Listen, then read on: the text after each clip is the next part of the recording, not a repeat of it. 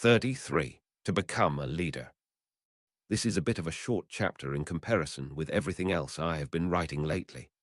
I actually wrote this a few days ago and toyed with the idea of blending it in with another chapter, but I decided that it was its own separate one, despite being short. CP also makes Naswada's leadership its own chapter, so I guess I am following the book in that way. So here you go. It may be a few days to a week before the next update, because I am very busy right now, but I wanted to get this to you.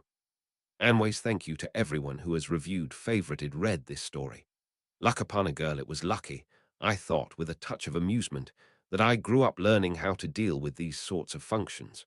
The funeral had just concluded, and now people were filing into an underground amphitheater. It seemed to take forever for the Varden and dwarves to get themselves settled so that we could proceed with the next item on the agenda.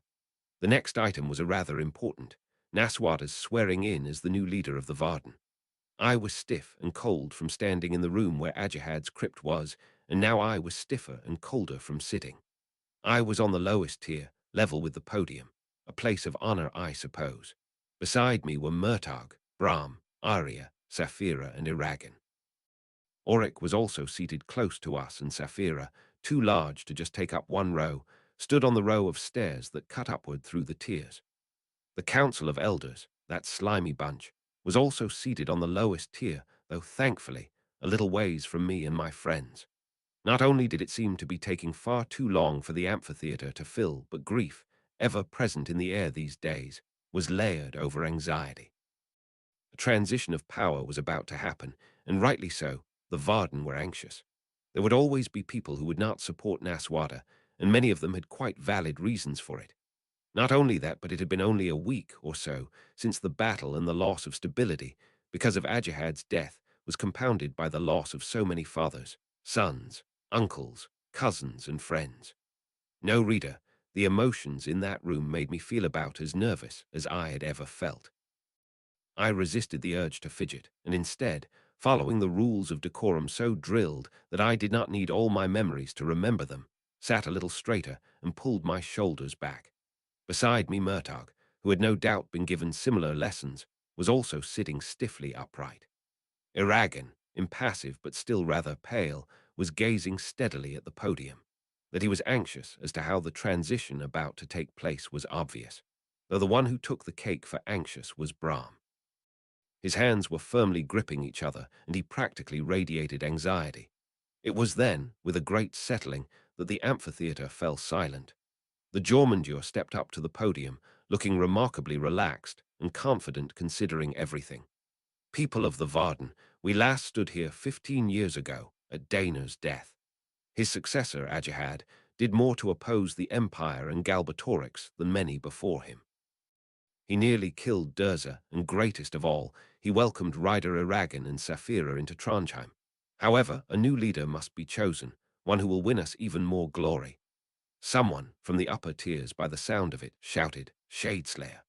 I glanced upwards briefly, looking for the speaker, but I could not pinpoint it, so I returned my attention to the podium. Jormundur, showing his experience, did not register the interruption. Perhaps in years to come, but he has other duties and responsibilities now. No, the Council of Elders has thought long on this. We need someone who understands our needs and wants, one who has lived and suffered alongside us, one who refused to flee even when battle was imminent. The crowd, hanging on every word spoken by the commander, knew before he finished who he meant. A wave of comprehension, of understanding, swept over the deathly quiet room. Jormundur did not even need to say her name, for it was uttered by all present, or at least all but those who had known beforehand. Naswada. The word, when spoken by so many, almost seemed to become an incantation, a spell that would summon victory and hope for the Varden and its allies. The energy for that spell came from the people, and the result, with any luck, would be a remarkable leader who would secure the victory that had been desired for so long. His duty complete, Jormundur stepped aside, and his place was taken by Arya. The elf, chin held high, surveyed the waiting audience for a moment before speaking. The elves honor Ajahad today, and on behalf of Queen Islanzadi, I recognize Naswada's ascension and offer her the same support and friendship we offered to her father. May the stars watch over her. Just as quickly as she had stepped up to the podium, Arya was replaced by Hrothgar, who also stated his support. Then Eragon, with Saphira standing close behind him, spoke his support, followed by Brahm and the Council of Elders. It was then that Brahm, in a flicker of thought, spoke to me. "It is your turn, Zoe." "My turn?" I demanded, shocked and not a little nervous to stand in front of everyone and give my public support. "Yes, you must also give your support." Grateful for all those long hours spent in my childhood learning the words and actions used for such momentous occasions, I took my place at the podium.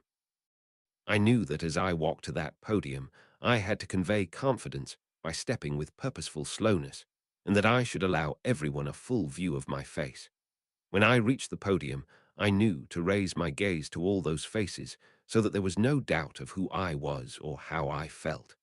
When I spoke, I had to allow my voice to carry to the very edge of the room with purposeful clarity. When I left the podium, I had to take my position among the others, and I had to walk with the same confidence and assurance with which I had walked to the podium. It was easy in theory, but I challenge you to put it into practice when thousands are staring at you. It makes you want to curl up, mutter some incoherent words, and then run screaming from the room. Can you imagine what impression that might leave? Oh, stop looking at me like that. I'm being perfectly serious. Maybe I should give it a try and see what happens. Only kidding. When I reached the podium, I spoke without hesitation, just like I had planned to when I stood from my seat. "I, Zoe, support the appointment of Naswada to the Varden." I had abbreviated my words, which should have contained my title, to just my name. I had no wish for it to become common knowledge that I had an unusual but powerful title. Would only get back to the king, who would then put two and two together to equal an answer I did not want him to have. With pledges spoken, Murtagh, the lucky thing, had not had to offer his support publicly, and I were lined up behind the council of elders who surrounded the podium with Jormundur at the head. Arya was beside us, along with Eragon and Saphira. With her shoulders thrown back, Naswada approached him and knelt before him, her black dress falling around her in a black pool of fabric. Raising his voice, Jormundur spoke to the waiting crowd. "Have we chosen well? Will Naswada, by merit of her own and her father's achievements, lead us?" I could not help but wonder at this rudimentary system of democracy. It was interesting to watch, and even though I was not a member of the Varden, I could not help but whisper along with the resounding echo. Yes. Many of the Varden rose to their feet as they spoke that simple word, a word that would shape the destiny of this world. The power of a crowd, the power created when we gathered together under one name, was truly extraordinary. With that simple word, the desperation, the anxiety, the grief and hopelessness was swept aside in a moment. In its place were determination, courage, and hope. It made a person stop and think at how much power a group has compared to an individual when they have a purpose and a leader. Jormundur nodded again, and placing a silver circlet on Naswada's dark hair, helped her upright. As he did, he confirmed the decision and the people's wishes with one great big symbolic act. The sight and sounds of cheering people brought me back to another place. It was not Naswada standing in front of the cheering masses, but my newly crowned older brother, his golden hair glinting in the warm light that entered the Hall of Kings through the high windows. It was not Jormundur, but rather the war leader Gwydion who had served my father before. It was not a mix of dwarves and Varden that was cheering, and nor was it a silver circlet, but one made of gold with no embellishments except for a thin scroll work of runes. Nor was it a dragon and her rider or Murtagh standing beside me, but my younger siblings. The vision faded, and I was left once more in the underground amphitheatre. Compared to the light-filled, high-ceilinged Hall of Kings, this place seemed dark. I was quickly discovering that I had little appreciation for dwarven architecture, specifically what was underground, for it made me feel suffocated. Don't tell a single dwarf I just said that. I'm supposed to be representing their race in Du Weldenvarden, which means I should have a healthy appreciation for dwarven tastes. Turning towards the podium, Naswada gripped it on either side, as if it were a rock in the middle of a tempest. Which in some ways it was, for the noise and outpouring of emotion threatened to sweep us all up like dry leaves in a fall storm. Raising her face to the crowds, she smiled, not just a little smile, but a massive one of pure joy. I was impressed.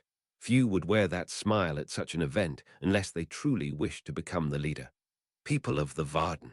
She had to shout it out several times before silence fell.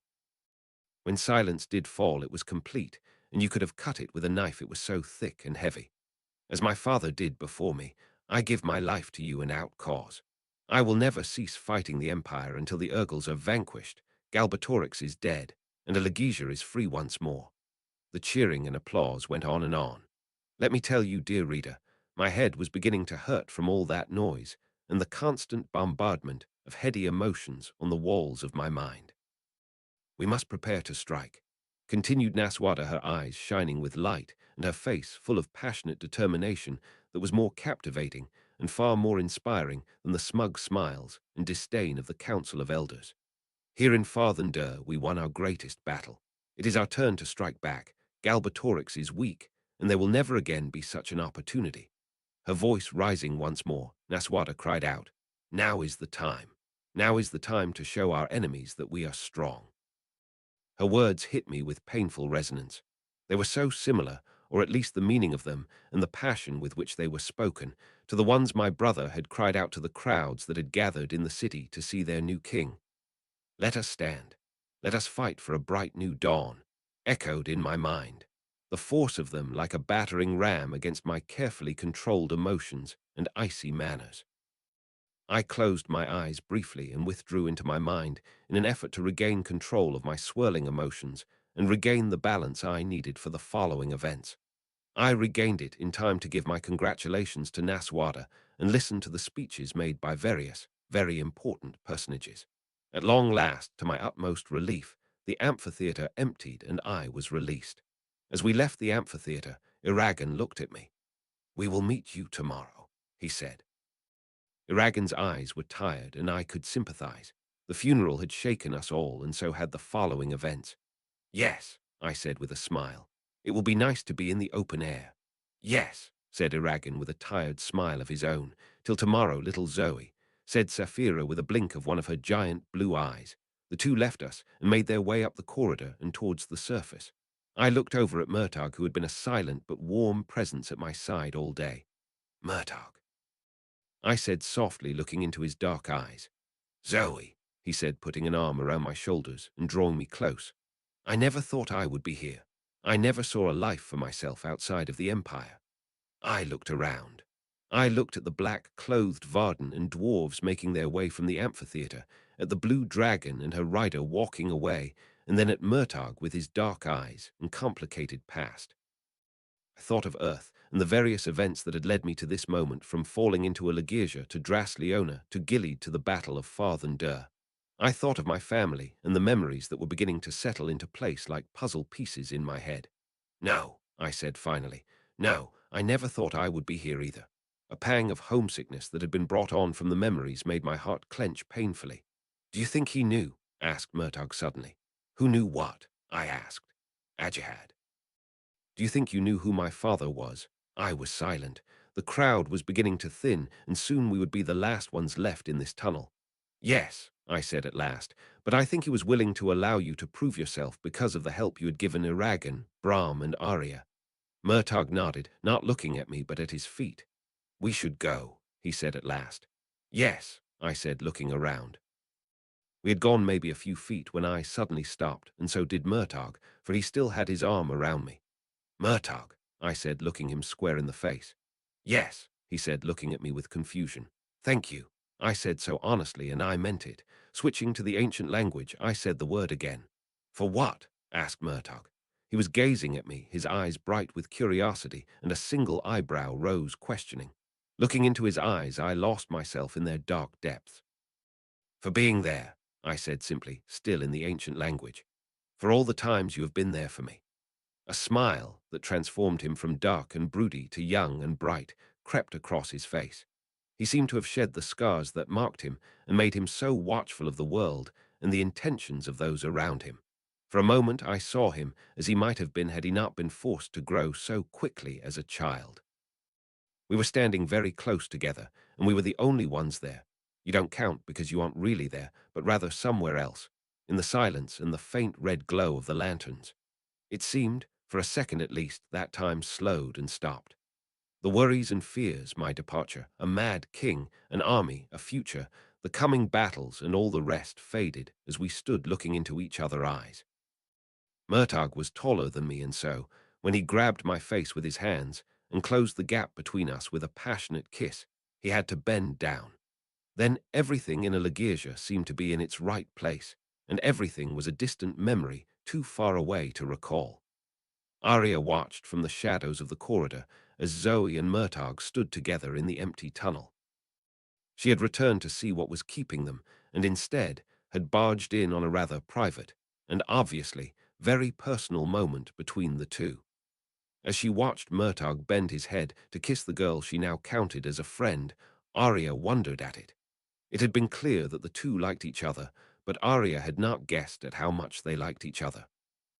The two had been dancing around each other since Arya had first seen them together, but this was first display, which she had seen, of the depth of their feelings. Yet, from what Zoe had told her, Arya knew that the love the girl may feel for Murtagh, and was a doomed one. Knowing this, and knowing that Zoe was both practical and logical, made Arya wonder at what had possessed the girl to allow herself to have a relationship that would only end in a broken heart. She, Arya, would not do something so reckless. She had flirted with love with Phelan, but whatever that may have been, had been ended by Durza in a shattering moment. To do what Zoe did now, risk her heart for the sake of the present without considering the future, was not something Arya could comprehend. It was foolish, and it was distinctly lacking in any of the qualities that the elf associated with Zoe. Perhaps it was merely a passing thing, something brought on by the events of the past few days, but the elf doubted it. The two in front of her broke apart and smiled slightly into each other's faces, their eyes never straying from the other as they gazed deeply into the other's eyes without speaking. At some silent agreement, the two began to walk towards the place where Arya was hidden. The elf merely drew farther back into the nook of the wall, and the two passed by without seeing her. Arya watched them as they vanished from her sight around a bend in the corridor. She was, quite frankly, rather stunned. It made no sense.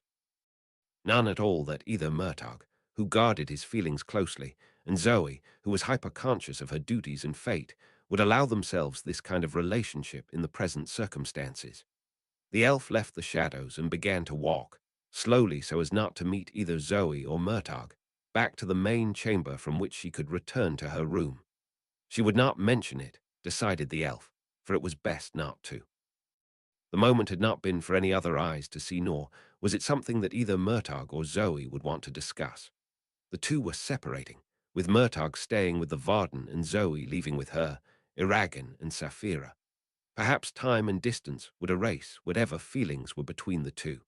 Regardless, she would say nothing, nor would she allow it to change how she dealt with Murtagh or Zoe.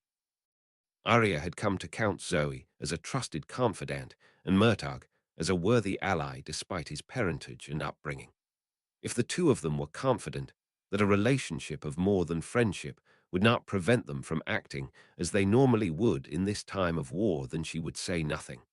It was not her place, nor was it her heart on the line, but rather theirs, and what they chose to do was their own choice. 34. The start of something new. Eragon did not really have a purpose. He was walking along the far outer rim of the hollowed-out mountain as he strove, in some ways, to clear his head of the events of the day. Ajahad's funeral was behind him. Naswada had taken the leadership with the Varden's full support, and he was leaving with Saphira the following morning. Despite all of this and his own exhaustion, he could not find any peace in the room he shared with Saphira. So, after spending an hour tossing and turning in his bed, and then under Saphira's wing, he had left the rooms. Saphira had understood his desire for solitude and quiet. She had remained, and was more than content to sleep away the troubles and her lingering hangover. A grin found its way onto his face as he remembered the sight of Saphira drunk the night before. The dwarves had been thrilled by her promise to restore the star sapphire and had thrown together a celebration worth remembering. It had been the first time in too long since Eragon had let himself forget his responsibilities, and as Zoe had put it once, party to the break of dawn. Though to be fair, he had done his best to remain sober because he did not relish dealing with a funeral and a crowning as well as a pounding head. Saphira, on the other claw, had let her so-called sense out the window and down more than one keg of the dwarves' best brew during a night of wild partying. Eragon had been rather satisfied to be the one lecturing her for overdoing it instead of the other way round. So often it was Saphira chiding him for foolish actions. Now he had the opportunity to smile smugly as she bemoaned her headache and cursed dwarves, dwarven parties, dwarven mead, and formal functions that came after said parties and mead. His amusement faded as his thoughts turned to the meeting he had had with Naswada before the funeral. He and Saphira had met her in her father's old study, which Brahm used, and now Naswada to conduct various business related to the Varden. Instead of the normal 2 guards that had been there during Ajihad's rule, an entire escort of men had stood guard, and all of them were alert for even the slightest hint of danger. When they had been admitted, Naswada had both informed him of her decision to move the Varden to Surda for 2 reasons. The first was because the dwarves could no longer support them after a lean harvest and the losses they had experienced in the battle. The second was Naswada's decision to openly move against the Empire, and to do that she needed her army to be close enough to engage fully. Her plan had stunned both Eragon and Saphira, despite them both suspecting it would be her first move. He had naturally questioned the wisdom of such a move, as had Saphira, but had been unable to fault her motives for the move.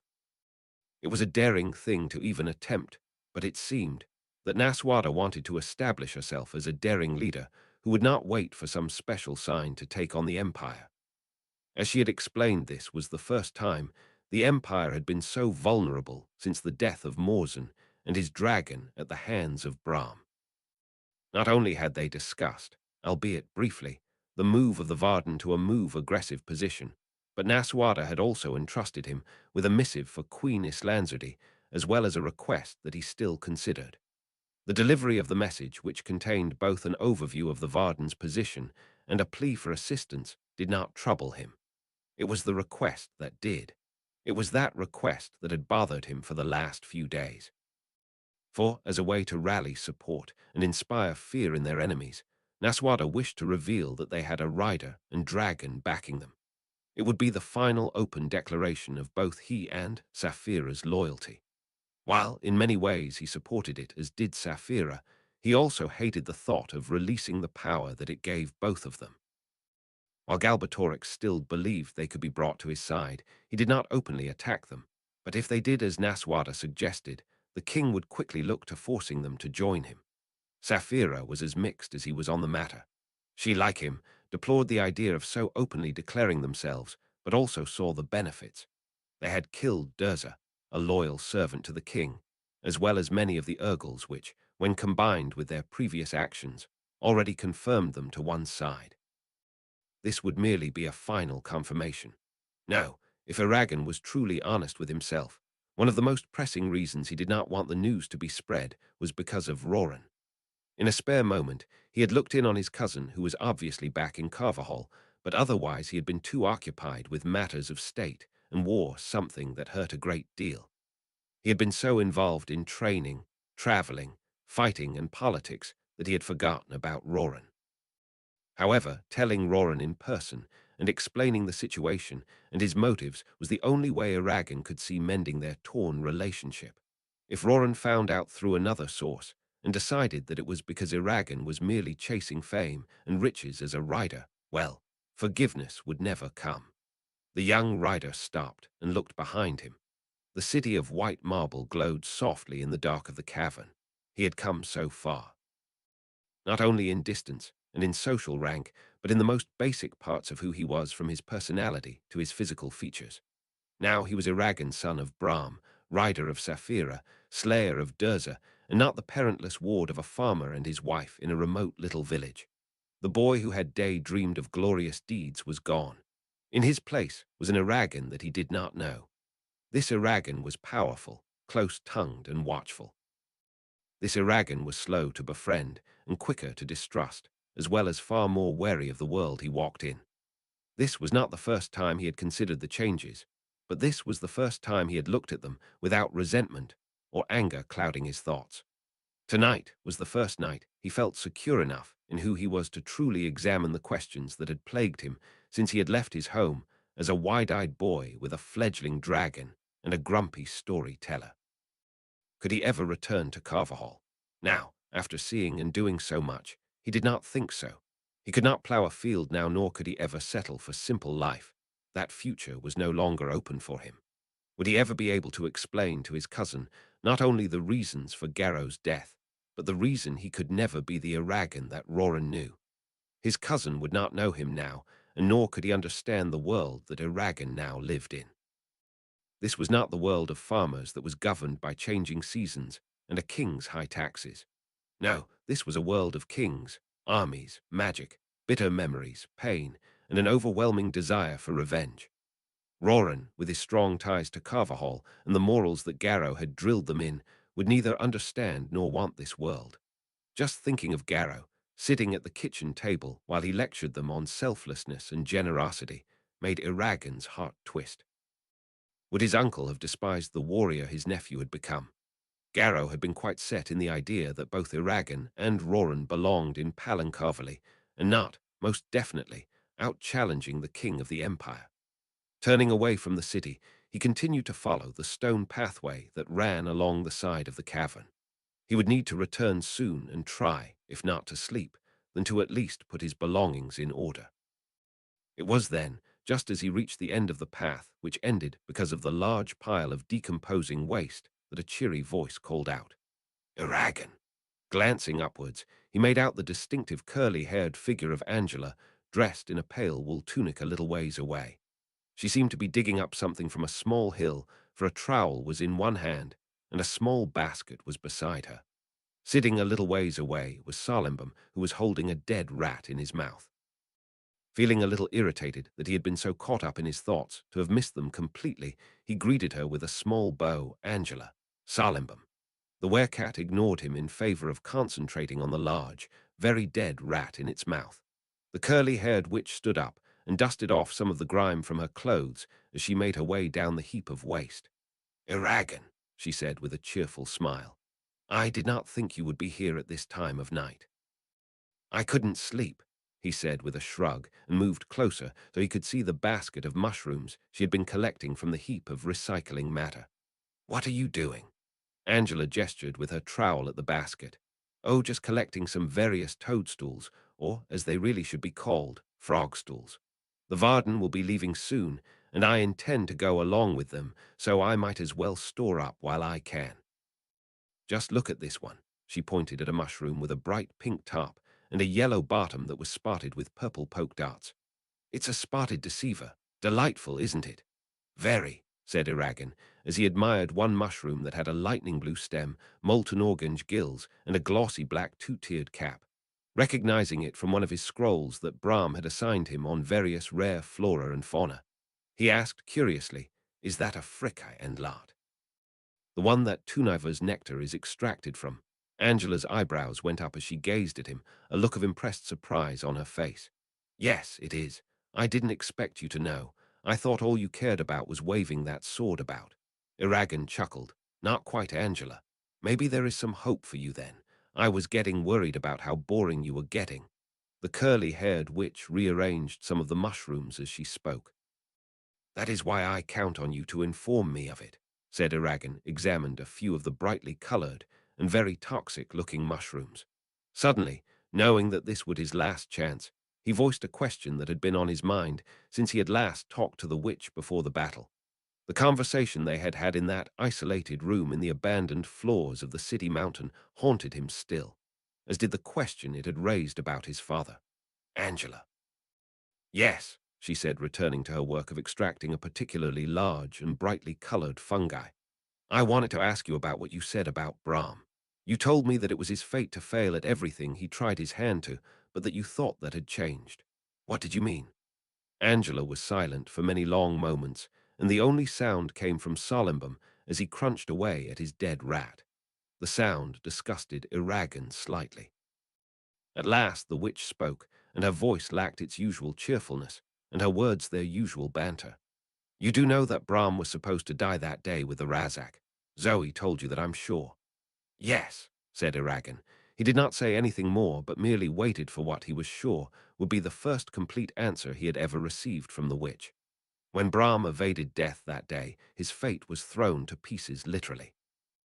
Zoe did more than save his life. She gave him a gift that is both liberating and binding. It is a gift that has also been bestowed on you, the gift of choosing your own fate. The witch fell silent again, and then, before Aragon could ask another question, she continued. No longer must Brahm labor under the fate of never succeeding, except in his victory over Morzan. Because he is supposed to be dead, his story is no longer guided by the same, you could call them, restrictions it once was. He, like Zoe and you, are weaving your own story amid the tapestry of this world. Oh, said the rider, not sure what to say. One thing, Aragon, said Angela as she picked up her basket and slipped the trowel into a hidden pocket. Do enjoy your time in Du Weldenvarden. It's a lovely place, but do be careful.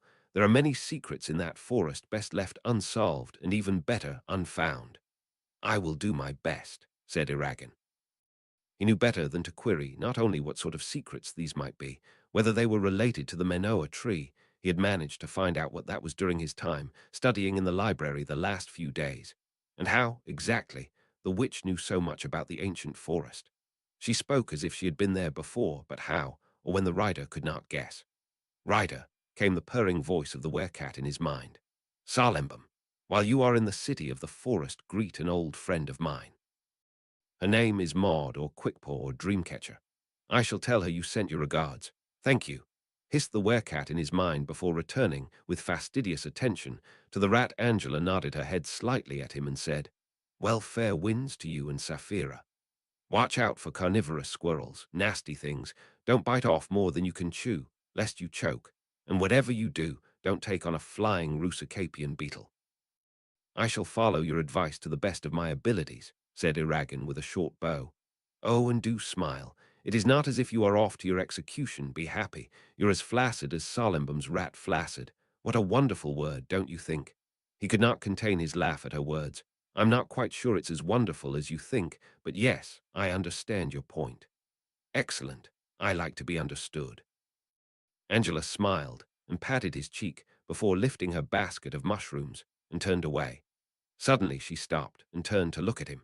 Her eyes, normally twinkling with mirth and mischief, were suddenly dark with seriousness. She suddenly looked far older than she first appeared. One thing, Aragon. While you are in Du Weldenvarden, remember that just because elves do not display their emotions doesn't mean they aren't subject to rage and passion like the rest of us mere mortals. What can make them so dead, thought, is how they conceal it, sometimes for years. He was silent for a moment before saying, I know. Safe travels to you, Angela, and may events be as interesting as possible for you. Angela nodded, gave him a cheery wink that was at odds with her seriousness a moment before, and then turned away, strolling off into the gloom of the cavern. After an appropriate pause, Salembum picked up his dinner and followed, ever so dignified. I stood, bag slung over one shoulder and weapons at my side, by the entrance to the north tunnel, which would lead us to a place where Sapphira could take off and fly more easily among the massive mountains. The recessed area we stood in was lined with red jasper pillars, carved beasts that snarled from between the pillars, and past those, at the very edge of Trondheim, sat two 30-foot-high gold griffins. Identical pairs guarded each of the gates that led into the city. Part one of this journey was about to be kicked off. It was still early morning, too early for the city to be up and running. It was because of this that we were leaving now rather than later. It had been decided, when the plans were laid for this trip, that leaving early and without any fanfare would be best. That Galbatorix had informants among the Varden was only natural, and secrecy was the best policy to take in these sorts of situations. Arya stood a little ways away talking with Brahm, Auric, Jormundur, Murtagh, and Naswada. The elf was pale-faced, and despite her formidable self-control, she was as tense as a drawn bow at the prospect of returning home. As for me, well, I had not slept really at all the previous night from both nerves at the prospect of visiting Du Weldenvarden, the turbulent emotional roller coaster that was yesterday, and my own, still very confused, feelings for a certain person. Oh, stop smirking at me. I'm being perfectly serious. That kiss had both been awesome. See, I told you I would be honest about my feelings. and a painful reminder that this could not last. After spending most of the night trying to sleep and failing, I left and spent the rest of the night with my mare in her stall. It was there, in the deep straw bed, that I finally managed to sleep, and when I woke, it was time to go. I bade farewell to my little mare and made my way to the meeting place after a brief detour to pick up my bag and cloak. Naswada, along with Jormundur, Murtagh and Brahm had met me at the west gate to the city. We were joined a few minutes later by Arya, and the conversation had been so stilted and awkward that I finally given up on it and stepped away to gather my thoughts and also examine the new leader of the Varden. Naswada seemed to be doing relatively well on her first day of true command. She had dark circles under her eyes that spoke of a sleepless night, joined the club of sleepless people, and her face was rather pale, but despite this, she appeared to be retaining all her determination and fearless courage. I hoped that Brahm would be a good support for her, and I knew that Jormundur had served her father with single-minded loyalty that he would then give to Ajahad's daughter. I looked to the sky for any sign of Saphira. I saw her beginning to make her descent towards us as she glided over the city mountain. It would be good to leave this place, the suffocating air of this place, the heavy marble of the city, and feel a true wind and see the horizon again. Trondheim was full of painful memories for me, from the battle to Ajahad's death. It was then, in a whoosh of air and sound, that the dragon landed. Eragon, dressed for travel, hopped down and greetings were exchanged. He and Naswada stepped aside for a few minutes of private conversation, and then she bade both me and Arya farewell. Naswada was pressed for time, apparently. She was supposed to meet with a certain council for some reviewing of the Varden's proposed movement to Serda. I wished I could have said a proper goodbye to her, but with a little luck, we would see each other soon enough. She was doing her best to appear as a leader should, stiffly formal. It was something that did not come naturally to her and would take her some time to perfect, but leaders, the good ones at least, did master it. It was the art of appearing powerful without ignoring those around you. I turned to Auric for my first farewell, but see you later. The dwarf, while a grim and gruff, was a loyal and courageous friend who I had enjoyed spending time with. Till we meet again, Auric of Durgramst in Getium. The same to you, Zoe, said the dwarf with a smile that was almost lost underneath his beard. May the stone be sure underneath you, and your hammer never falter, I said with a smile of my own. The dwarf let out a low chuckle and clapped a hand against my lower back, nearly sending me sprawling, much to Saphira's amusement. Brahm was next. The old storyteller embraced me tightly before saying, in a low whisper, "Guard yourself well, Zoe. You will have to be careful among the elves when it comes to what you say and what you do." "I know," I whispered back. "Remember your promises to me, Brahm." "I won't forget," he murmured in the ancient language, binding himself even more. "Thank you," I said, stepping back and speaking in the same language, "for everything you have done for me." Brahm smiled, and for a second he looked far younger as the wrinkles and the shadowy grimness that hung around him lifted. "Thank you, Zoe." The last person for me to say goodbye to was Murtagh, the person that I both wanted to keep a close eye on and also wanted to leave. We stood in front of each other for a long moment, saying nothing and just looking at the other. Finally I said, my voice surprisingly steady, "Look after yourself, Murtagh. I'll see you soon." "The same to you, Zoe," said Murtagh. "It will be a good day when we can next spar together." The farewell may have seemed stilted and far too formal, but it wasn't actually. We had said goodbye the previous night, and now we did this merely because everyone was there, and not because we had not already said what needed to be said. Sometimes actions, like the one last night, spoke far more than words. Despite the confusion and the uncertainty I felt about this whole little romance, I did truly care for Murtagh, and nothing would change that. We would see what time made out of this, and whether it would last the events that were to come. For now I was following the advice of the woman and trying to live in the now and not the future. Arya and Eragon said their farewells, and then it was time to go. I took one more long look at the white city of the dwarves. This might be my last time here, and I wanted to remember what Trondheim had looked like. My eyes fell to the people, a dwarf and two men, that stood in front of it. It would be a while until I next saw them in person, and using my mental camera, I snapped a photo. Brahm standing, face set, and one hand on his sword as he watched us. Murtagh watching us with his quiet wariness, and Auric, good old Auric, leaning on his axe. I turned away, took one last breath and followed Arya, Iragan and Saphira into the tunnel. This tunnel did not burrow through the Malthic base to emerge outside like the western entrance to Farthen Dur. Instead, this own proceeded underneath the mountain to emerge in the open valley that lay a mountain over from Farthen Dur. Apparently the valley was, traditionally, used by riders and their dragons for easy takeoff and landing. As the tunnel swallowed me and my friends, I wondered, not for the last time, where this journey would take me. Already I had crossed much of this land, seen 3 of its major cities, exchanged pleasantries with a dwarf king, pledged my support to a rebel leader, and now I went to the elves. Lead on fate. I'm right behind you, and so are you, dear reader. For wherever fate take me, you follow. I hope you have courage to spare for me. I'm beginning to wonder if I have what it takes.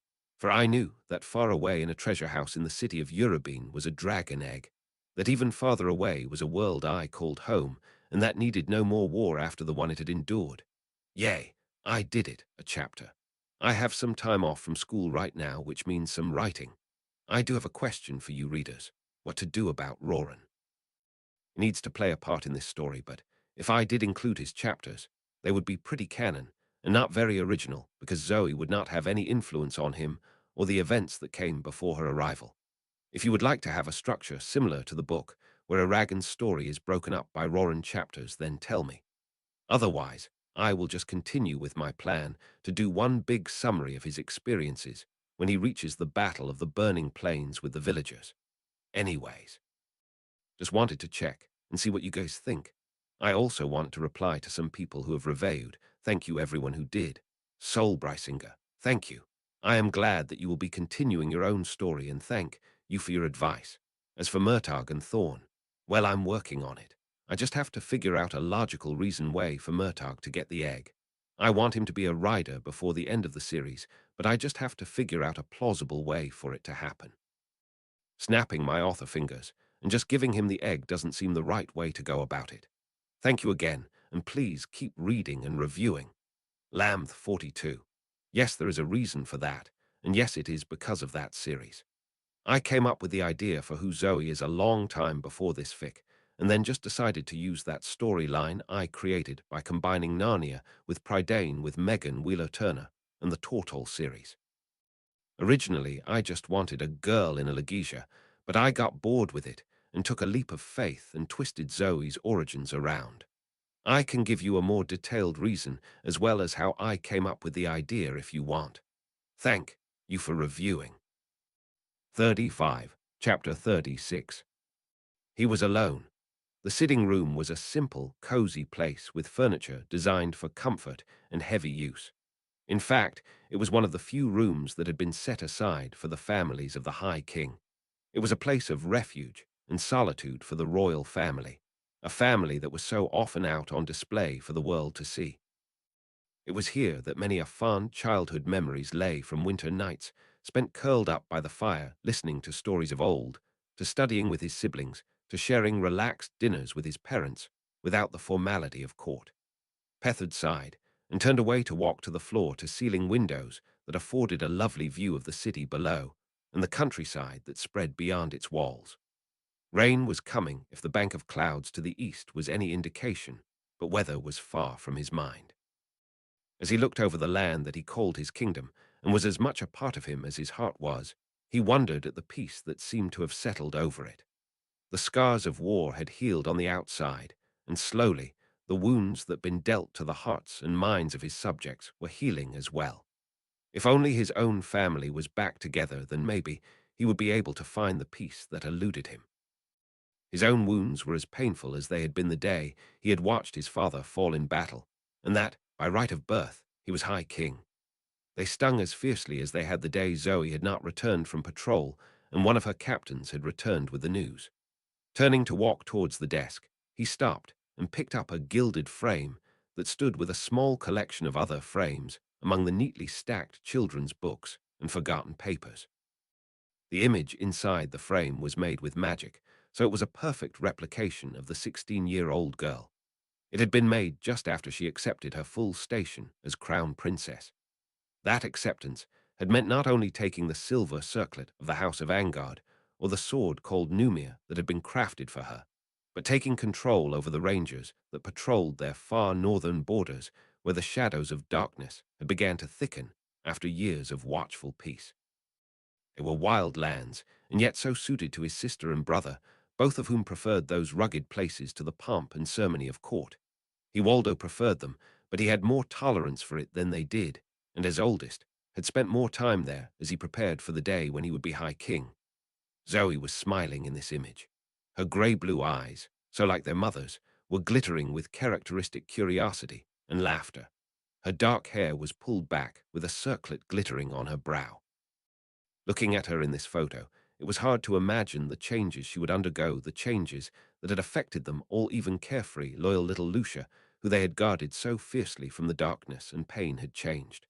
The last time he had seen Zoe, her eyes had rarely sparkled with joy, but been darkened with seriousness, and the memories of bloody battles and heavy responsibilities. She was gone, he thought, off in some other world fighting. Why? Why Zoe? Why, after all we endured, did she have to go? Most important of all, why their family? Eamund had explained as best he could she would return when her duties in that other world were completed. If that world fell to some mad, power-hungry king, then they were in danger, and no matter the strength of their enchanters or army would save them from this threat. Yet Eamund's words had done little to ease his worry or his fears for his sister. In fact, they had only made him all the more worried. The High King, a man of 25, ran a hand through his golden hair. His crown was nothing more than a thin golden band which was nearly the same color as his hair which, from the constant running of a hand, stuck up at odd angles. How he wished he could be there, beside his younger sister, but bound by his responsibilities, he could not. Here he was, a famously protective older brother, doing nothing while his sister risked everything to save a world that Pethod had not known existed, until Eamund came in one morning as white as a sheet speaking of his vision. His younger brother had been quite firm that their sister was not dead or lost like they had feared for an entire 2 years, but merely on a quest of great importance. It was better, he supposed, that there was a chance of her returning, of their family be whole, and not preparing for her funeral. His eyes fell on the other portraits as he set down the one of Zoe. Beside her was one done of Eamund when he, like his brother and sister before, accepted the full responsibility of being prince. There was a handful more, including one of Lucia as a bright blue-eyed, golden-haired 10-year-old laughing without a single care or worry. The one he treasured the most was one of their parents. It was not a formal portrait like the one of them done after their wedding or later on with their 4 children. Those hung in state and splendor along with the ones of previous high kings and queens. This one was much simpler and caught more of who the people in it were. The king was standing behind his seated wife, and both were smiling, without reserve, out of the frame. Queen Illyria looked like an older version of her eldest daughter. She had given both Zoe and Eamund the same grey-blue eyes and dark hair that belonged to those who lived along the coastline to the east, where her family was the ruling house. Behind her, his large swordsman hands resting on his queen's narrow shoulders, was the High King, their father. Pethod had always been told he looked like his father who, like his father before him, had the bright gold hair and blue eyes of the House of Angard. In this portrait, the stern expression that the king had so often worn was gone. His face may have been careworn and furrowed from the many years he had sat as High King, but his eyes were keen and filled with stern pride and love. It was the man they had seen when he had gathered with his family in this room and listened to his children tell him of their adventures. The grief, once so sharp and agonizing, but now dulled with time and distance, rose once more within him. His parents were gone. Now, after swearing to his father that he would do all he could to protect his siblings, he had failed. Pethod had assumed, with the war behind them, and with stability returning to the kingdom, that he would not have to worry about his family like he had during the dark times. He was wrong. Eamund may have been close at hand, offering his support, and so had Lucia who, while she was currently with their mother's parents on the coast to escape the summer heat of the city, would be returning soon enough. Zoe was gone. His proud and infuriatingly stubborn sister was gone, and nothing he did could bring her back. The girl who had challenged him to bareback races on the soft sand by the ocean, who had been at his side through patrol after patrol, who had reminded him of who he was when their mother died, and then been there when he became High King. The little girl who had run to him in tears when she fell and scraped her knee, who had demanded she learn to fight as well as any boy, and best of all, who he watched grow from a slender little girl who found it impossible to sit still into the sister he loved. Shaking his head in an effort to clear the memories, he returned the portrait to the desk and went to leave the room. He stopped at the door and looked back at the room that had once been their haven and now was barely used. No one came here except to dust and occasionally open a window for some fresh air. The place seemed so empty and quiet, as if it was mourning the days past when it had been full of love and laughter. The air was heavy and stuffy. One day, very soon, he and his siblings, all of them, would gather here again. Eamund with his bad puns and a chess game that he would always win, Lucia with her stories from her time with their grandparents, and most important of all, Zoe would be there, and she would tell them of her adventures.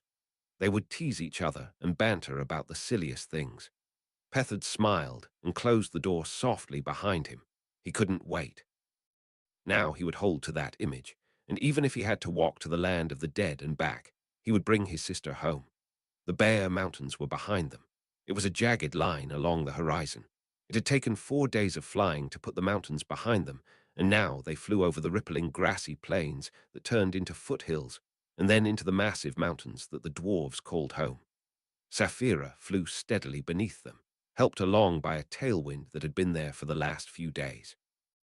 Was, reflected Eragon, the first time he and Saphira had been able to fly steadily without turning back for companions on the ground since their disastrous first flight into the spine. Though he did enjoy the flight, and the time he was able to spend just talking with Saphira or his companions, there was one slight problem. It made him smile to think of it, but after 4 days spent dealing with it, it was beginning to get to him. The problem in question was how little room there was on Saphira's back. Because the saddle was designed for 2 people if you were desperate, fitting 3 people plus bags had been a challenge. They had managed to rig the bags so they hung down Saphira's shoulders, but did not negatively impact her as she flew. As for seating arrangements, well, Eragon had never had the opportunity to really examine the color of Zoe's hair as he did now when she was squashed in between him and Arya. Saphira, unused to such a heavy load, had to stop every few hours to try and rest her wings. Despite this, they were still covering far more ground than they ever would have by foot in the same amount of time. Had they been on foot, they would probably have still been navigating those tunnels under the giant mountains. Looking around Zoe's head, he looked towards the horizon that stretched out in front of them. He could almost see a faint dark line that had to be the borders to the giant forest of Du Weldenvarden.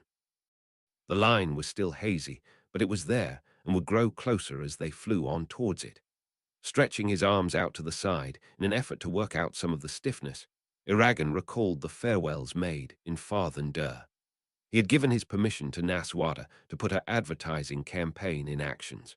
She had been quite pleased with his acceptance, though Eragon was still quite reluctant about the whole thing. There was also a brief farewell to Auric, and then to his father, who had told him, with that famous Brahm scowl, not to be an air-headed idiot. His father had spent, or at least it felt like he had, hours upon hours drilling this into his head, along with keeping the reputation of the riders untarnished, as well as behaving as a mature and capable man. It had nearly driven him around the bend, not to mention given him a headache. Then there was the goodbye between him and his older brother. Murtagh had had more to say than farewell and good luck. Quite a bit, actually. It was another request which, after dealing with Naswada's one, made it seem like he was going through a particularly bad patch of requests.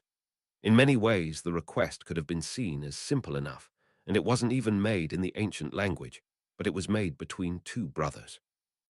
This request could even be seen as ridiculously unimportant considering all the lives and decisions that rested on him and his own choices. The request was even, compared to some, quite straightforward word-wise. Watch out for Zoe. Watch out. It was, thought Eragon with not a little amusement, an ironic thing. So often it was Zoe looking out for him, or for Murtagh, not the other way round. He knew from past experience that trying to guard Zoe, or protect her, as a man in Alagaesia, was trained to wood, as she had made abundantly clear, result in a particularly painful bruise or headache. Her lectures made on the subject were as fresh as ever, even thought it had been months since she had felt the need to vent on that particular subject. She did not, as she had told him again and again, require coddling or any more attention than would be given to the next person. After all they had experienced together, he agreed with her completely. No, what Aragon thought Murtagh meant was not guard her from danger in the usual way, but merely offer her companionship, which he already planned to do. He had the feeling that the two of them would rely on each other for the simple reason that they were the only two humans in the ancient forest. Besides, they were already close friends with an older sister-younger brother relationship. It was, or at least this was what Aragon thought it meant, Murtagh's attempt to keep a person he obviously cared about safe despite distance. He could only hope that nothing did happen, and he did not have to face his brother, and admit that he had failed to uphold even that. Sapphira, who had been paying attention to his thoughts, broke in. Isn't it obvious why he did it, Aragon? She was obviously amused by the idea that he was unable to see why this request meant so much to Murtagh. It doesn't seem obvious, Sapphira. He defended, a little insulted by her condescending tone. He cares for her, said the dragon, as she continued with the air of someone explaining that 2 plus 2 equals 4. He cares for her as more than just a sister or friend. You mean he loves her? Asked Aragon, who, after finding Zoe's dark hair a bit boring to look at, gazed with renewed interest at the girl in front of him. His brother, Murtagh, who loved his horse and his freedom, but nothing else. Sapphira had to have it wrong. After all, surely he would have noticed it. How do you know? He demanded. Sapphira chuckled, though their link. You only have to see the way he looks at her to know, Aragon. I do not know how Zoe feels about it, but I do know how Murtagh does. So does Arya and Brahm. Perhaps love is a bit of a strong word for how he feels, but he does care a great deal for her. It has not had the time nor the circumstance to become anything like the love you know of from stories. Oh, said Aragon, after he recovered his voice enough to respond. So he asked me because he loves her. Yes, little one. Zoe is leaving for the elves, people that Murtagh does not trust after the stories he has heard in the Empire. In fact, no one seems to trust them, even Arya, who is an elf herself. Is it any wonder that, despite knowing that she is capable of looking after herself, and that she is acting as an ambassador which automatically grants her protection, Murtagh is worried for her? Lovely, said Aragon morosely. So if anything does happen to her, I am dead meat. We're both dead meat, corrected Sapphira. Though I wouldn't worry too much, little one. If something did happen, I am sure that our time would be better spent worrying more about the thing that tried to attack Zoe than actually worrying about Zoe. She is quite fierce when angered. Maybe. Aragon was silent as he considered the landscape flashing by as they flew onwards. Another question, something that had been bothering him these last few days, made him speak again. What about Arya? She has been even more silent than usual. Aragon had thought that, by traveling together, he would be able to learn more about Arya. He knew a few things like her birthright, that she had acted as ambassador and then as egg courier, but little else about what her life had been like over the last century. In fact, he knew next to nothing, and what he did know were small snippets that he had found out from others. Sapphira, who had also been rather concerned for the elf, took her time in responding. She is worried about returning home. From what she herself has said, she and her mother, the Queen, did not part on good terms. Not only that, but she has been assumed dead, and my egg lost. She must feel a certain amount of guilt for the deaths of her companions and the loss of the elves' support when the Varden needed it most. Arya is returning home with us, but she is returning to a mother who thought her dead, and a kingdom that has isolated itself from the world. I suppose. The rider looked to the horizon. It would not be long now. Soon, too soon for his liking, he would be finding out just what was waiting for him under those trees. He had been warned, multiple times, by everyone from Angela to Auric about the dangers of elves, and yet, without them, he could not hope to survive. It seemed rather contradicting that the people he was to trust were also the people he had to guard against. Aragon had the sudden urge to reach out and ask Zoe to tell him what was waiting for him, everything from who his teachers would be to what the effects of Durza's curse would be, but he couldn't. She had told him before that speaking of the future was dangerous and that he would just have to muddle through like he usually did. It was not a comforting thought. Manners that both Arya and Brahm had drilled him in before leaving Farthendur, the prestige of being a rider, and of course, Saphira could only help him so much. In the end, he would have to look after himself and hope for the best. We made camp on the wide, open prairies at sunset. Saphira, exhausted after the day's flying, curled up around our small fire and promptly fell asleep. Her warm body provided both a shelter from the ever-present wind and a place to lean against. After the 4 days of flying, my muscles were cramped and sore. I set a fire to going, while Iragan prepared some of the various roots that Arya provided him with from her pack. It was, I will admit, rather amusing to see Iragan go vegetarian. His was a culture in which meat demonstrated wealth as well as social standing. He was in for quite a culture shock. With dinner done, eaten in silence like the meals before, we all settled back into thought. Arya, sitting cross-legged on the ground, was weaving grass strands together to form what looked like a bowl. Her eyebrows were drawn together in a frown, as if by glaring at the grass strands she could somehow ease her entry into the ancient forest she had left so far behind. Iragan was sitting next to me. From the distant look on his face, I guessed he was either conversing with Saphira or daydreaming. As for me, I was thinking of what awaited me in the forest of the elves. In some ways, going to the elves was a dangerous risk on my part. My mind may be impenetrable to attacks and probing thoughts, but elves were expert readers of character. They would know I was more than I pretended be. I would be a fool to think that a girl with a heavily armored mind, a good education and battle experience would be ignored, especially if that girl was acting as an ambassador for both the dwarves, that would raise eyebrows, and the Varden, even more eyebrow-raising. My thoughts were interrupted by Iragan. "Zoe," he said. He was gazing up at the darkening night sky where, like little light bulbs going on, the stars were beginning to appear. The moon was just cresting the horizon, and its cool light made Saphira's scales shimmer like ripples on a still pond. "What?" I asked. Arya did not stop her weaving, just continued to stare at her creation. "What does your home look like?" The question caught me off guard. As soon was possible considering the circumstances, I had explained to Brahm, Erskine, and Saphira the truth of who I was.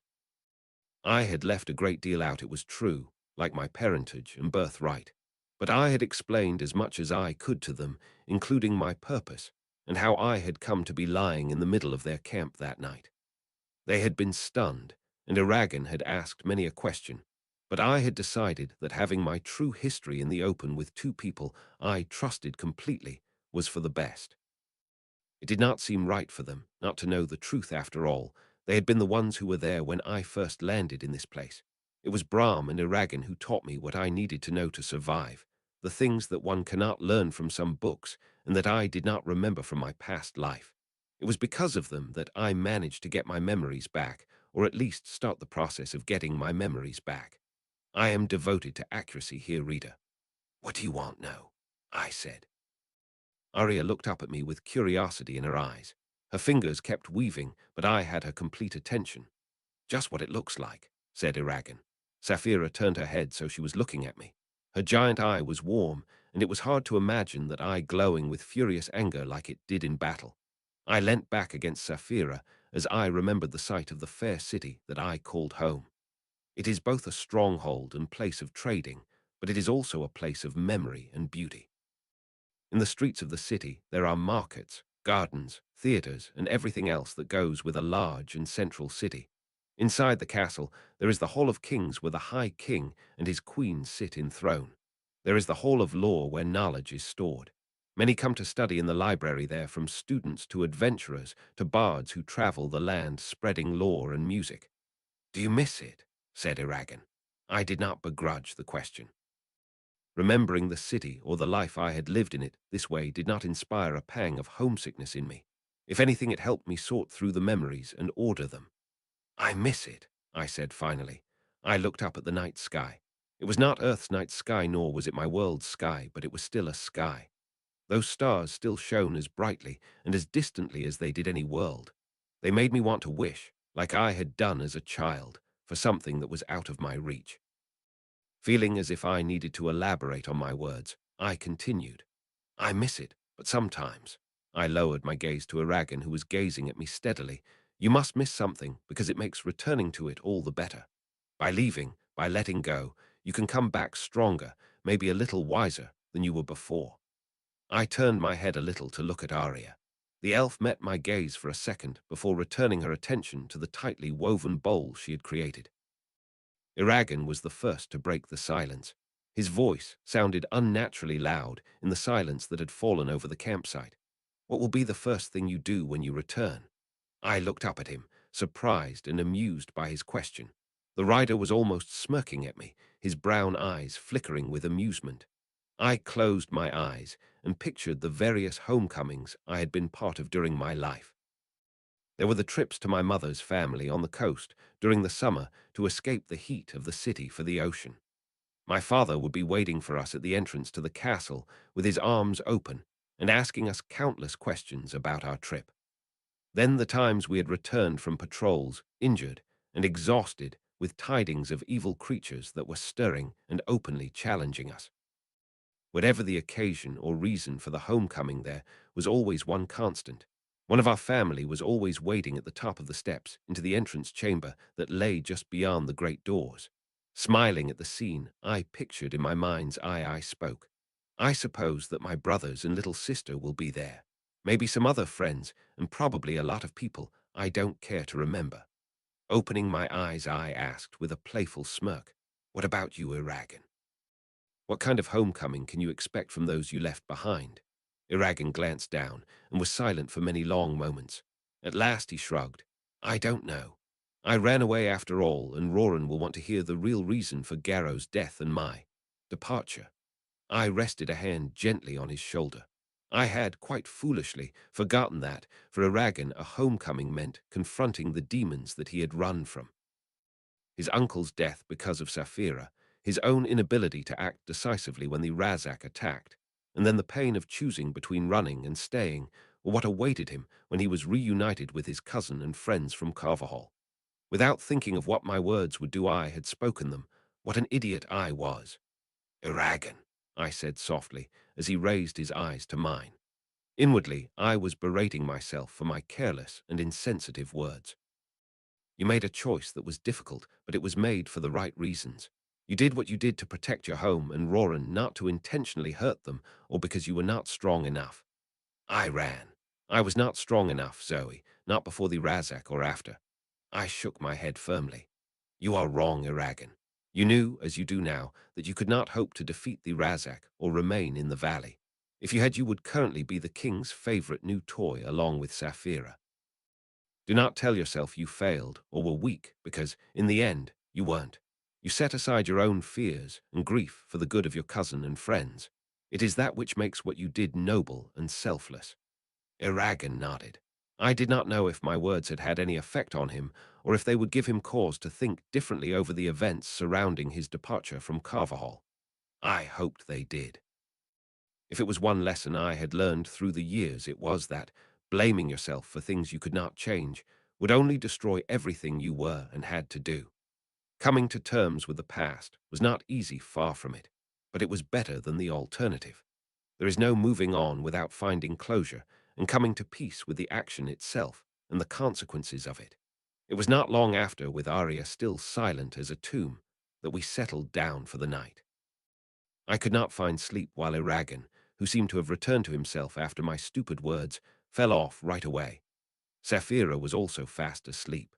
Finally, too irritated with myself and unable to stay lying down, I rose. Arya glanced at me, confused by apparent wakefulness. In the distance, a wolf howled, only to be joined by others to create a symphony of howls, yips and barks that seemed a fitting accompaniment to the starry night sky and open plains. How romantic, I suppose. I wanted to run. I wanted to run until I forgot who I was and what I had to do. I wanted to run until my lungs could not supply me with enough oxygen and I was forced to stop. On this night, I wanted to be alone. I wanted to be alone with my memories, my hopes, my fears, my faults, and my destiny. Looking at Arya, I undid my sword and placed it by my pack. Running with it would only result in bruises to the side of my left leg.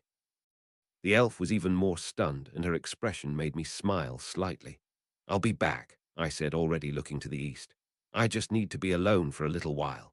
I understand, said Arya. You will keep your bow. Yes. Then go. When you return, I will leave myself. I smiled at her, and she, tense and nervous as she was, returned it. The two of us, so different and yet so similar, understood each other. Without looking back, I took off. You're going to have to stay at the camp, though, reader. Like I said, this was when I, Zoe, come to grips with who I was. It may sound corny, an overused thing, but I need to do this now, and before I was surrounded by elves. Don't worry, I'll be back, and soon too. I will loose my restless energy, which has been building and building since I first woke in Farthendur. I will reach a balance mentally that will allow me to deal with the coming politics, and even better, I will get to run in an open prairie and feel as if I have all the time and all the freedom in the world. I shall run and run and run. 36. To move forward and to look back. Trees, trees, trees, and more trees. Don't get me wrong, I love trees. But wow, this was a forest. This was the full meal deal, and it stretched on and on until it hit the curved dome of the horizon. Wow, amazing, awe-inspiring. They were all words that could be used to describe this place, but they don't do it justice. Words have their limitations. Sometimes, like in Farthendur, I just can't convey what a place is really like. This is one of those times when you either have to visit the place or just me on this. Ah, but you are giving me that look again. Sorry, maybe I should back up a little. I've left you hanging as I wander through my thoughts and gaze at the tops of mighty oaks and elms. You are not here to hear me ramble about trees and the trials of being a storyteller. No, you are here for another purpose, a much bigger purpose, and I am being laxed in my duties. It must be irritating for me to go skipping from last night on the plains to mid-afternoon the next day. Let us go back a little. Ready? Excellent, I am ready to. The morning, with its chilly dawn and faint glow to the east, came early, for it was early summer in this world, and the days were long. As the light began to spread across the vast dome of the sky, it sent streamers of pink, gold, red, blue, and purple shooting off like fireworks.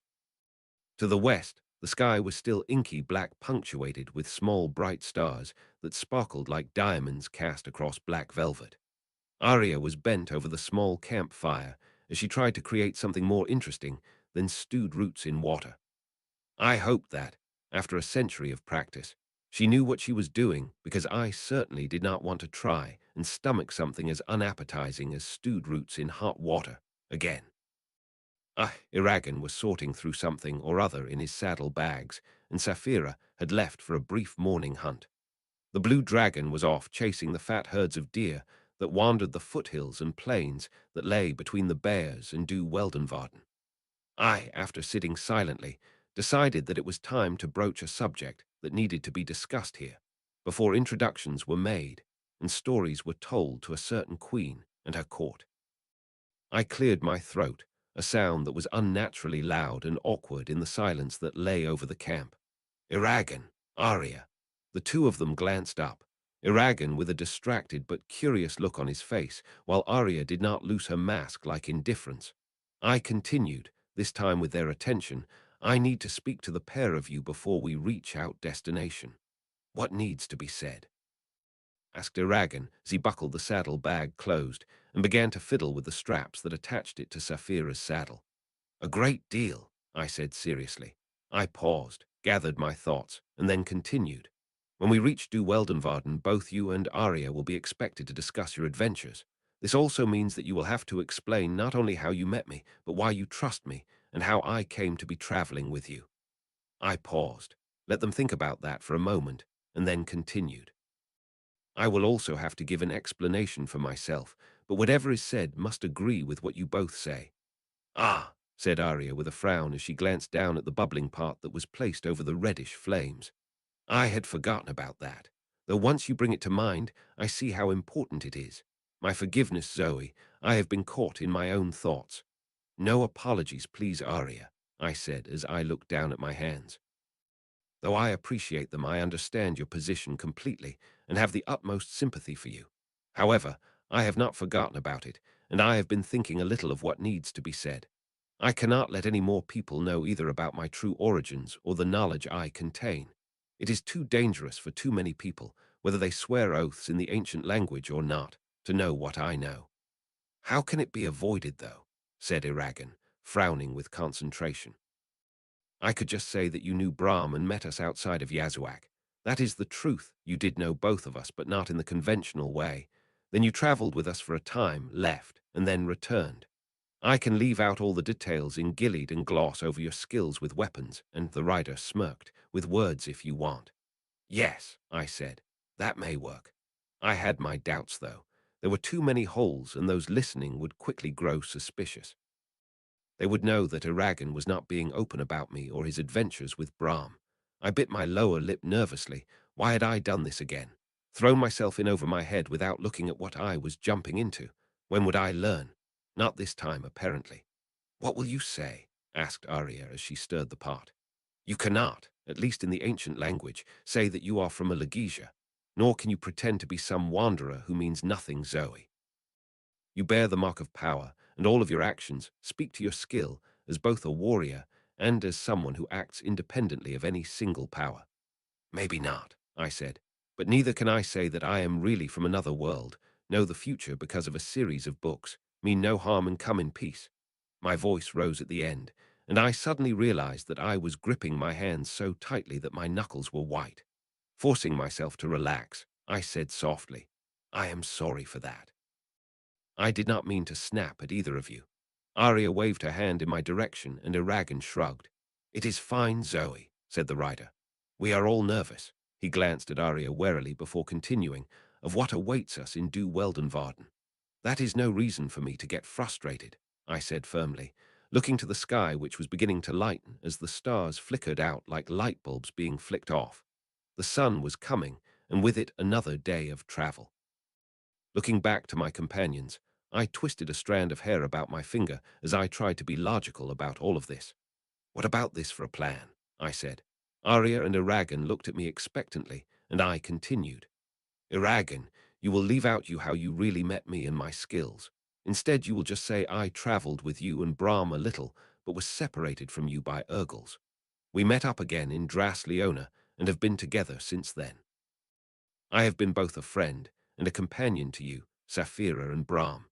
What do I say? Said Arya. My mother will try and force me to tell her more about you. She dislikes her opponents having their cards hidden. Her words made me smile faintly. Another voice, my mother's in fact, echoed through my head. A queen must be able to maneuver all her opponents and allies silently and without their knowledge. To do that, you must understand all those who play our games as well as you know yourself. Any queen, I said, meeting the elf princess's green eyes, would rather control all the players on the board, or at least know what players there are. Trust me, I said with a small smirk. I was lectured on the topic from the time I was old enough to know what the game of power was. Arya looked surprised, and maybe a touch irritated to find me defending her mother, however, slightly. However, she said nothing, and so I continued. What you say to her will be what you choose to say. If you think she should know more of me, then I give you permission to say whatever you will. Arya nodded. I shall not, I think, said the elf slowly, tell her anything without you present. It is your past, and your right to know what and how it is said. It is a wonderful thing to have friends that you can count on. So often, I think, we find ourselves surrounded by people who we don't really know or who will not be there when we really need them. But good friends are always there. You may hear it often, reader, but a good friend, a true friend, is worth far more than any treasure in any world. So I am going to say why this. Keep them close, for one day a good friend will be as necessary as the air you breathe. Thank you, Arya, I said gratefully. The problem was not solved, far from it, but at least it was at the forefront of everyone's mind. What happened would happen. What was said would be said. I could only wait and hope that the skills picked up after long lessons and experience in such situations. Though I will admit, even in the long years spent as a representative for my father, I had never had to exchange stories with an elven queen, an ancient dragon rider, and a court full of watchful elven nobles. There is a first for everything. Who knows? Maybe I will be forced to reveal my true past, but if that did happen, it would not be for lack of trying. I was Zoe. How dramatic, I know. But I love the dramatic and have always had a flair for it. The morning passed much like the other mornings before it. Once Saphira returned, and we had eaten our fill of stewed roots, I'm trying to be positive, we took off, or rather Sapphira took off with us on her. However, as we flew onwards, the dark line that stretched across the horizon began to take shape. It was a dark line, a forbidding one that seemed to both warn and intrigue the more I looked at it. I could not help but feel that to enter that dark forest was to leave behind who I was, and if I did emerge, I would be forever altered. As the land changed from arid plains to small clumps of forest and lush grass, I knew we were growing closer. Finally, just as the sun began to fall towards the edge of the horizon, Arya bade Sapphira to land in a small meadow. The clearing was beside the river that traced its way from the ancient forest all the way to the bears. It was just large enough for Sapphira to land comfortably, and yet small enough that she had to be careful not to stretch her wings too far out to the side. When I dismounted, sore and stiff, from Sapphira, I could not help but breathe in deeply as I stepped away from the blue dragon. The air in this little clearing was fresh and sharp. I felt as if I was breathing in magic, and the very fabric of this place was created of ancient, uncontrollable magic that threatened to overwhelm me with its wild music. I stepped forward and gazed around me. The grass was lush beneath my feet like a plush carpet, and the wild flowers gave off a heady smell. And this, I thought wonderingly, is the fringe of the elves' home. What will it be like in the heart of this place? Du Weldenvarden was not just a forest, it was a place so old and so imbued with power that to enter it was accept that magic into your very soul. Arya stepped forward, and then, when she stood alone, cried in the ancient language, "Come forth, my brethren, you have nothing to fear. 'Tis I, Arya of Ellismere and House Drottning, my companions are allies. They mean us no harm." The silence that followed her words was almost unbearable for me. The magic of the forest was slowly smothering me, calling me to join it in its wild music. It was taking all my strength, all my willpower to refuse it. For I wanted to join that magic. It was calling to that part of me that I had felt awaken in Farthendur during the battle. Suddenly, snapping me back to the material world, came a quick line of Elvish that was so fast that I could not catch the words. However, with a firm nod of her head, Arya responded, "I do." With a rustle of leaves, two elves stood on the edge of the forest, and two ran lightly out of the boughs of a gnarled oak. The swift lightness of their footsteps made the warrior part of me uneasy. As they came a little closer, I made out their weapons in the slowly fading light. Those on the ground bore long spears with sharp, glittering tips that reflected the red and gold sunset. The others all bore bows that were as finely crafted as the one that Arya carried. All of them were garbed in tunics of light grey and green that served to only make them more impossible to distinguish from the forest. Two of them were dark-haired, one silver and the other a bright golden blonde. The elves seemed to glow softly, and their faces were impossibly fair with delicate features and sharp eyes. The elves dropped from the trees and embraced Arya, laughing in their clear, pure voices. The sound made the air shiver with the sounds of their wind chime like mirth. As they laughed, they joined hands and danced, like children playing Ring Around the Rosie, around Arya. Beside me, Aragon, looking faintly bemused, rested a hand against Sapphira, who, like her rider, looked on at the scene with laughter glinting in her large blue eyes. I, on the other hand, still felt the intoxicating effects of the magic that made up this place. As swiftly as I could, I erected every single barrier I could imagine around my mind in an effort to block the wild magic that echoed around this place. I was determined not to allow myself to be carried away by that magic. I felt as if that to allow it would mean I could never return to myself. It was then, as the elves stopped their merrymaking, that they seemed to notice the rather large blue dragon and the two people standing beside her. Their eyebrows rose in alarm, and they all swiftly turned to Arya, ready to demand an explanation from her. The slender hands gripped the smooth wood of those deadly spears and bows. Arya, speaking quietly and swiftly, motioned first at Aragon and then at me. She was, no doubt, giving the abbreviated version of who her human companions were, but her words were too soft for me to catch. When she stopped, the elves underwent another rapid mood change. Their faces lost the alarm, and instead they smiled widely and moved closer to us. They stopped first in front of Sapphira and pressed their forefingers to their lips in the traditional greeting before bowing low. Aragon, no doubt remembering those lessons in etiquette, returned their greetings with smooth ease. It was then, confusion glinting in their eyes, that the elves turned to me. I saw interest and curiosity in those bright, angled eyes that gazed at me so intensely that I felt as if I was on display. That other part of me, the mask of the crown princess, flicked on as I inclined my hand and twisted my hand in the traditional greeting. The elves' surprise flashed through their eyes, but they quickly covered it as they too greeted me. I knew, without a doubt, that I had intrigued them, and I had the feeling that elves would not allow their curiosity to go unsatisfied. Their names in the order they addressed me were Lifin of House Rilvanar, Edina of House Silfrey, Selden of House Tadian, and Nari of House Caldona. With greetings finished, the elves turned and waved their hands as they called out, "Come!" So we followed. As the canopy of trees closed overhead, as the darkness became thick, and the air heavy with moisture, the feeling of entering the unknown intensified. As the elves called out directions, and I followed close behind the blue dragon, I suddenly realized what the magic was trying to tell me with its shifting tunes. It was trying to welcome me, and that part of me, that part that awoken so briefly when I needed it in Farthen-Dur, was calling out to the magic and pulling me into the power. No matter how many barriers I erected, no matter what I did, I could not continue to refuse it. The moment I accepted this and let my barriers fall away, I suddenly felt lighter and free, so wondrously light, as the power drew me in. Or was it the other way? It did not force me to loose myself, nor did it sweep me away as I settled into the twisting strands of power. Instead, it settled around me and quieted down from its wild tempest of magic that was unfettered by either words or emotions. I smiled and shivered at the feeling of raw power running through me. The power quickly died down, but I knew it was still there, and it felt like a missing piece of my identity had just been returned to me. I raised my chin proudly, for, despite the impenetrable darkness and the strangeness of the elves and their ways, I felt strong. Arya felt.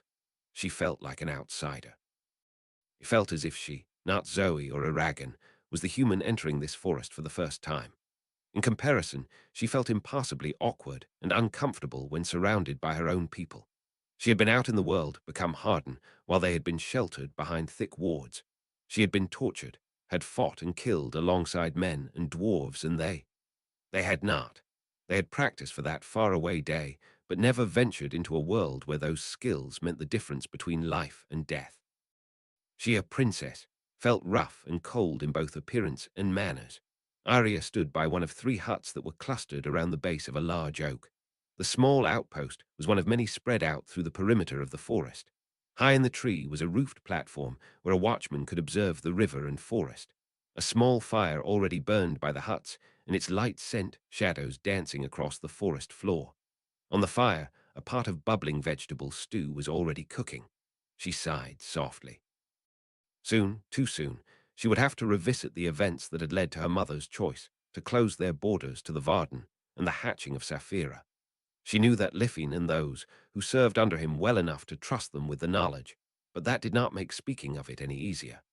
Looking to Saphira, she saw the dragon spread out beside Aragon, who leaning against the corner of one of the huts. The two were watching the elves preparing the meal with interest, and she wondered what they were speaking of. Not for the first or the last time she wished she'd had a companion like Saphira, to be able to share not only words but emotions and thoughts freely and with complete trust. How she wished for it, how she longed to share her doubts, her fears, her memories, and cast aside her walls. She broke the train of thought forcibly and looked for Zoe.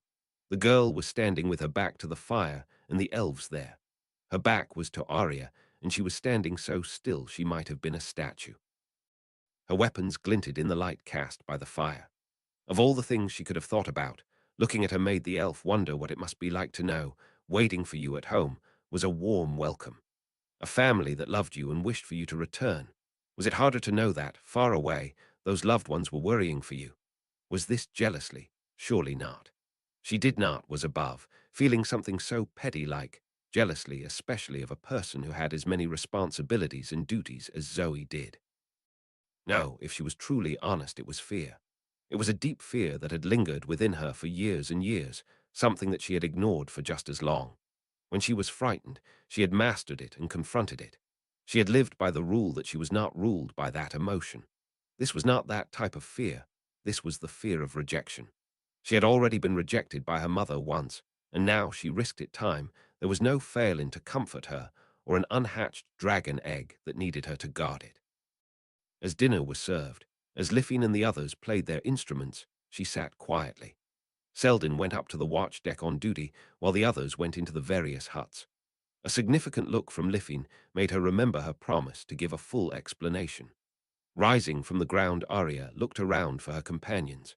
They had been silent, no doubts tired after the constant travelled, and Arya half expected to see Zoe and Eragon sleeping with the exhausted Saphira.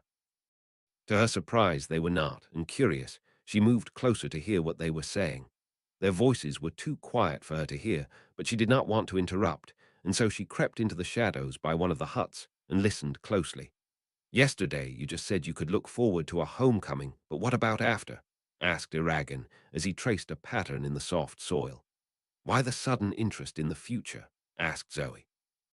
The firelight was reflected in her eyes as she rested her chin on her knees, which she had drawn up to her chest. She looked young, very young right then to Arya. "Because I have been thinking about it," said the rider. "Both Saphira and I have been thinking about what awaits us after all this is done. After Galbatorix is dead." "Yes," said Eragon. "I cannot return to Carvahall or the life I had once. So if not that, then what will become of me, of Saphira?" The blue dragon snorted slightly, but if she commented, Arya was not privy to it.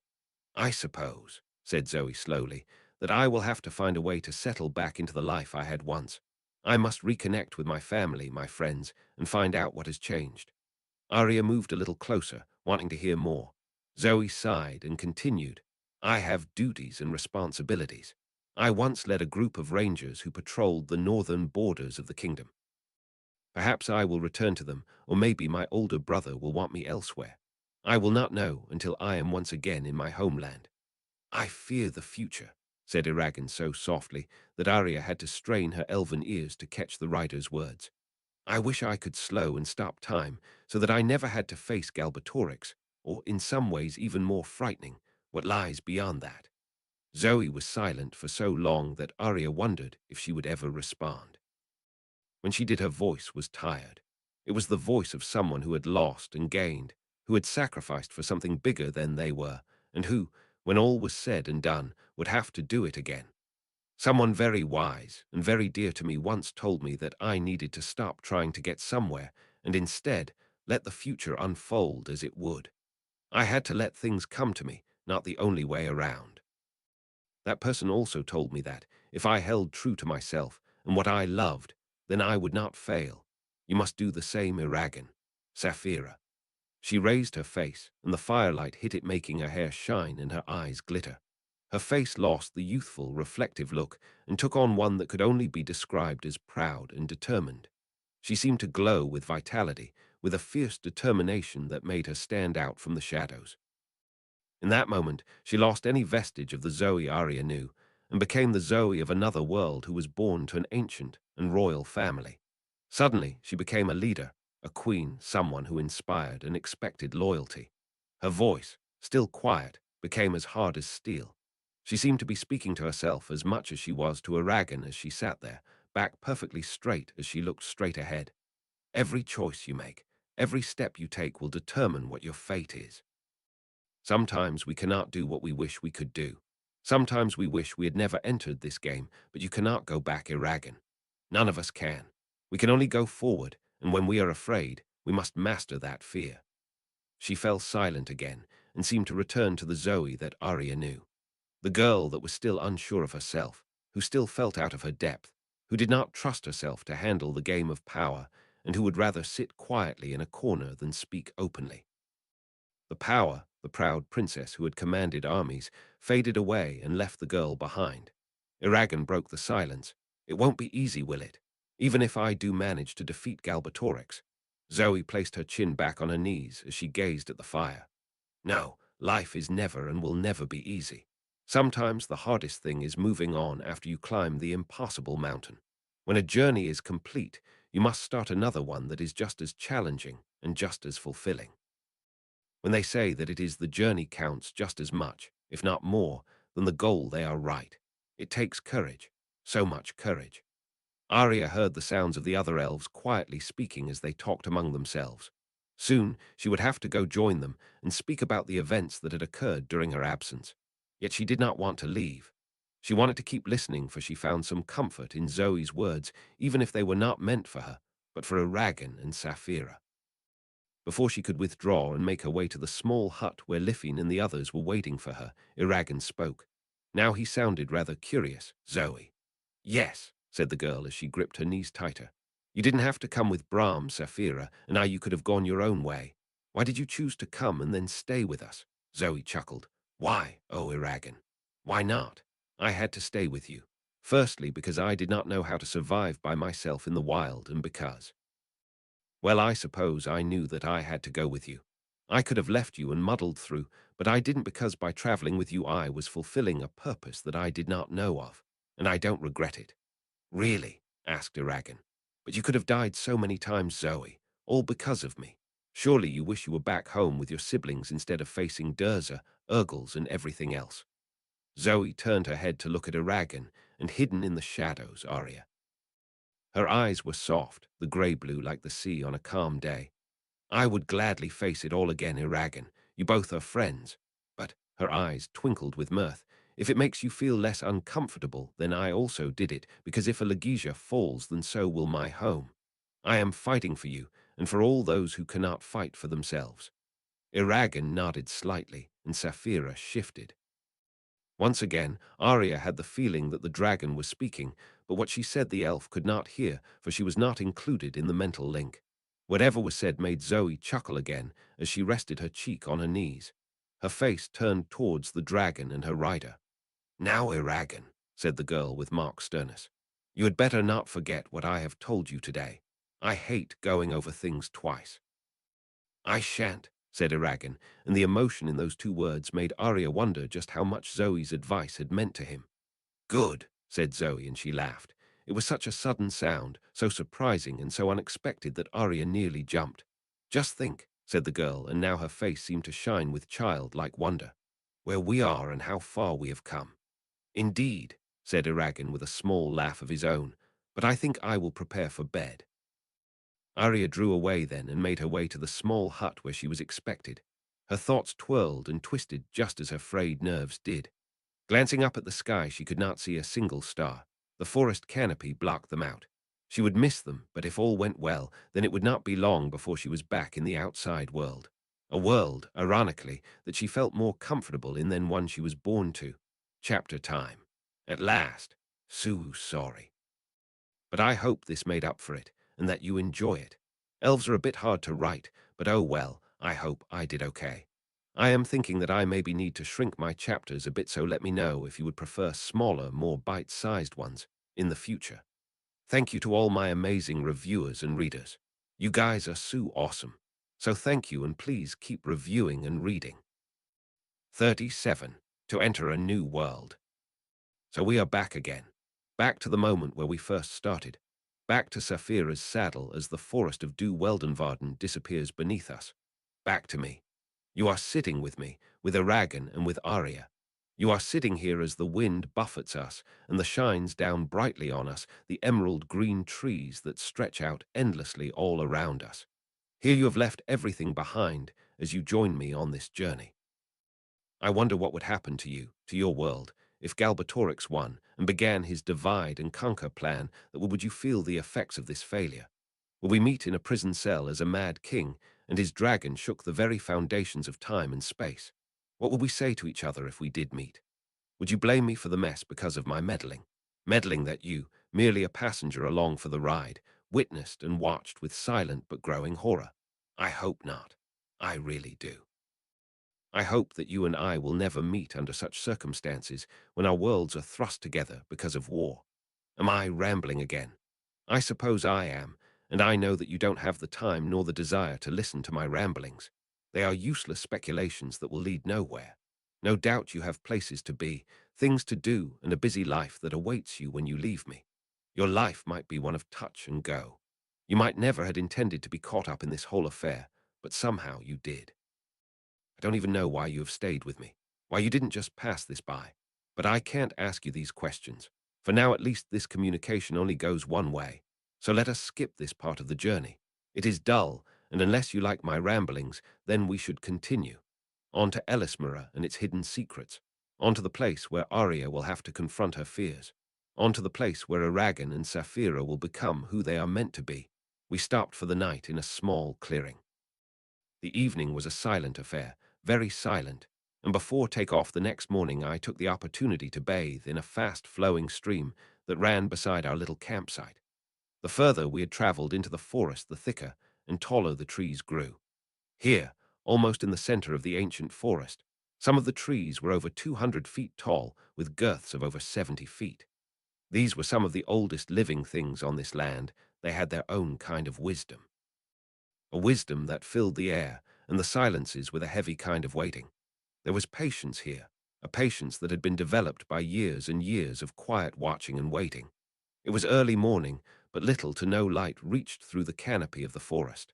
At night, we were plunged into a blackness, so complete I almost thought I was blind, and kept jumping at even the slightest noise.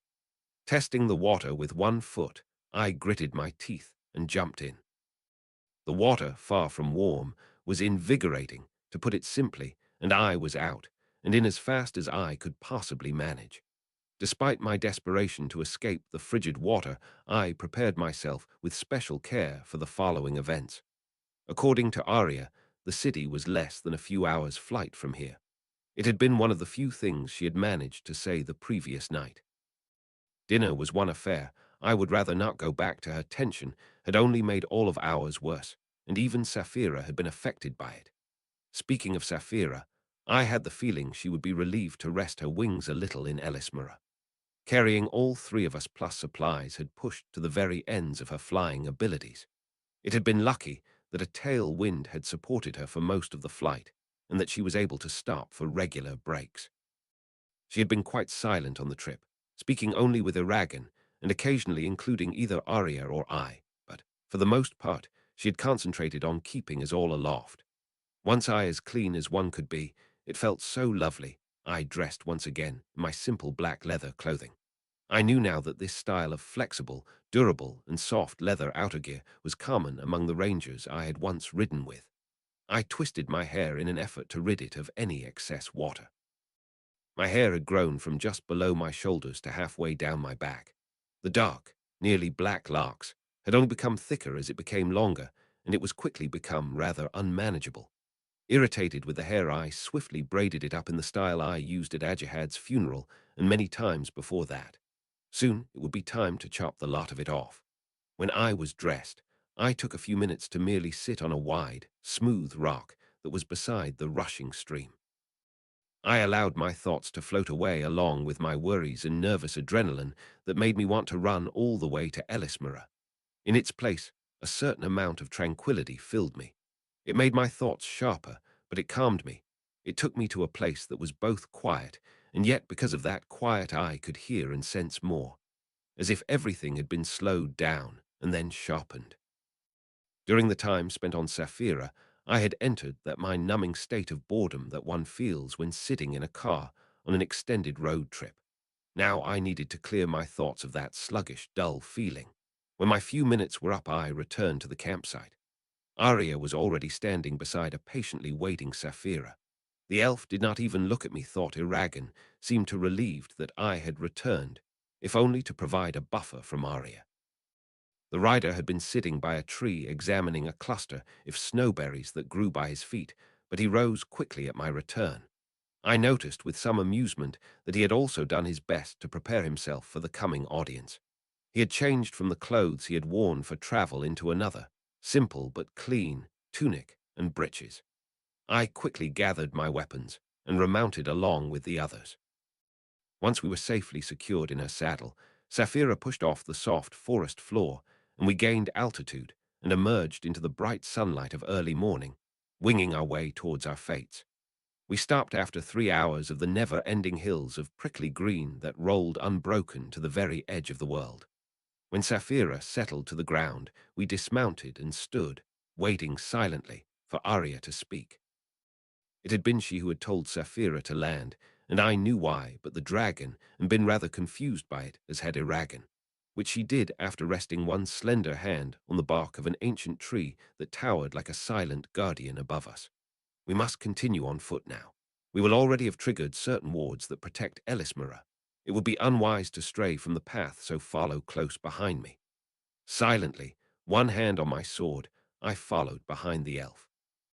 The forest was quiet, not unnaturally so, but still quiet enough that I felt as if I was being watched, as if each and every footfall, no matter how light, reverberated through the air and signaled something to someone. I knew, with a single glance at Eragon, that he was overcome by the solemn beauty of the place, by the timeless feel to the trees and the land. But I could not appreciate it. There was so much magic, so much age, and so much power concentrated in this land. It made me feel uneasy, as if at any moment that power would rise up and destroy everything in its path. We had been walking for a few minutes with Saphira trailing behind us when Arya suddenly stopped. A thin beam of sunlight broke through the leaves and illuminated her face as she turned to look at us. "Tread softly, all of you, for now. Now you enter my world." I met her gaze squarely. "Then lead on, Arya Drottning," I said evenly, "for we have not journeyed all this way to turn away." "No," said Saphira from behind us. Her words seemed to hold a challenge, as if she was daring Arya to turn away from the path. "We cannot, and will not turn away from this fate." Arya merely nodded, her face inscrutable. "Then let us continue." So we did, until, in a sudden burst of bright light, an elf appeared before us. The sudden arrival of this powerful, noble, and inscrutable elf made me freeze mid-step. My first reaction, quickly suppressed, was draw my sword, but I managed to quell it in favor of merely examining this elf. He was garbed in flowing white robes that were so pristine it made it hard to look at him because of the reflection. A circlet of silver rested on his brow, and it was nearly the same color as his bright silver hair that glinted in the light that surrounded him. "Eragon," murmured Arya, "show him your palm." Eragon stepped forward and raised his right hand so that the silvery mark of the Jedwi Ignasa was visible. The elf smiled.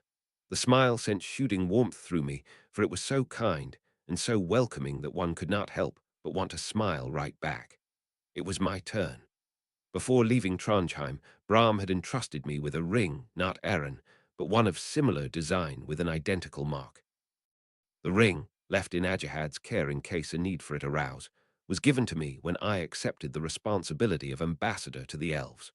The sapphire, with its etched mark, was set in silver that was also engraved with runes in the ancient language. As the elf turned to look at me, I inclined my head in recognition and drew the ring from an inner pocket. It was too large for my slim fingers, and I disliked wearing rings. They had only ever cut my hands when I used my bow or sword.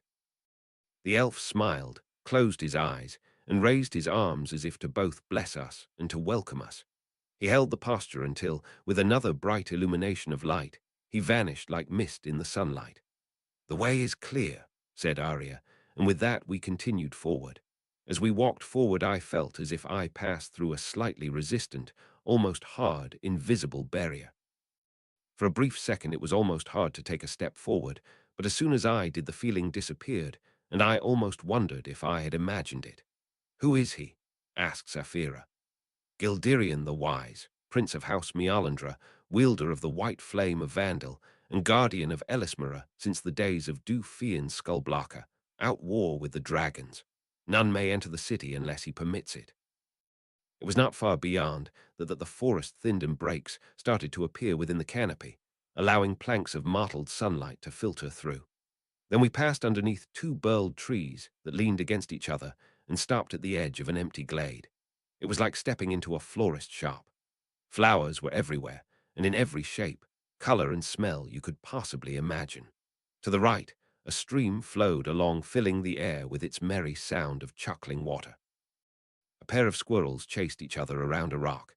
The entire place felt too perfect, too unreal, as if, in an effort to protect nature, the elves had made things just too right. There was nothing that had not been touched by magic, and while it was not the same as covering everything with stone and metal, one could not say it was truly a forest. It was a forest that had been tampered with, and I found myself longing for a breath of air that was free of this power. see any imperfection or flaw to reassure myself that it was real. As I gazed at the trees that surrounded the clearing, I was able to pick out the shapes of buildings. At first glance, one could mistake them for unusually shaped trees, but like a lens settling into place, it suddenly came into focus. What had been an unusual growth on the side of pine became a two-story house with graceful windows and arched doors. After that, well, one suddenly realized that you were actually surrounded by houses, each one unique and enhanced so that it blended into the rest of the forest, until it was impossible to tell where one tree ended and another began. All of the houses were graceful with balconies, arched windows, and tear-drop-shaped windows. They seemed impossible architecturally, too light and too unstable, but I had no doubt that they were. Hidden beside many of the houses were little bowers and pavilions where flameless lanterns hung brightly. Those little bowers must be the location of midnight feasts or the gathering of elves for a healthy little debate. Nothing seemed real any more, reader. I felt like I had just stepped into a fairy kingdom, and all it needed was a Tinker Bell and Peter Pan to complete it. The inhabitants of this city eventually revealed themselves as a flicker of movement at the fringe of my sight. The only sign that they were there was the occasional rustle of a pine cone on the ground or a brief snatch of brightly colored fabric as the elf vanished in the shadows.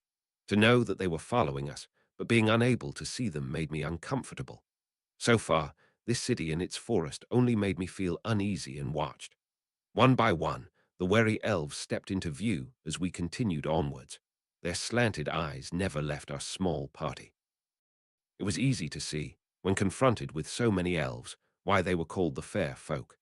They were fair indeed, with their pale, perfect faces and that faint glow that hung around each and every one of them.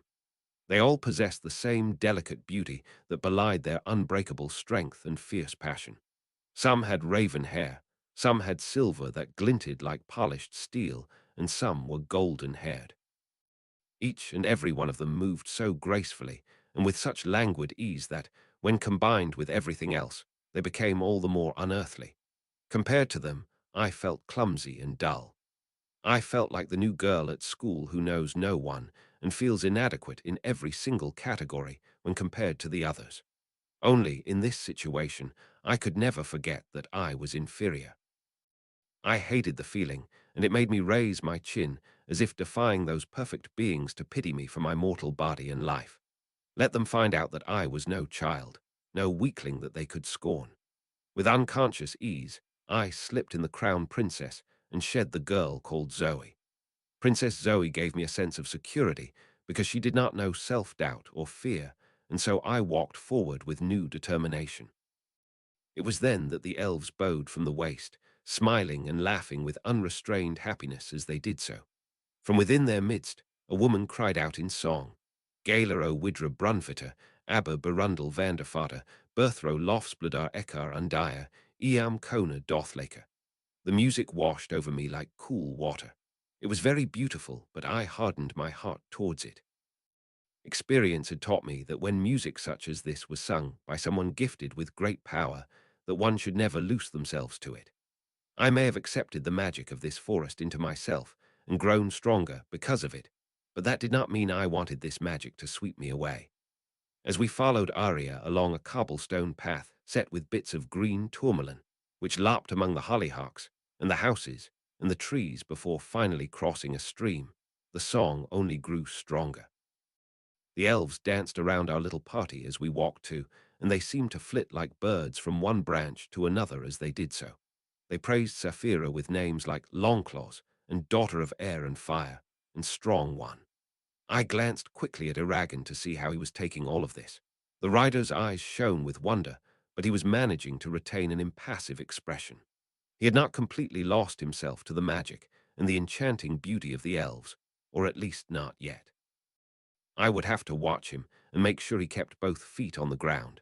Saphira herself looked very pleased to be complimented, so the dwarves had barely tolerated her, but here she was a treasure that should be held up to sky and admired by all. It was then that the path ended. As we paused in front of a net of roots that formed steps, we all settled our minds. Arya moved up the steps first, and then I did with Eragon and Saphira taking up the end. The stairs ended, and we stood in front of a door made of gleaming wood upon which was engraved a flowering tree that seemed to both guard and welcome. It had been set within a wall of saplings, and there was no handle, just smooth wood. As we reached it, the door swung open of its own accord and revealed a hall of trees. My first impression of this audience chamber, this throne room, was that it seemed as if I had never left the outside world to come inside. The ceiling was made of hundreds of branches and vines, with bright flowers bursting with color twisted and twined their way up the trunks and across the ceiling. The hall was filled with light. The floor was stone, but it did not feel unnatural here, nor did it feel like the way the stone laid by men or dwarves does. This was not cutting out nature, but rather part of it. If Ellismere was a testament to the elves' skill with magic, then this hall was the very pinnacle of that achievement. At the end of the chamber, there was 24 chairs, 12 chairs to each side of throne of knotted roots. In those chairs reposed 24 elf lords and ladies. These ancient, powerful beings were dressed in robes of shifting colors that were finer than anything one could find in the mortal world. Their faces were wise and unmarked with age, though one could see the many years they had lived just by looking at their eyes, which swirled with countless years of knowledge of and power. Now, as we entered, those eyes glinted with barely contained excitement. They leaned forward, gripping the arms of their chairs and staring at us with open wonder and hope. It was then that I noticed the weapons they carried. Swords set with bright gems, gleaming bows etched with silver, and the occasional brightly polished spear. But my attention went to the throne and its occupant. For there, in a dress of crimson girded with braided gold, sat the queen. She was beautiful, almost painfully so, with midnight hair bound back by a diamond diadem and a proud, almost imperious face.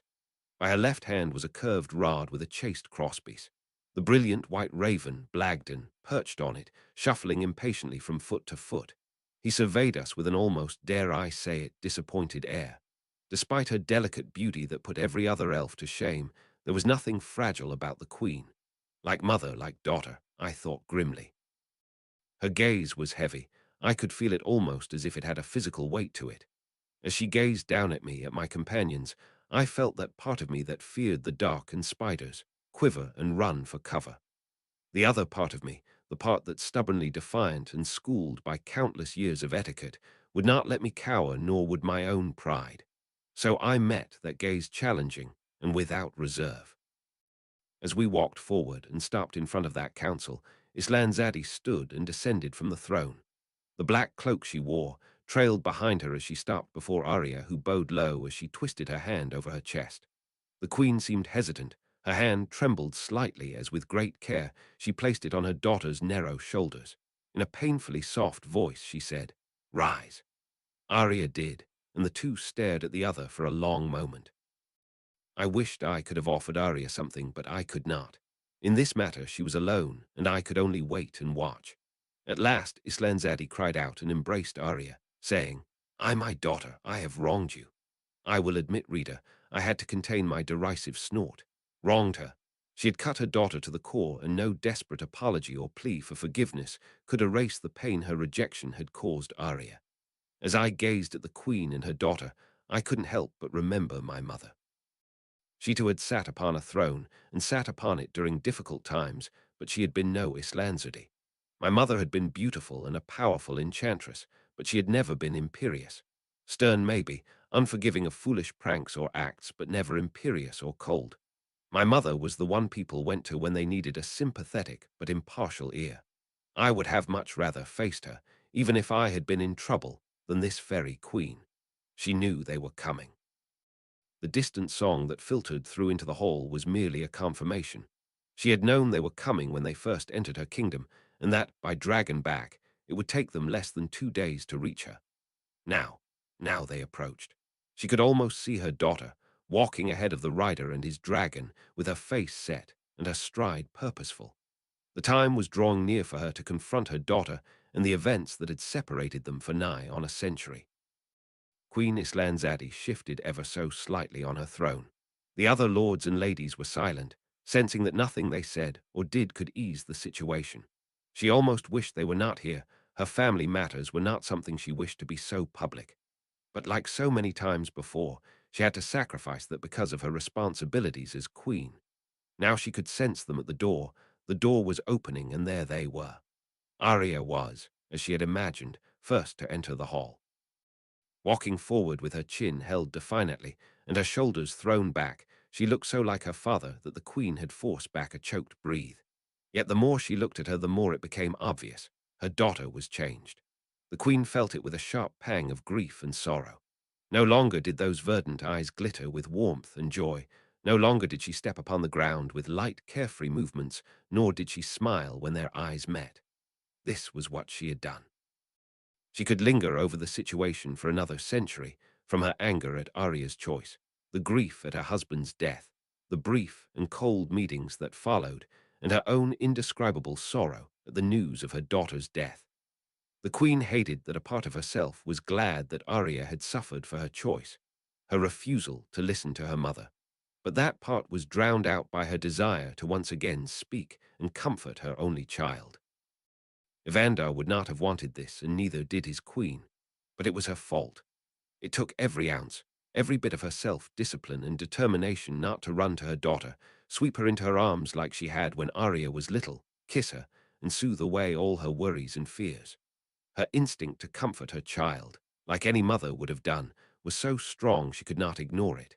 But now, after the way she had betrayed her daughter, there was no way that method would work now.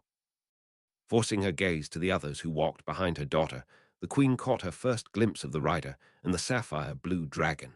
The boy, for he was a boy in age, had a reserved look to him. His eyes, however, betrayed his outward calm as they sparkled with curiosity and wonder. She noted, with distaste, the red sword of Morzin that he carried at his hip. The queen also noted the ease with which he carried the sword, that he was used to handling it, and the bow slung across his back was obvious. The dragon who towered above him was beautiful. No wonder her people had sung of her as she made her way through the city. Her scales were a brilliant blue, her gaze intelligent and sharp. A glow of warm hope and joy grew within the hardened elven queen. This was why her daughter had left. This was why so many had died, and so much had been sacrificed. And now that she saw the dragon hatched and growing, she understood why. It was then that she saw the girl, a young woman whose cool grey-blue eyes were watching her. As Islandsody met that gaze, she sensed the guarded mind and a hidden power that made her uneasy. Who was she? Wondered the queen. She dressed like no mortal woman, and her weapons were of such beautiful make and quality that Islandsody doubted that any mortal smith had made them. Not only that, but she held her gaze without flinching or cowering like so many mortals would have done. However, the mysterious fourth companion would have to wait.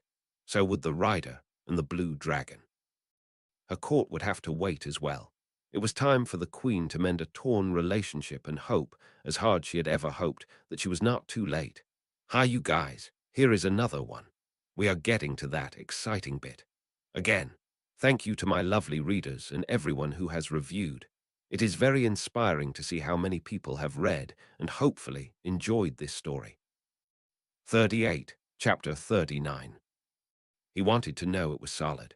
The whole world seemed insubstantial to him, as if it might tear away and reveal something infinitely larger. He was standing in a fantastical room. Beside him was a dragon, an actual dragon, and a girl from another world. An elven queen and her advisors were in front of them, and he was a companion to their princess. And perhaps strangest of all, he was an honored guest, a light in the darkness, a shining beacon of hope to them. Eragon closed his eyes briefly, as if that brief respite would ease the swirling emotions he felt, before opening them again. Glancing quickly to the left, he saw Zoe, also kneeling, her face calm, as she gazed steadily at the scene. That calm presence by him steadied the world, and he was able to regain his equilibrium without too much difficulty.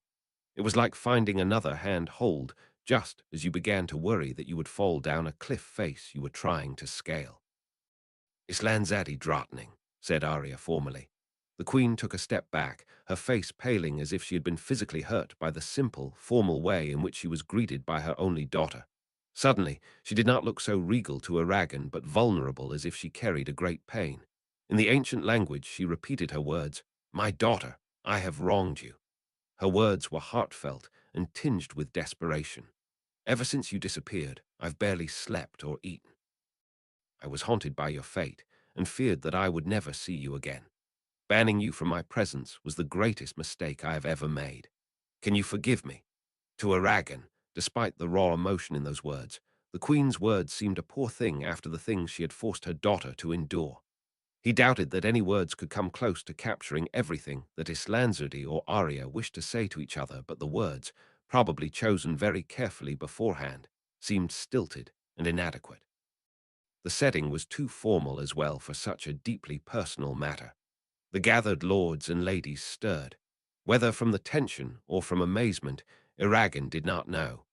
He wondered what they thought of the situation between mother and daughter, between queen and princess, and if they were as desperate as the queen seemed to mend this tear. Arya did not respond for many long minutes, as if wanting her mother to experience a little of what she had endured, cold silence and unspoken anger that had burned under the surface for close to a century. "You ask me to forgive you for 70 years where I lived and loved, fought and killed without ever speaking to you, my mother." Her voice was soft, but each word felt like a hammer blow, and they were hard, unbreakably honest words. The truth always stung in this. This was the truth. Islanzudi drew herself upright, but that did not hide the tremor that ran her length. "We, no matter how much we might wish, cannot undo the past, no matter how much I wish I could. I cannot forget the things I have done or endured." "No," said Islanzudi, and then, moving forward hesitantly, she took her daughter's hands in her own and held them tightly. "Nor should you. Arya, I say this. Go if you must and renounce me. I lost you once because I held you to close, and now I ask you to decide for yourself. But if you would not do that, then I would be reconciled with you." Arya just looked at her mother, and it seemed for a terrible moment that she would not answer, or worse, would reject the offer as venomously as her mother had rejected her. Aragon saw the elf princess hesitate and glance quickly at him, Saphira and Zoe, as if hoping they could provide the answer she sought, but neither of them seemed to have any idea. Even the ever-knowing Zoe seemed to wait, her eyes focused on the pair, with as much anticipation and worry as the rest of them. Then, with a sigh, Arya lowered her eyes and said, "No, mother, I could not leave." Like a child unsure if she could take something after being told that she could, Islanzudi embraced her daughter again. Arya hesitated slightly but returned the gesture, and smiles broke out among the assembled elves. It was like a wall of ice was shattered, and now everyone could breathe a little easier. The white raven hopped on his perch, cackling out, and on the door was graven evermore, what now became the family law: "Let us never do but to adore." Islanzudi sent the raven a dark look as she broke free. "Hush, Blagden, keep your doggerel to yourself." It was then that the elf queen turned her attention to him and Saphira. She studied him for a long moment, as if judging if her first impression had been correct. That pause, while short, was still noticeable, and he felt even more self-conscious than before. Inclining her head, "Forgive me for being discourteous and ignoring you, our most important guests." Aragon touched his lips and then twisted his right hand over his sternum in the traditional and formal greeting. "Islanzudi drottning, atra esterni ono thelduin." The queen's eyes glinted with approval as she replied, "Atra du ivarinya ono varda." "An atra morana lifa anin jota ana," completed Aragon. In his mind he listened to Saphira repeat his greeting to the queen. When she finished, Islanzudi asked, "Dragon, what is your name?" "Saphira." The queen smiled and said, "Welcome to our land, Saphira, and yours, Ryder." He knew the power of his name. In some ways he almost disliked it, for it made him sound so powerful when, in reality, he was still so very weak and untried. Aragon was not a common name, even among the elves who rarely gave such a weighted name to their children. But he had to give it. Perhaps fate had wished he carry such a thing, even though he would rather have carried an easier one. "Aragon Shadeslayer." He hesitated, as he briefly considered adding that he was the son of Brahm, but he did not. Brahm may have been a respected, much-honored person, but Aragon was still not used to thinking of him as a father. There had not really been time to incorporate that into his identity yet, despite his pleasure at knowing. The queen raised an eyebrow in surprise, and her counselors stirred at this news. This surprising and powerful word echoed through the air like a trump card being thrown down on the table to win the game, like the bell of fate tolling distantly. "You bear a powerful name," said Islanzudi softly. "Ryder Aragon." The word, the name, the title sounded strange on her lips, as if it was as heavy as a stone. As if she was announcing the beginning of some end. As if now, after waiting patiently, the true fight was about to begin. Welcome to Elismera. We have waited long for you. She moved on to Zoe then. Iragan and Saphira watched tensely as the two gazed silently at each other, like a pair of cats sizing each other up before a fight. Zoe broke the staring match first with a graceful twist of her hand, a polite greeting, and all the correct, submissive movements, but she still seemed to announce her confidence. She did not look intimidated or nervous, but rather relaxed, like she and Islanzardi stood on the same playing field. The formal greeting finished, Zoe eloquently, and with as few words as was possible, explained that she was acting as an ambassador for the Varden and for Hrothgar. Her words were pretty but formulaic, as if they were specifically designed for such a situation. Iragan wondered where she had learned them, for they fell from her lips easily, as if she had many years of practice saying them. Then, her dress twirling around her, the beautiful queen returned to her throne, her gaze fixed on them as she settled back into the carved seat where, with her proud face, she looked like the queen of not just the ancient forest, but the entire universe. I assume by your presence here, Iragan, that you have come to seek our assistance in your training. I wish to hear your full story, including how you came by Saphira's egg, and how you met my daughter, or how she met you, as it may be. Then I will hear of you story, Arya, since your ambush in Du Weldenvarden, and mayhap you will share a little of your own past, Lady Zoe. The young rider cleared his throat as he prepared to narrate the events that had shaped him these last few months. This was not the first time he had explained the twists of fate which had taken him this far, so he had no trouble reiterating them now for the queen. Saphira filled in the gaps where his memory failed, and so, through this means, they were able to paint an accurate description of events. There was one hitch with this straightforward approach. Zoe. He could not exclude her or say she had not been there for them. Not say that it was she who had saved Brahm, had led them to Arya, and then been there for him with Durza would create a story with too many holes. He could not gloss over such major things without making the queen demand to know what he was hiding from her, and that she would demand them, he had no doubt. The elves had sacrificed too much for him and Saphira for that, and he felt it was also important that the isolated kingdom hear about what was really occurring beyond their magically enhanced border. Choosing his words with extreme care, he and Saphira modified the story of their journey. They downplayed certain things like the Razaks' attack outside of Dras Leona and the rescue from Gilead. He hedged around how Zoe had assisted him with Durza and was vague about her relationship to Brahm. The ancient language would not let them lie, but they did not. Rather, they engaged in creative truth-telling where one phrase really meant something else. A long-time friend. When they finished, Iragan retrieved the scroll entrusted to him by Naswada and gave it to the queen. Presenting it to her, safe and sound, was one less responsibility he had to worry about. She took it and read it before setting it down and sighing. She seemed weary then to the rider, weary and full of a terrible pain that had forced her to become so chilled. He pitied her in a way. I realize, said the queen with a bitter smile, the true extent of my folly. Had I kept out contacts with the Varden, my suffering would have ended so much earlier. She shook her head. I shall honor both Naswada's and Brahm's requests for more aid and re-establish it as quickly as is possible. For too long have I sat idly while the Varden take the brunt of the Empire's attacks. I have allowed my own personal feelings to destroy the work of many years. Now we must assist them even more after their victory over the Urgles. Iragan breathed a sigh of relief, though he dared not say anything. The queen turned her gaze then to Zoe, who had stood quietly by Iragan during the telling of his story. Both you, Lady Zoe, and Iragan Finarol have explained your presence here. Do either of you have aught to add? No, my lady, said Zoe. I do not beyond royal greetings from both King Hrothgar and Naswada of the Varden. I accept their greetings and return them in kind. The two once again seemed to gaze at each other for far longer than was polite for the setting they were in. But then, as she must have wanted to do since they arrived, the queen turned her heavy gaze to Arya. Her voice was hesitant as she continued, Now, daughter, what befell you?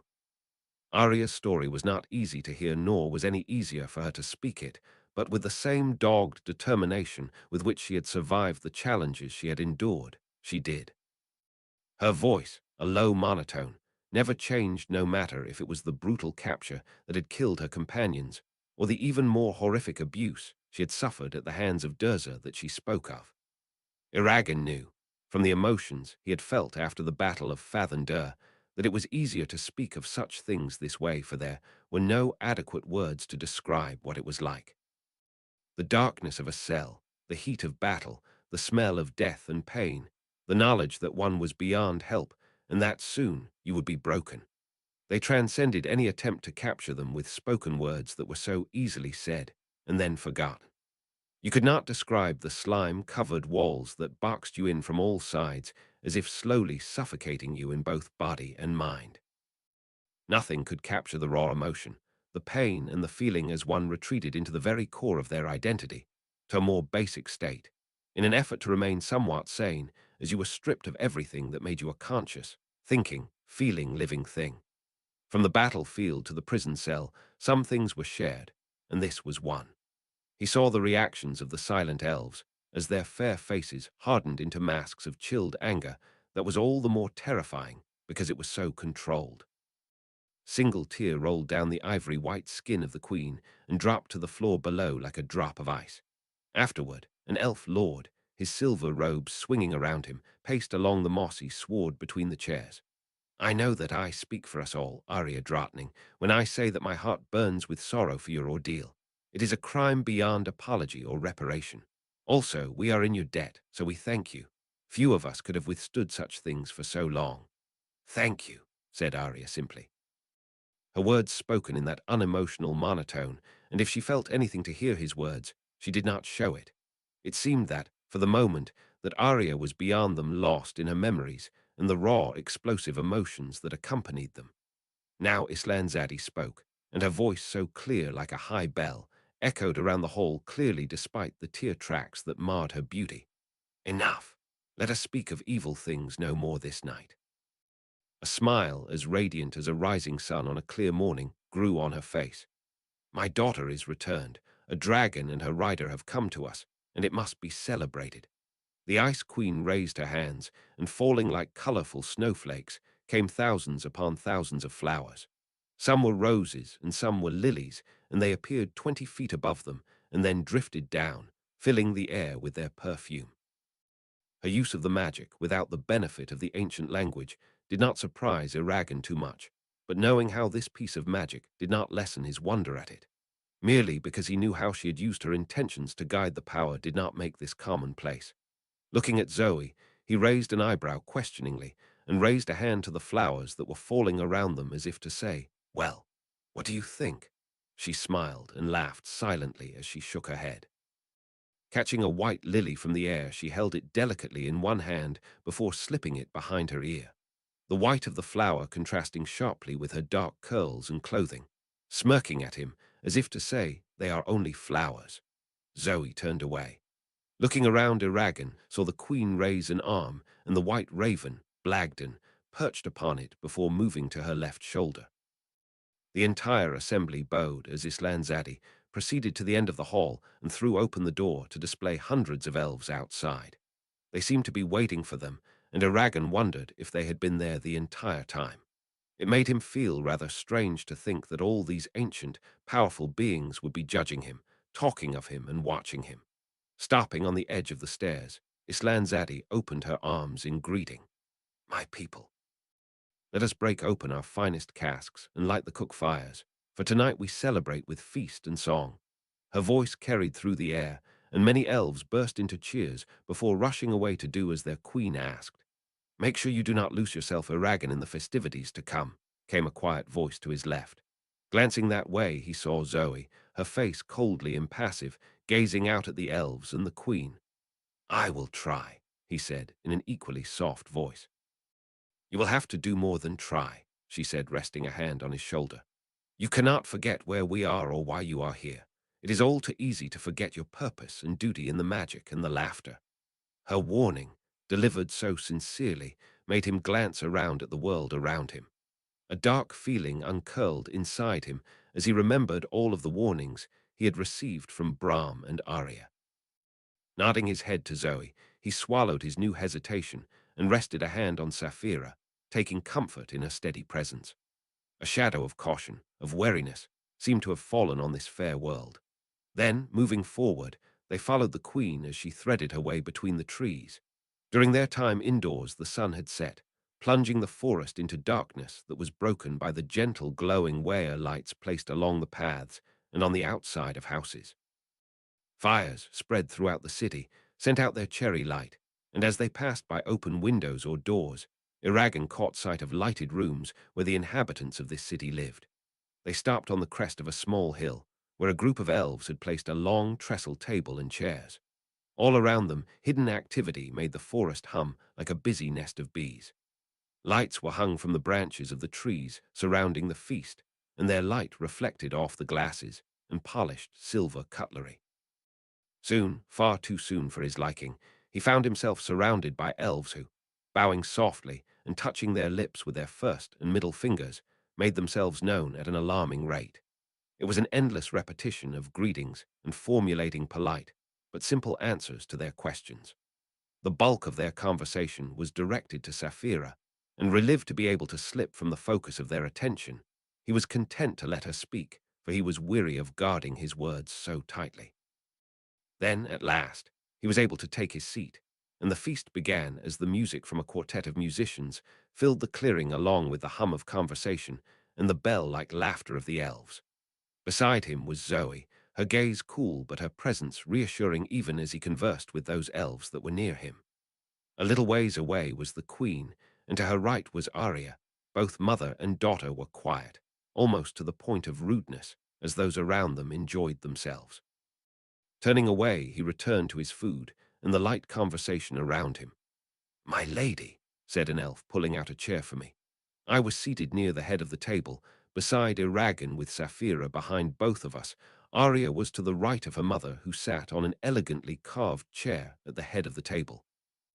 It was clear that I was in a place of honor, but I could not help but wonder if I was also placed so close to the queen so she could watch over me as she made her judgment about whether or not I was trustworthy. As I took my seat, I wondered if I would ever be able to lower my polite mask during this journey. Around the elves, it was just easier to never set the crown princess aside and keep her around me like a shield. Elves moved through the world cautiously, it seemed. Their manners and collected, icy exteriors were evidence of it. To match them and avoid insulting someone, I had completely slipped into that other part of me who was used to moving through such circles. There was a certain amount of satisfaction in knowing that my apparent ease was both shocking and surprising to the gathered elves. It felt a little like payback for all the times they had gazed down their thin noses at us little, short-lived humans. See, reader, I am proud, and I am very stubborn. A dark-haired elf dressed in silvery robes was seated to my right. I recognized him as one of the elven lords who had sat in council with Islanzadi when we arrived. He smiled ever so slightly and gestured at the food that was being brought out. "It shall begin soon." I smiled a small, polite smile as I dipped my head in agreement. "It shall." "You act as ambassador for the Varden?" asked the elf. I had the feeling that he was too polite to also say, "and the dwarves," but that manners prevented him. "I am, but," I smiled apologetically, "I don't believe I know you, my lord." My voice trailed off questioningly. "Forgive me," he said with a smile of his own. "My manners are not what they should be, for I know of you, and you do not know of me. My name is Dathader of House Flandring." "A pleasure, then, Dathader of House Flandring." I dipped my head in greeting, smiling slightly. As we had spoken, a quartet of elves bearing musical instruments had arrived. Two had harps of cherry wood, the third a set of reed pipes, and the fourth nothing but her voice, which she put to use with a quick, merry little tune. The song was silly, meant to make one laugh, and many did, calling out praise to the singer when she finished, and the pipe and lutes took her place. Beside me, Iragan sipped at his glass of water. He had just finished an endless round of introductions and questions with, what seemed at least, every elf in this city, and seemed relieved to be able to do something besides repeat that endless introductory phrase. It was then that the food arrived. No meat, of course, but plenty of other delicacies that I found myself longing to dig into. There were fresh loaves of bread, still steaming from the oven, fresh fruit, vegetables, and berries. The stacks of honey cakes and pies, stuffed full with vegetables and spices, sent their aromas into the air, until it became almost unbearable for me to just sit and wait so quietly. When all those invited were seated, the feast truly began. I never lost myself in the mirth or the talk, and I made sure neither Aragon or Sapphira did either by limiting their foul nerve intake to half a glass. So there I was, sitting away and above the conversation, entering it only to be polite when I had to, but otherwise I just listened and watched. I watched as the elves laughed and spoke with each other. I watched Islanzadi staring at her daughter as if afraid Arya would vanish any second, and I watched as the hour grew ever later. Occasionally, Diethda would bring me into a conversation, and when that happened, I treaded with care, though I did make a few laugh with my swift, and sometimes, amusing replies to their queries about life in the Empire. A few times, I had to lean heavily on what I knew of my own world, for I knew little of daily life in Galbatorix's kingdom, but I supposed it would be similar to the lives of my own people far away in my own land. There are some things that just don't change from world to world, and the elves I spoke with had gone a long time without setting foot on human lands. It was then, just as I finished my dessert, that Deathda said in a clear, carrying voice, "Zoe, surely you will grace us with some music, something from your home." Much of the table heard, for it was a lull in the conversation, and I felt like crawling into a hole as his words caught their attention and made them look at me. "Sing for us, Lady Zoe," cried a golden-haired woman, her blue eyes sparkling as she clapped her hands together. "Sing!" Around her the elves nodded eagerly and smiled, as if a song from the human woman would be a welcome thing. I nearly blushed. Me? Sing? My voice had never been my strongest suite, and now, surrounded by the fairest voices in the land of Alagaesia, it was definitely not very good. "I cannot," I said, raising my hands to try and ward off protests. "My voice is."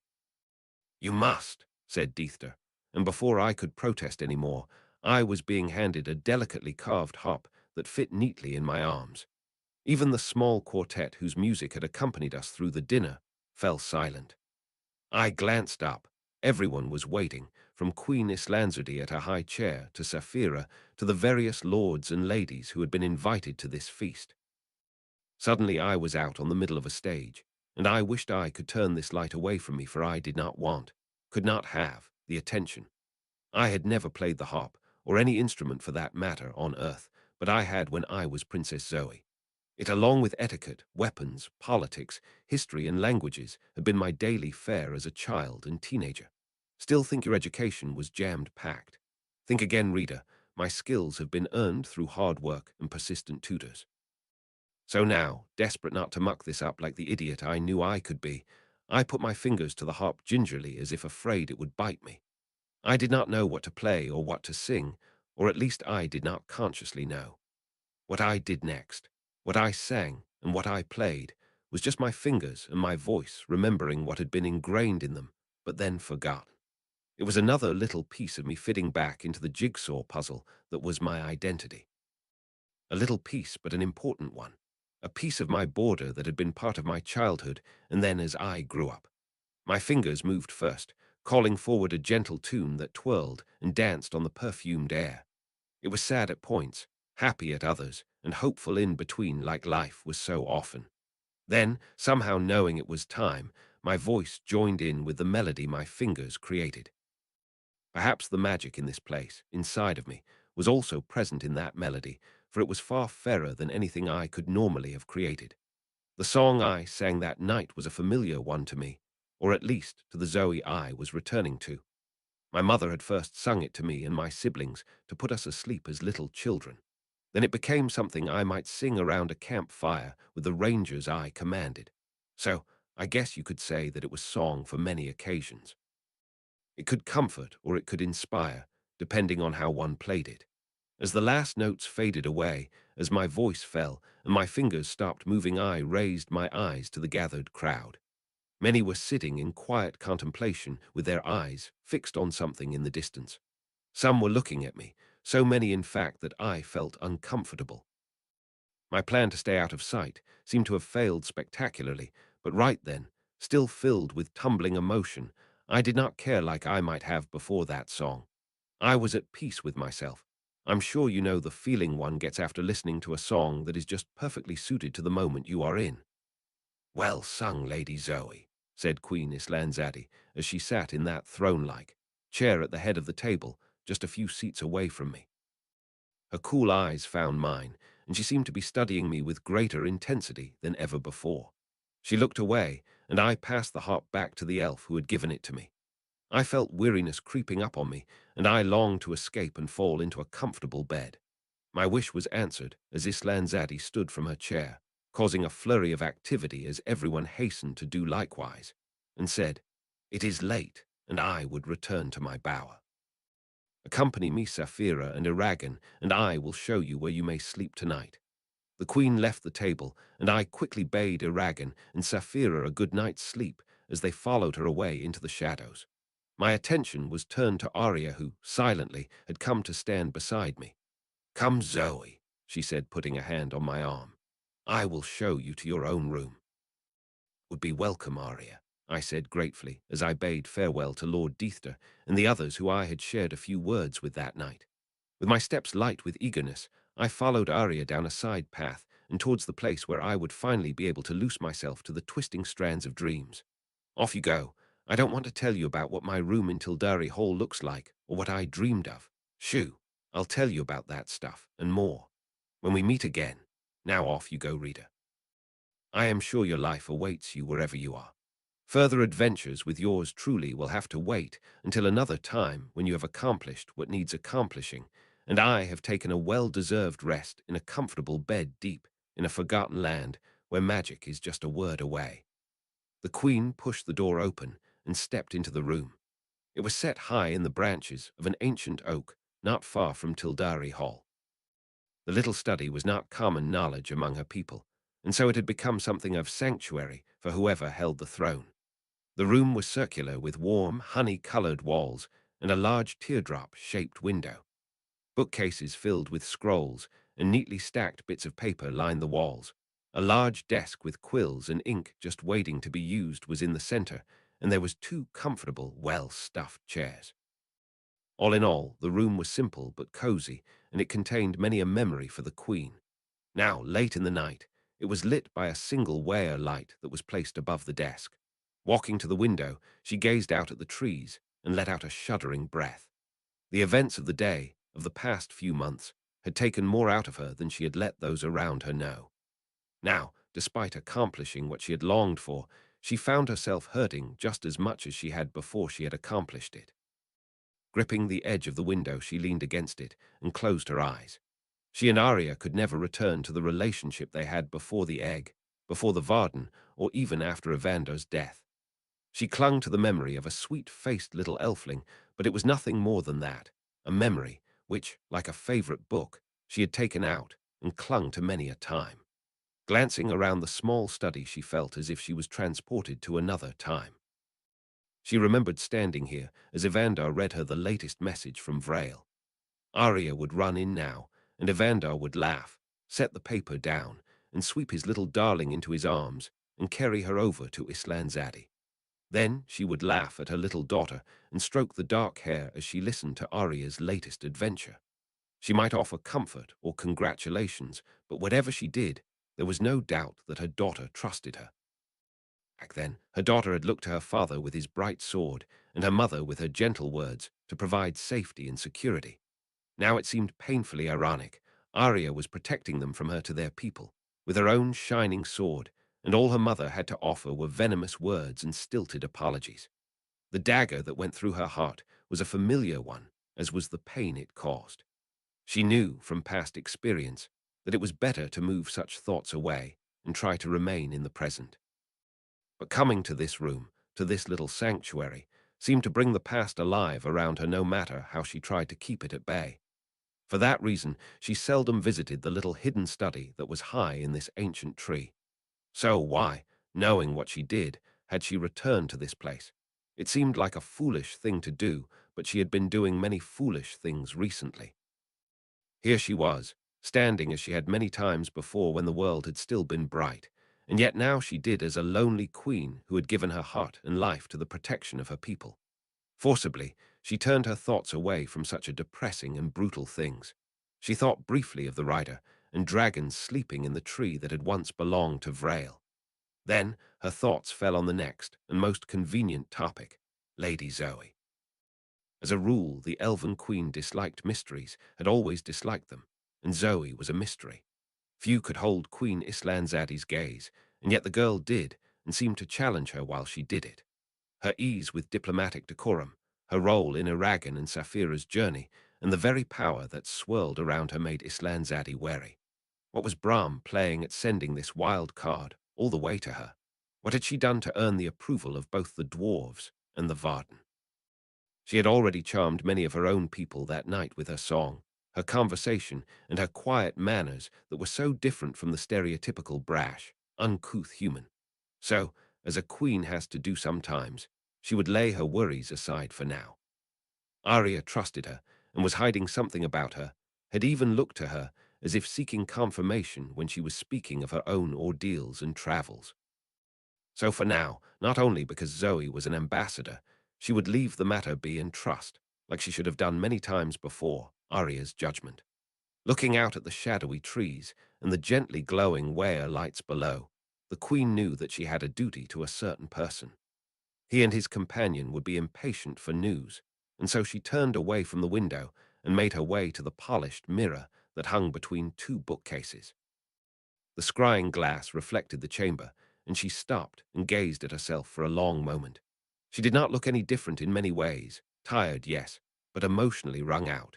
It was hidden for now behind her mask, a good thing for this conversation. The queen hated feeling or looking weak to him or his companion, and now was not the time to allow him to see just how fragile she was. Whispering the words, she watched as the mirror's surface shimmer like light on water. An image, foggy and indistinct, but growing clearer by the second, took form on the polished surface of the mirror. The image showed the inside of a small cottage. The furnishings were simple. A round wooden table, a small bed with neatly folded bed covers, and stored neatly along the walls, were scroll upon scroll upon scroll. Her eyes, however, went to the elf who was sitting at the small table, his arms folded across his arms, and his silver hair glinting in the moonlight that filtered in through a window. The most distinctive feature of the elf was his eyes. They were a silvery grey that seemed to pull one into a never-ending maze of knowledge and power. If Islandzadi radiated her station as queen, then Oramis, implacable and logical, radiated the watchful look of a fighter. Islandzadi, he greeted. They had both, long ago, dispensed with such formalities when they spoke this way. Neither wished to waste time on such things when more important ones waited to be said. In public, or in other less strained times, they may have used them and discussed lighter topics before moving on, but not today. Today they had business that needed attending. Oramis, she replied quietly as she rested a hand on the edge of the desk as support for her weary body. They have arrived. And? Inquired the ancient rider. For a second the queen wondered if that was eagerness in his voice. She held back a smile at the thought Oramis was never anything less than patient.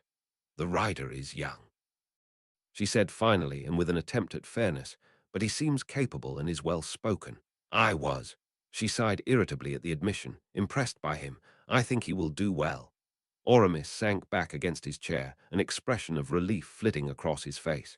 High praise from you, he said with an attempt at levity. She almost wondered, again with a touch of amusement, if he was feeling somewhat giddy. Perhaps, said the queen evenly, but he will have to earn more praise. I am concerned about his disability.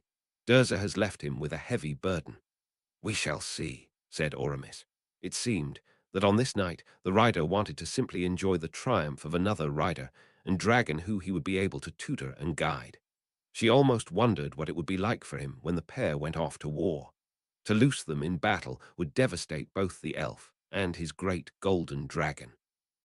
Soon they would have to send them off, knowing in their hearts of hearts that they had not done half the things they should have for the vibrant blue dragon and her intense little rider. And Arya? The question was asked softly and with a great deal of sympathy, but that did not make it any easier. It was like the crack of a sharp whip, that word, Arya, which conjured so many memories and emotions. Islanzadi stiffened slightly and had to fight the urge to snap at Oramis. Knowing her temper was all the more volatile after the day's events, she chose her words with care. We have begun anew, or as new as one can with over 70 years of bitterness and anger. Her own anger and bitterness simmered beneath the surface, and she knew he sensed it even through the scrying mirror. She could not hope to hide everything from the discerning eyes of the rider. "It will take time," said Oramis gently, "for both you and her." The queen inclined her head but said nothing. It had seemed, since she had taken the crown, that she had been inadequate, and Oramis, so many others in her opinion, would have been better suited the rigorous duties that came with the crown. However, despite her protests, she had been chosen, and she had accepted it with all the grace and determination that she could muster. Since then, she had refused to linger on it or wish that she still had Evander beside her. Wanting to swiftly turn the conversation away from Arya or her own miserable, thrice-cursed choices, Islanzadi nodded her head and said, "There is another." Oramis raised an eyebrow. "Who?" "A young woman who has been sent as both an ambassador for the Varden and the dwarves. Her name is Zoe." Islanzadi met the other elf's gaze. "She has journeyed with Brahm and Aragon for many miles as well as fought in Farthen-Dur. A most capable and skilled young woman if today was any evidence." The rider was silent for a long moment, judging the queen's words carefully as he formulated his own opinion. "You mistrust her," said Oramis. The rider steepled his hands in front of him, a familiar habit of his when he was in deep thought or listening with especial care. "No," said the queen, as she struggled to find the words to describe what she truly felt. "I am merely wary of her. She is more than she seems, and has played a far larger role than either Aragon or Arya have admitted to. Brahm trusts her, and so does my daughter, so I cannot truly hold anything against her. I merely wish I understood." Islanzadi trailed off. She knew that Oramis understood her meaning, and so, unable to truly articulate her feelings, she allowed her voice to fade. "Do you wish me to meet with her?" Islanzadi breathed a sigh of relief. Gratitude that the rider had read her thoughts and suggested it himself warmed her. She knew that he would have little time to spare now, and did not want to take him away from the important task of Aragon's training. Too much rested on that training for her to trouble him with such a matter. "I thought you, Arya, Glida, and I should meet with her." Islanzadi met the cool, collected eyes of the rider. "We shall meet tomorrow, I assume." Her voice trailed off in a question. "Yes," said Oramis with a short nod.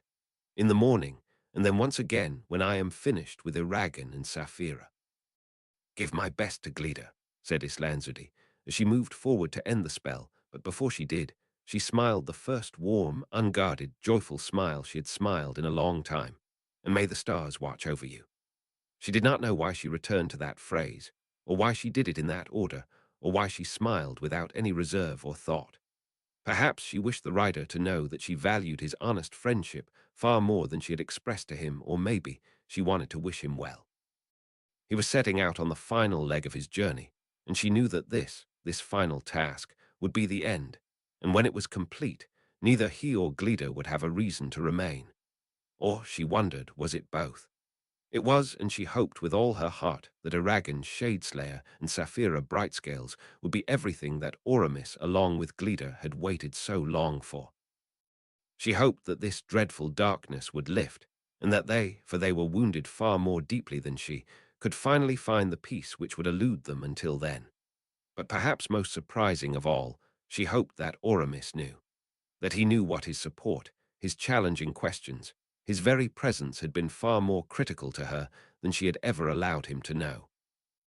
It felt as if she had a debt to pay to the ancient rider before it was too late, before the end that was coming and would have to come if this darkness was to lift. Oramis smiled ever so slightly and inclined his head in acknowledgement. He knew, and his silence confirmed that he knew and had known for a long time everything she had wanted him to know in that phrase. It was simple, no lengthy words or gestures, but all the more powerful because of it. It seemed to the queen that, once it was done, that she felt a sense of peace. Now, not matter the future, she knew that the rider knew how deep her gratitude and respect for him was. She could watch him, watch them both really, go now without the guilt of one who has not said what needed to be said. A guilt that had chased her when Arya had turned away, that had chased every person in every world who has not spoken what they really wanted to say when it matters. Holding back the tears that threatened to spill, she flicked her hand across the mirror, returning the scrying mirror to its previous polished state, where it was just another looking glass hung in a decorative golden frame. She saw her reflection, saw both her perfections and her flaws clearly. Past and present seemed to mix in that mirror the longer she gazed into its perfect reflection of the long-forgotten and unused study. She saw what had been and what would have to come. The fates of an azure dragon and her rider, the hard eyes of her daughter, the courage of men when their home is threatened, the Oramis and his golden dragon wading on a sun-drenched cliff, a forest kingdom where her people lingered under the shadowy trees. She saw a once fair citadel where a dark black magic had spread out over it like a poisonous gas, and at last the fleeting image of a girl with dark hair and watchful grey-blue eyes. Looking back to the window, she wondered, not for the last time, what fate wanted with her and her family. Oramis was right. As usual, it would take time. But they had decades, centuries, millennia to make it right, and surely that would be long enough. Long enough to mend a broken relationship, long enough to save a world, long enough to mend the wounds created in a single wild fall from power and peace, long enough to save what had to be saved. She sensed that there was more at stake here. It seemed to her, alone in that room, that the entire world was holding its breath, that soon, too soon, the fate of more than just Alagaesia would be decided. A sudden feeling of doom, of overwhelming fear, made the queen's heart clench tightly. She looked back to the mirror. An image danced there, a girl standing in a guest room of Tildari Hall. Her hair was braided back, and her clothes were travel-worn. She was leaning on the window looking out at a quiet garden. Her face was softly illuminated by a shaft of moonlight, her gaze calm as she looked out at the tranquil little courtyard. Zoe. The image flickered and vanished. The queen looked away. The air was still, hot with summer warmth, but she was chilled. She did not know what was coming, did not know to which side the dice would fall, but she was a queen. A queen. The title reverberated through her like a drum in the darkness. Evander was gone, but Arya was here. Iragan, Shadeslayer, and Saphira Brightscales were here now, and so was a girl who seemed to balance the scales in a new, uncounted direction. No, she was not afraid any longer. Once maybe she would have been, but now she was ready. Her heartbeat slowed and steadied as she drew herself up as only a true queen can. What is done is done. What is to come is to come. She had made her peace with that. You made it. I know that was a marathon of a chapter, but I hope it was okay. I was on an airplane when I wrote the rough version, and I seriously just kept writing and writing. It took me a while to post, because all my spare time is taken up by homework, but I did it. Here on some replies to some reviews I've received. 14 Athomas. I wanted to include a Murtagh path, but I felt this chapter was long enough. So, look for Murtagh very soon. He's going to have his own little adventures while in Serda Poor Brahm. Thank you for the review, and please keep reading. Lamb42, thank you for your review. I am sorry about that. I hope this chapter is better for that. I am so glad you like Zoe's rambles. I like writing them. As for Arya, I think I would like to explore her character a little more. It seemed that in the original series we had a lot of perfect Arya because of Iragan. Big thank you for the review, and I hope you like this chapter. Siphonix, I never actually thought of that, but now that you mention it, I think that is a very cool idea. I will see about incorporating Run-On into this story in that way. Thank you for the idea and the review. Thank you to everyone who has read, reviewed, and liked this story. I write it for the fun of it, and it is fantastic to hear back from you guys. Off I go to homework and a certain chapter that needs planning. 39. A New Start. So you are back. I really shouldn't be surprised. You always seem to come back at the right time. I really don't know how you do it. I have a hard time organizing myself, but you always seem to come prepared and ready for whatever is to come. It is impressive. Anyways, I did promise to tell you some things, didn't I? I suppose we should move forward. Time waits for no one, least of all me or you. We are so insignificant in the great workings of things. I suppose that gives me hope in a funny way. I keep hoping that if I fail, then things will sort themselves out given enough time. Perhaps it is silly to think like that, but I do. It makes things seem a little easier when I become completely overwhelmed by my responsibilities. Do you think like that? Do you cast the last of your hopes on the faint idea that time will heal all wounds no matter how deep? War is a funny thing, reader. I do not know how you feel about it, or what it is like in your world, and you can't tell that to me because of our communication issues. However, I do wonder what my world or Earth or Alagaesia would be like without war in it. Maybe that is why everyone wants the riders back. Imagine planning a resistance knowing that there were a couple fire-breathing dragons and their sword-wielding riders about to come down on you. Then again, I suppose that is what I am doing right now, what the Varden is doing. We are planning a resistance against a king who happens to be a rider and has an army of thousands. This topic is freaking me out. I think I'm getting ahead of myself. That fight is still looming on the horizon, not already here, and I would rather enjoy the quiet peace of this forest. All right, we should go, for going is better than lingering here in this place that is neither here nor there. Dawn is already here, and with dawn comes day, and with day comes some pretty exciting things. Well, I don't think of them as exciting. I dread them. But from the look on your face, you find it quite exciting to imagine me getting chewed out by a couple of older-than-dirt elves. So with the fates of trillions hang in the balance, it might be. I stretched and opened my eyes, feeling for the first time in a long time completely well-rested. Even in Farthander, I had not felt this way for obvious reasons.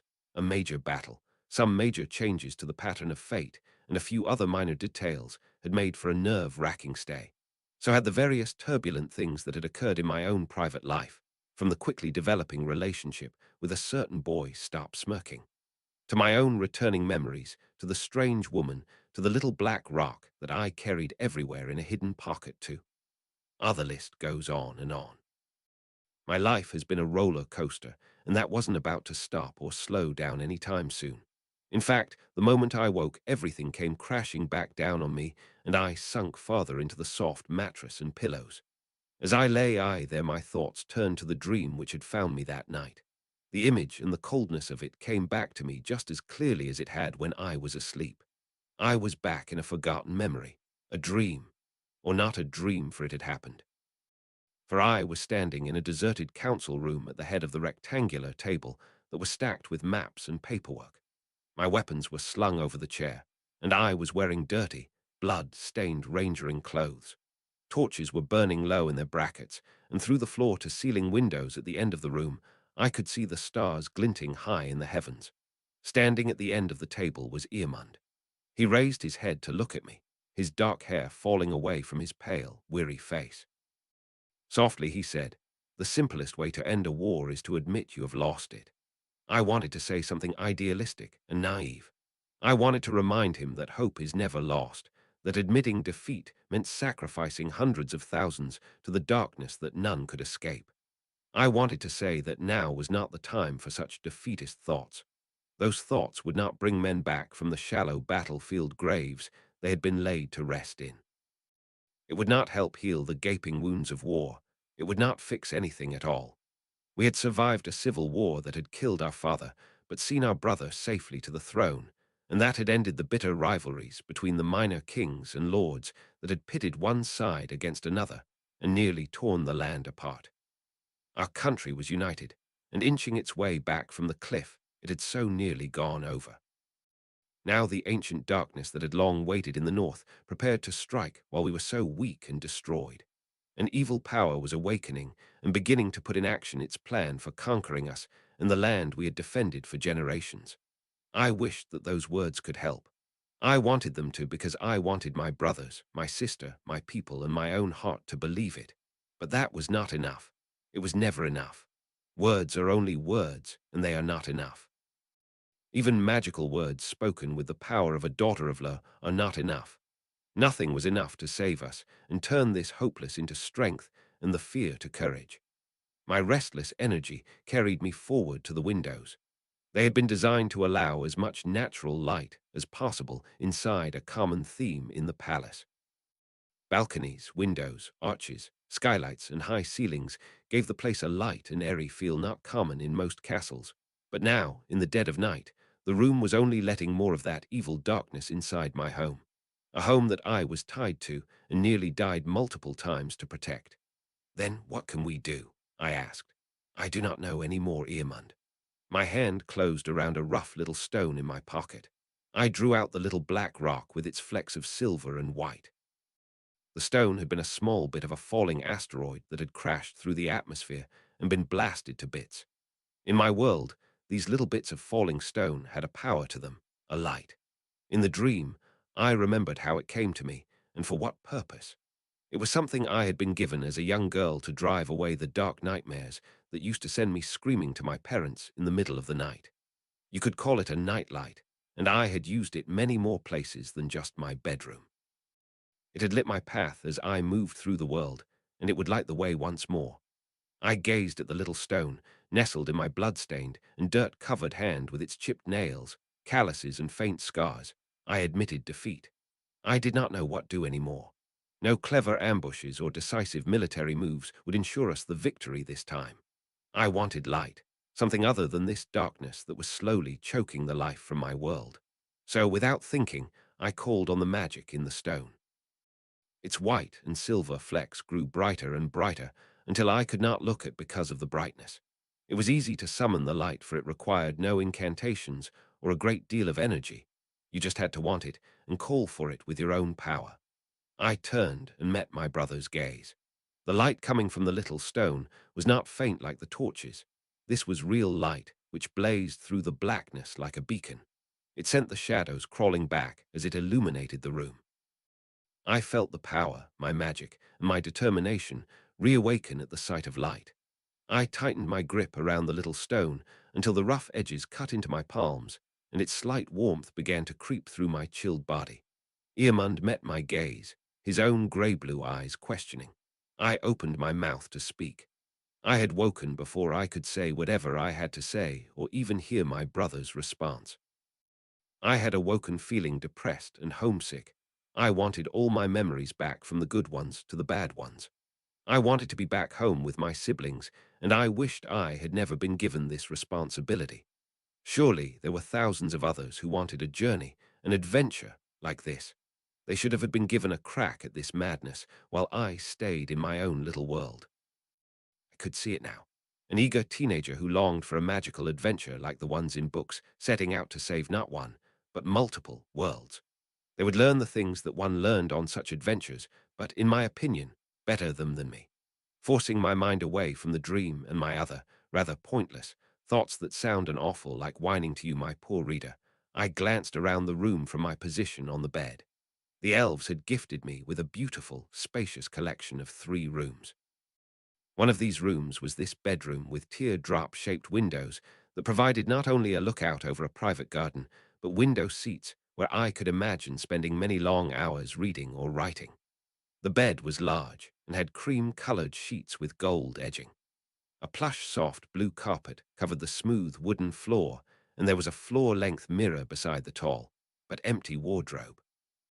Bookcases lined the walls, and there was a white, almost fragile-looking writing desk with wading paper, quills, and ink. Someone had taken my bag from Saphira at some point, and I found it on the small bench at the end of the bed. There was something about the room that told me it had been designed with humans in mind. Just a spidey sense that made me suspect it had been set aside for those visiting ambassadors or dignitaries before the fall. There was a connected bathroom with a large, circular tub that, wonders of wonders, had a plumbing system that provided hot and cold water just like on Earth. I suspected that there was some magic involved in the process, for I doubted the elves had placed pipes in the walls created using living plants. It did not seem very fair to the trees. The floor in the bathroom was the same smooth wood as my bedroom. The largest room of the suite was the one that one entered to reach the other 2 rooms.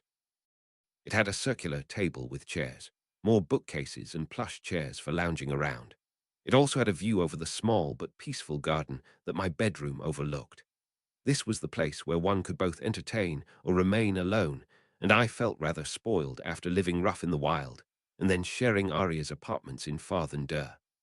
I did suspect that there were other ways of entering these rooms than that rather large door, but I had not spent any time looking for them.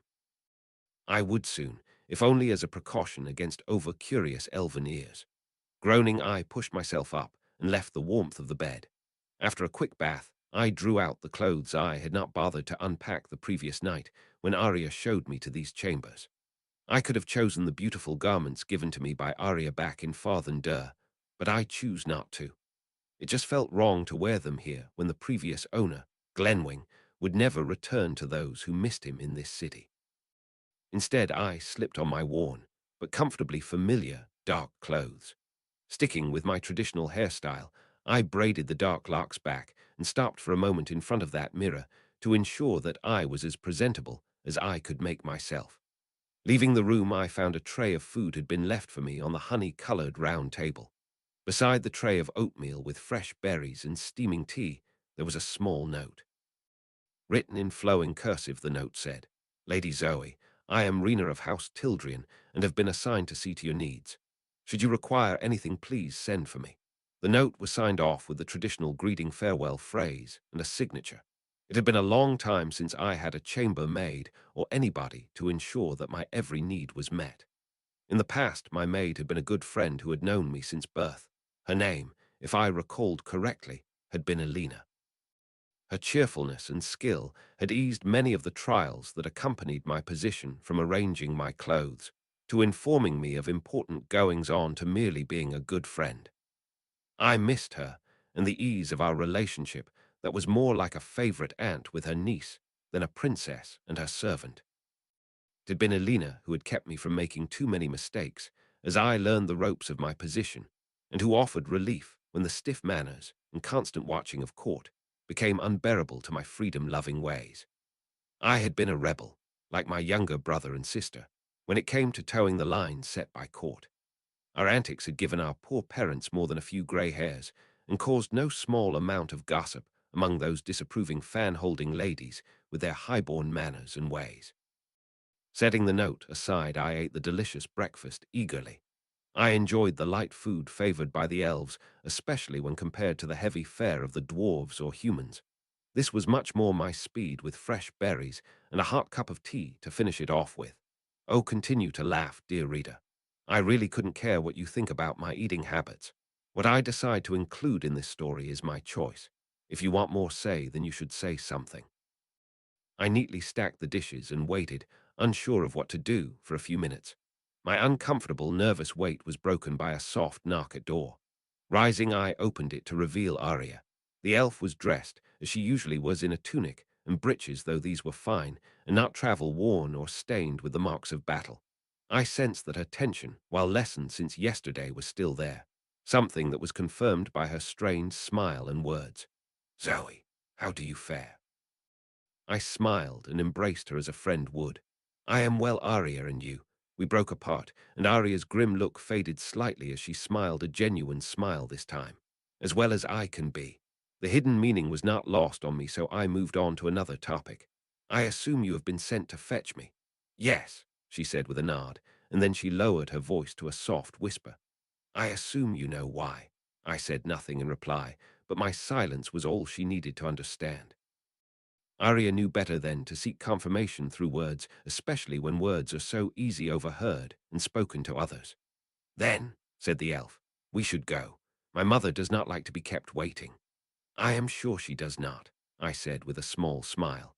I followed Arya through the hallways and stairs that made up Tildari Hall. Like the great hall where Islanzadi held her throne, this building was crafted from the living forest.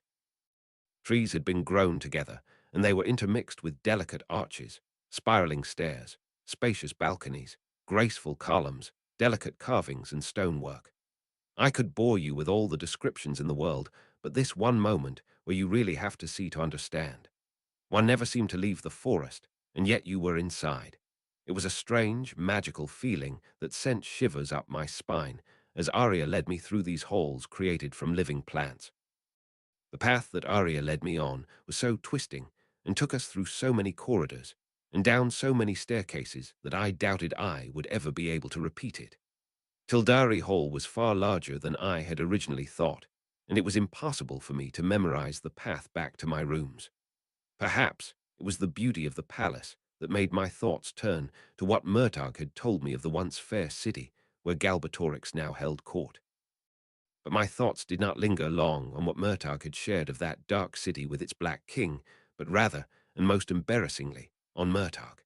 I could not help but wonder where he was. Was he even now moving under the mountains towards Surda with the Varden? I ruthlessly forced those complicated thoughts with their even more complex emotional baggage away. My thoughts could not be clouded this day with pointless questions and feelings. No, today of all days I had to be on the ball. My every word, my every action had to be calculated and then executed with precision. I had no time for such foolishness, far from it. For today, this day, I had to be every inch the crown princess of Angard and Lur. Murtagh, as much as I might like him, could not have a place in my thoughts. We met up with the queen and her retinue in front of the palace. Greetings were exchanged, stiffly formal and respectful ones, and I secretly admired the clothes chosen by Islanzadi.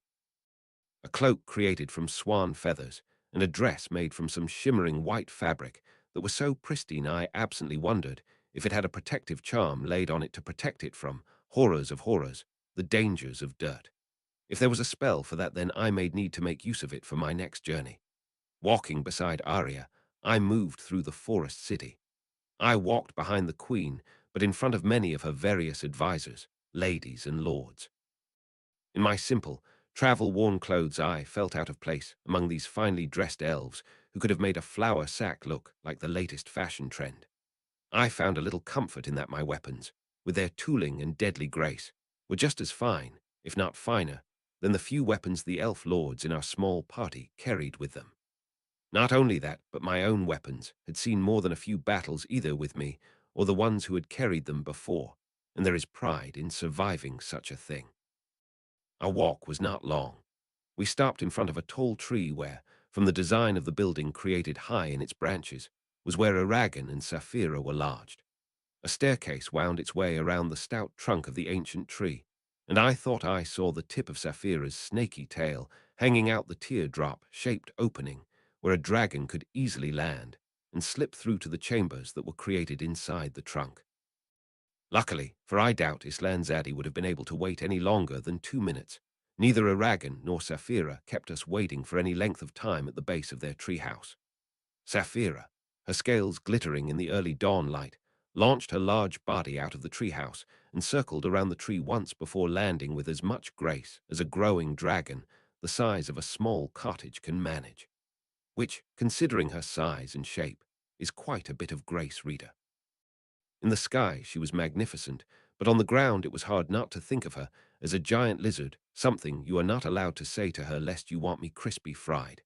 Another round of greetings were exchanged between Saphira, Aragon, the queen, and then Arya, who softened the formality only slightly with a small but tense smile. Aragon nodded to me, and as we began to walk again, I whispered, "How are you?"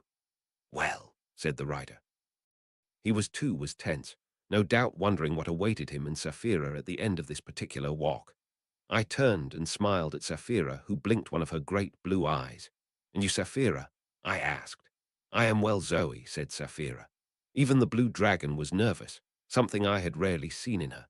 She was, like dragons usually are, unaffected by many things that cause no end of stress for us little round or pointy-eared beings. That is why it is so nice to have a dragon to talk to. I highly recommend them for deep and meaningful chats, because if you get too ridiculous, they can remind you of how short your life is with a snap of those jaws or a bit of dragon fire. But there we were, reader. Every last one of us, from the queen to the finely dressed lords and ladies, were as tense as a drawn bow just waiting to fire. Our winding course through the city took us to the very edge of Elismera. Here the buildings were few, and the paths were faint with disuse. It was here that I felt a little more at ease, for the magic that hung so thickly around the city eased here, and the imperfections that were nature returned. Trees were no longer gracefully gnarled, if that is possible. Plants no longer shimmered with health, and animals were more wary of us. We were coming back to the wild, a place where I at least felt more at home. In the wild, I knew the rules, but in the strangely domesticated wild that was the elven city, I was lost. Finally, we stopped, or rather, we stopped a respectful distance from the queen. For at the base of a wooded knoll, Islanzadi stopped and turned to look at all of us. Her eyes lingered on Arya, then on Aragon and Saphira, but they rested, for the longest, on me. When she spoke, her words cut through the silence like a knife. Before we continue, the three of you must swear in the ancient language that you will never speak to outsiders of what you are about to see, not without permission from me, my daughter, or whoever may succeed us to the throne. It was a heavy request, regardless of my foresight. I was loath to swear anything to this queen, no matter how much respect I felt for her. The reason? Well, reader, I am someone who likes to remain free of all oaths and promises that are demanded of me, just in case they interfere with my own goals. On the other hand, I knew I had to for reasons I know you also understand. Iragan glanced at me, his gaze questioning, and I hoped that Islanzadi read that quick look as merely one friend looking to another for support, not as someone wanting answers. I nodded my head, hoping that my face was as composed as I wanted it to be, and that, for those looking at me, I appeared calm and willing instead of reluctant and untrusting. Islanzadi sent me another calculating look, which I met with my own calm one, and then, following the words she gave me, I spoke the oath. Iragan, looking equally reluctant, followed me, as did Saphira. "Thank you," said Islanzadi when we finished. "Now we may proceed." I'll admit, reader, my heart fluttered a little as we moved up the knoll to the top. The sunlight hit me with all its force as we stepped from the trees onto a bed of red clover. The edge of a cliff ran in either direction, and 1,000 feet below, the forest continued. I smiled ever so slightly. This place was beautiful. It almost felt like you were standing on the edge of the world. It was symbolic, so symbolic it made me want to laugh at how dramatic the entire thing was, whether by design or accident. For when Iragan and Saphira launched themselves off it after Oramis, they would be leaving everything behind that they had once been and known. For to go with the golden dragon and rider, they had to enter a new world, and we could not follow, for we did not have wings and a destiny like they did. The cliff was like that barrier, and Saphira was the only one who could breach it. We would be left behind as they took to the skies. I was nervous standing here, dear reader, so incredibly nervous for my own sorry life, for Iragan, for Saphira, for Arya, for the elves, for Alagaesia, and for my own home. I had been nervous before, but not like this. For in this moment I knew that I, out of all the people here, was the only one who knew what was coming. They did not know the end that awaited the glorious golden dragon and his noble rider. They did not know that Islanzadi would die.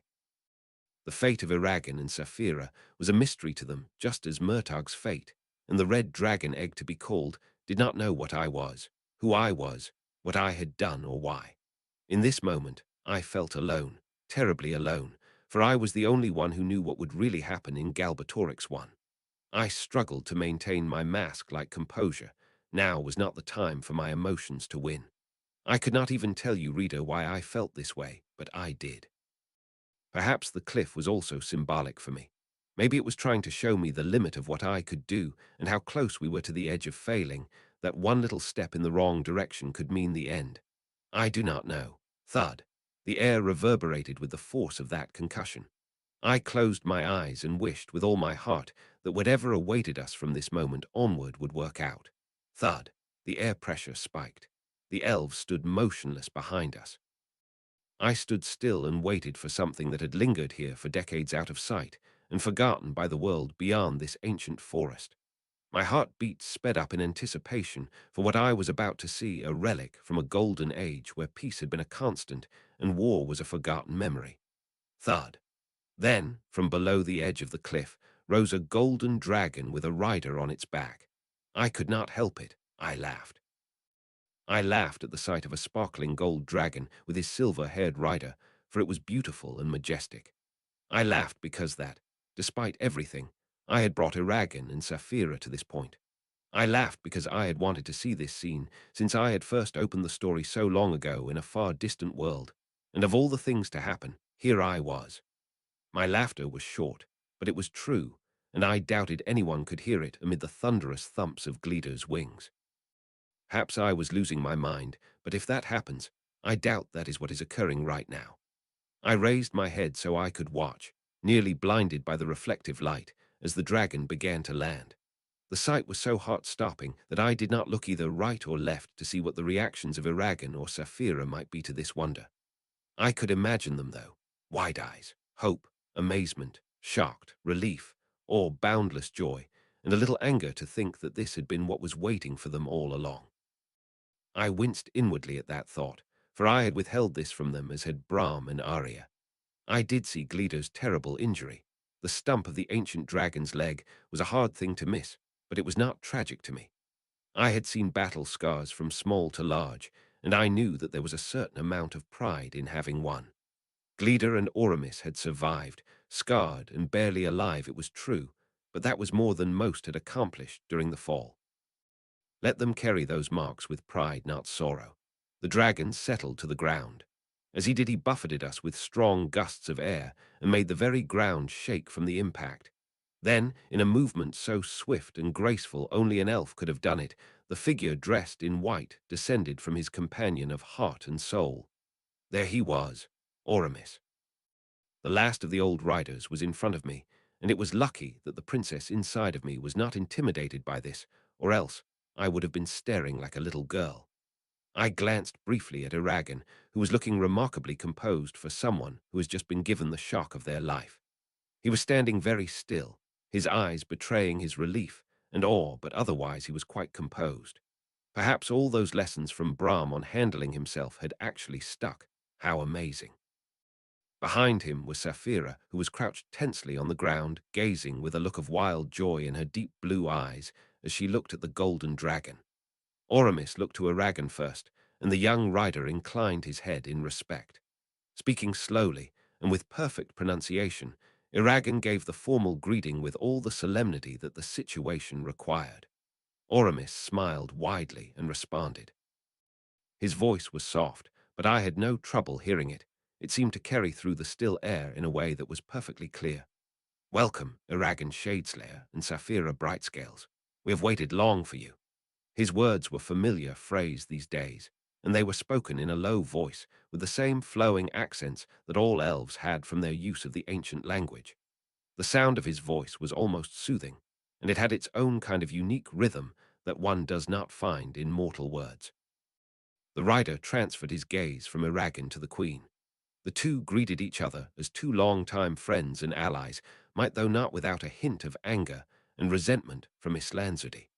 The queen was no doubt still sore over Oramis's role in Arya's disappearance. The rider had not informed her of that whole thing, and I could understand the queen's anger both with Oramis and her own choices. I also suspected that there was a bit of a love-hate relationship between her and the rider, but I was not certain of that. It was then that Oramis looked towards me. I was standing a little ways from Eragon, and I felt the force of both the rider and the dragon as they gazed at me as if it had a physical touch. I met the ancient rider's old, wise, kind, piercing eyes with my own, though it was the hardest thing I have done in a long, long time. Those eyes caught my gaze and did not let go, trapping me in their silver depths. I felt the power, dimmed maybe from where it had been long ago, but still so strong that I was grateful for my own barriers, which shielded me from the full brunt of it. I could feel the power that floated around him, see it in his silver eyes and the way he held himself.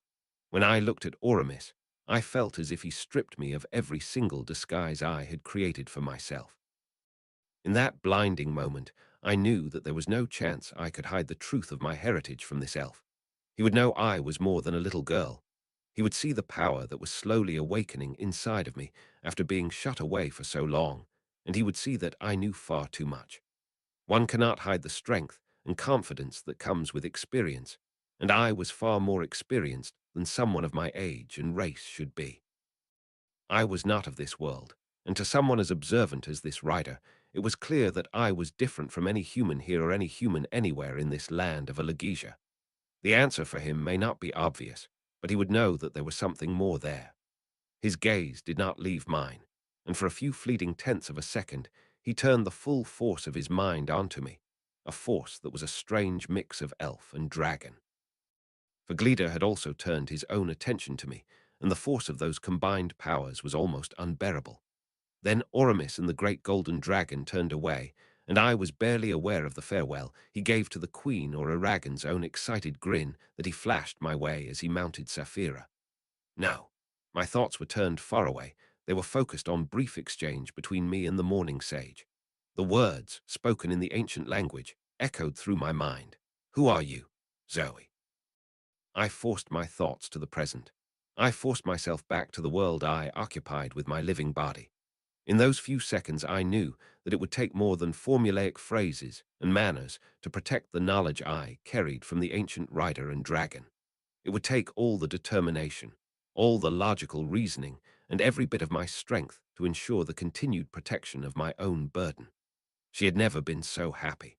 Her happiness was such a beautiful thing that he longed to keep her this way. Her joy made the whole world brighter. She had been so sad, he realized, since that cold winter day in an isolated mountain valley where she had hatched and found that she was the last of her kind. He had never realized just how lonely she was until now when that burden was lifted. Until this moment when realized she was not alone in a world that had forgotten the glory of her kind. How did he feel? That was a difficult thing to describe. For one thing, he was too stunned to really take it all in. He knew he was relieved, and that the heavy burden he had carried since he realized the scope of the situation was lighter than it had ever been. It felt like a light had appeared in front of him as he wandered down a dark tunnel from which he knew not how to leave. Now he could share that burden, and better yet, he could look to another who was far wiser and far more powerful for advice and support. In a way, he was no longer lonely like his dragon, for he, Iragan Shadeslayer, was the last of the riders, and if that was not a heavy responsibility, then he was not sure what was. However, with this remnant of ancient glory flying in front of him, he was no longer alone in a cold world that expected so much of the pair of them. Iragan raised his head and looked at the blue sky in an effort to control the turbulent emotions and questions that had been raised by this shocking revelation. The sky was a bright blue and perfectly clear without a single cloud in sight. He could see the forest stretching out around them for hundreds of miles. A few deep breaths helped steady him, as did reducing his connection to Saphira in an effort to prevent her infectious joy from completely destroying any control he had. He may have been happy for her and for himself, but he did not want to lose his head in the tempest of emotions she was sending her way. Iragan, another dragon. Came Saphira's joyful mental bellow as she soared along behind the golden bulk of Glida. It surprised him that she was able to speak when she seemed so lost among her emotions. Yes, he said with a warm smile and a gentle pat on her neck. It is wonderful. He was riding her without a saddle, and while he knew she would not let him fall, he was not certain she would remember that he was far more vulnerable than he usually was when she did one her aerial twists which, in her joy, she was likely to do. Thus Iragan had to concentrate fiercely on staying on and not being pitched off her side, something he was sure would make his new teachers wonder at the idiot they had just been sent. I never expected to meet another dragon except for Shuriken. Maybe rescue an egg, but never, not even in my wildest dreams, did I imagine this. Zoe knew, reminded Iragan. It was strange to him to think of Zoe knew the most treasured secret of the elves. It was not a secret to her. No wonder she had wanted him off to do Weldenvarden as quickly as was possible given the circumstances. Brahm must also know, for his father and mentor was a close friend of the elves, and of course he would have known the Morning Sage and his companion from his days as a rider. Yet, once again, his father had chosen to remain silent, though, Iragan suspected, it was because he was bound by old promises. Yes, said Saphira, but Zoe would have told us if she felt we needed to know. I know, said the young rider, but he was faintly troubled, not by Zoe's silence, but that this ancient pair had never dared to confront Galbatorix. He knew that there would be very sound and logical reasons for this, and he suspected that it had something to do with past injuries, Gleda's being the most obvious, but he wished to know those reasons. The rider would not be known as the cripple Hui's hole for nothing, and if it was an injury that elves could not heal, then it would be debilitating indeed. Dragons flew along the cliff face for several miles until they came to another clearing beside the cliff face. A cottage, grown from 4 towering pines, was situated on the edge of the small clearing. A quick flowing stream ran beside the cottage and then tumbled off the edge of the cliff in a gleaming waterfall. It was the place from his vision, a vision he now knew was sent to him by Oramis. Perhaps the elf would help him solve the strange dream-like visions he had had of Arya long ago before Gilead. As the 2 dragons settled to the ground, Iragan slipped down Saphira's side. He was careful not to jump, for, the last time he had, it had triggered a flash of intense pain from his scar. Looking around, he watched as Oramis lit upon the ground with uncommon ease. "Welcome to my home," said the rider with a warm smile. "I live here on the crags of Telnia." Iragan nodded and looked around the clearing while his new teacher disappeared inside the cottage. In the brief moments he was gone, the young rider examined the forest that stretched out behind the cottage. He knew nothing would hurt him in this place, but old instincts and last experiences forced him to verify that. Brahm had taught him that at the very least, and his father's warnings still ran through his head, as did the ones Zoe and Arya had added. He was still a human from the Empire after all, and he had been raised to fear elves and the land that they dwelt in. Oramis reappeared with 2 stools and 2 flagons of cold water a moment later. Taking the preferred seat, Iragan sipped his drink silently and watched 2 birds flying high on the breeze. The silence of the elf beside him did not trouble him. Brahm had often done this to him, and Iragan enjoyed the chance to merely examine his surroundings with the attention to detail he had learned from both Zoe and Murtagh. He found it enjoyable now to look for hidden holes or rocks that may cause him to trip, or shadows that could cause him difficulty. The routine had become part of his life, even if it was a dark reminder of the dangers that haunted his footsteps. The gap in the conversation stretched on and on until more than an hour had passed in complete silence. Iragan was aware of both the golden dragon and his rider's eyes on both him and Saphira, but he did not look at either of them. Instead, he merely kept looking out at the distant horizon or glancing towards Saphira, who was crouched on the ground, slowly kneading the ground between her front talons. With the peaceful silence, Iragan did his best to solve a persistent problem. The problem was the same one that had troubled him the previous day and many days before that, when it had been raised by the person the problem was centered around. It was the matter of Zoe. How much would he be able to conceal from Oramis? There was a great deal he did not want the rider to know, and he had the feeling that hiding it from Islanzudi was one thing, but hiding it from Oramis was quite another. He also could not help but wonder where Murtagh and Brahm were, and thinking of them made him remember Roran. Iragan made a silent promise to look in on his cousin later that night. He did not want to lose track of the person he had shared his childhood with during his time in this forest. "You have learned the value of patience," said Oramis at last. The sound of the elf's voice surprised Iragan, and he grimaced ever so slightly at the words, for he knew that they were not always accurate. "I fear that I am still learning it." He could not help but chuckle a little. It is easier when one has things to think of or a task at hand. Iragan inwardly thought, "Things that have troubled me for a long time and show no sign of going away. I feel like I have been going around and around in circles."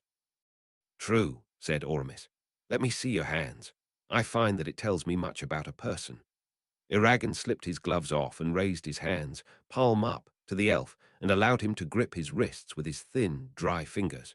The touch sent tingles of electricity up his arms and made him want shiver at the almost unpleasant feeling. However, he restrained himself and allowed Oramis to examine his palms for a silent minute. "Tell me if I am wrong, but your hands have done much labor in a field." "I grew up on a farm," said Iragan with a shrug. "It was expected of me." And he thought it was what both my mother and father wanted for me.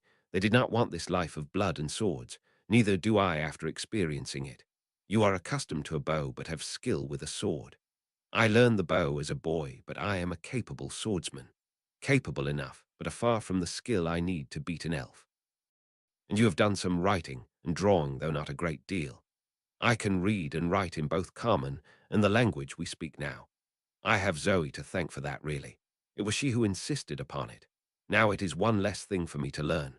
The intense scrutiny of the elf made Iragan slightly uncomfortable, for it seemed to strip him of any mask or protection. In front of Oramis, he felt as if all his flaws and strengths were displayed equally. It was a feeling that he unknowingly shared with many, including Zoe, who met the ancient rider and dragon. The two had had centuries of experience in judging character, and it was never more apparent than in moments like this when they focused with single-minded intensity on someone. "Beyond that, I can only see that you tend to disregard your own safety." Oramis frowned slightly. "Your scars are evidence of that." Iragan smiled ruefully. I prefer to think of it another way, for I do not seek out danger, nor do I try to pit myself against the world just because I can. Instead, I think it is because I will do whatever it takes to see something through to the end and protect those that I love. You enjoy challenges, then? I believe that nothing worth having is easy to gain, said Iragan steadily. He remembered Zoe saying that to him when he had been feeling particularly discouraged after a miserable day when he seemed to do nothing right. Thinking of his friend and her warm words of comfort made him smile slightly, though it is tempting to choose the easier path sometimes.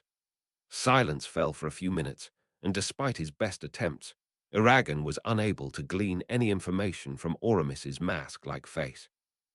It reminded him of the times Brahm or Zoe or Arya had been thinking intensely, but not wanted the outside world to know what they were thinking of.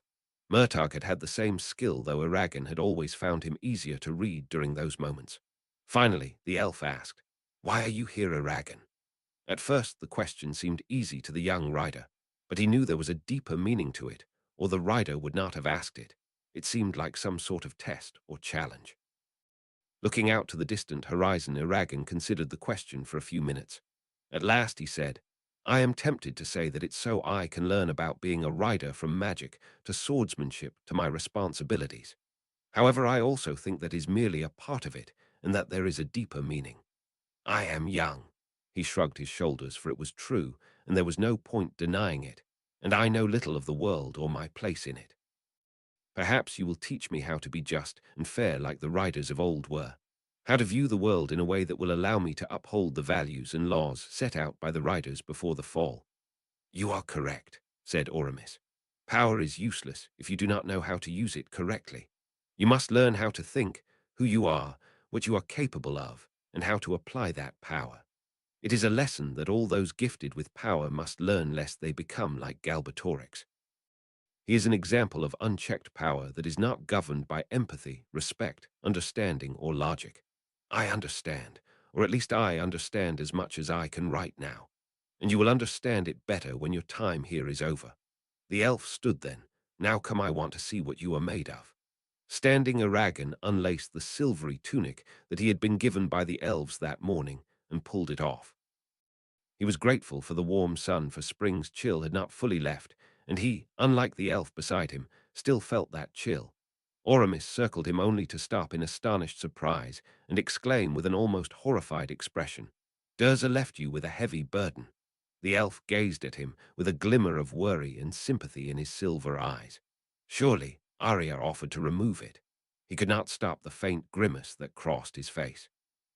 He could have had the scar removed by error, and she had offered, but he had refused. Perhaps it was because he was proud, in a rather strange way, of the mark. Unable to articulate it, he just shrugged. "Arya did offer, but the scar is part of me now, just as the curse Durza gave me is. I would feel strange if I did not bear it now." Iragan did not want Oramis's pity. He was a student here, and he did not want this injury to rob him of more than it already had.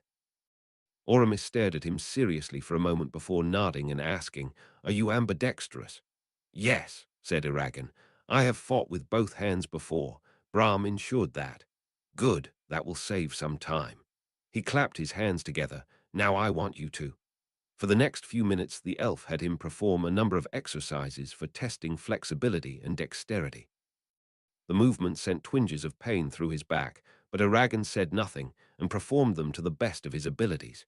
He knew that, as the difficulty increased, so would the pain, but he did not want the elf to think less of him, and so he mastered it. "At least you can stretch without hurting yourself. I had not hoped for so much." Iragan said nothing and slipped the soft fabric of his tunic back over his aching muscles. The elf turned and gazed at Saphira. "I would know your capabilities as well, dragon." He had Saphira perform multiple aerial acrobatics that had her use every inch of her sinewy body. Iragan watched with a certain amount of pride as Saphira accomplished all but two of the exercises, and not only accomplish, but performed them with ease. The flying she had won during their journey had made her lean and strong, as had her hunting.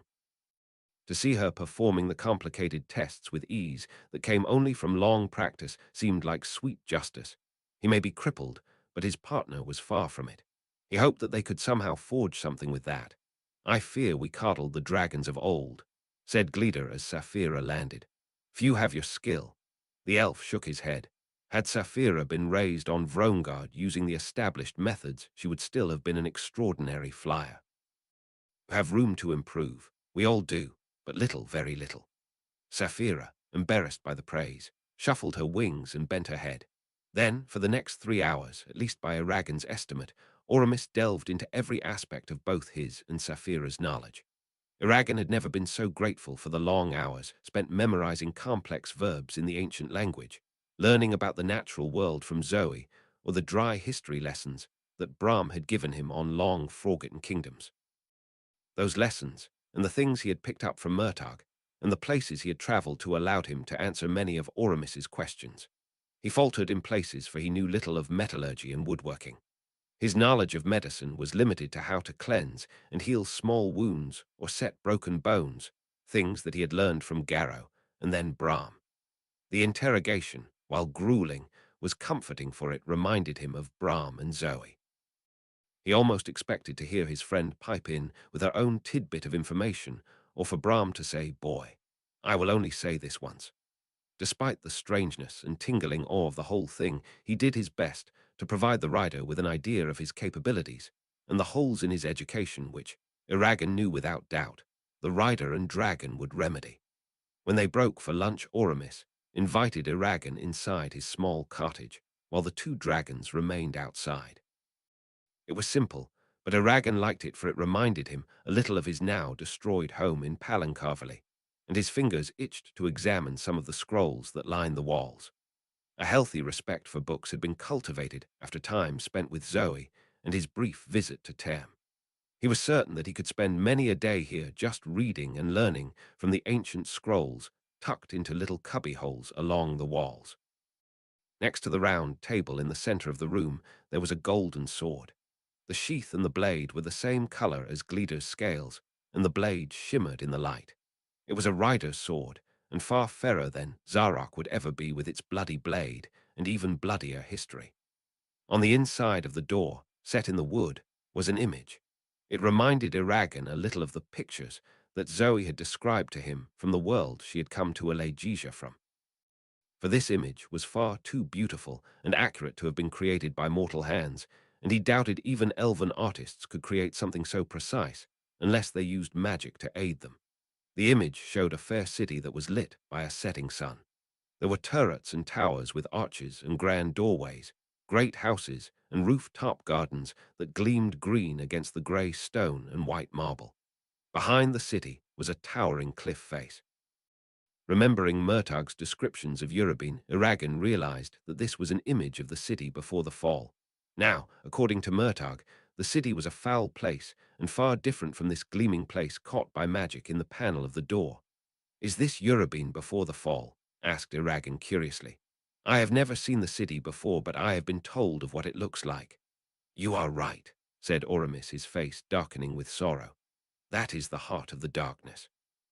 The once fair city of Illyria has fallen. I made that faith using magic on the day we fled the city." "Ah," said Aragon, examining the city. A cold tendril of fear grew inside of him as he realized that when he saw that city it would be to confront his greatest enemy. Oramis rested a warm hand on his shoulder and said quietly, "Do not let it trouble you yet, Aragon. We rarely know what the future holds." "Do we?" asked Aragon, thinking of Zoe. "When do we know?" "I know that my fate lies there, Ebrithil. I have known it since Saphira hatched for me and the Razak came. If I do not go there to challenge him, then I go there as a slave." "Perhaps," said Oramis, removing his hand and returning to the cupboards where he had been preparing a meal. "But Aragon, the future is rarely set, and you may never confront the king. It may be your fate to prepare someone else for that." Words, spoken over a campfire when he had first met her, came back to Aragon. "Do everything you can now, Aragon. Time is short, and you must be ready." He knew deep down that she was right. It was his fate. So did Oramis and Glida. They knew what they were preparing both him and Saphira for the last and most important fight of all. Forcing a smile, Aragon asked, "Did you know Brahm?" "Of course," said Oramis. "He was my apprentice before the fall." "What about Morzin?" "He was also my apprentice, but before Brahm." Oramis gestured at an empty chair and set down 2 bowls of vegetable stew along with some warm bread. Take a seat, Eragon. Musing over what the elf had told him, Eragon began to eat. The idea of his father as a rider still seemed unreal.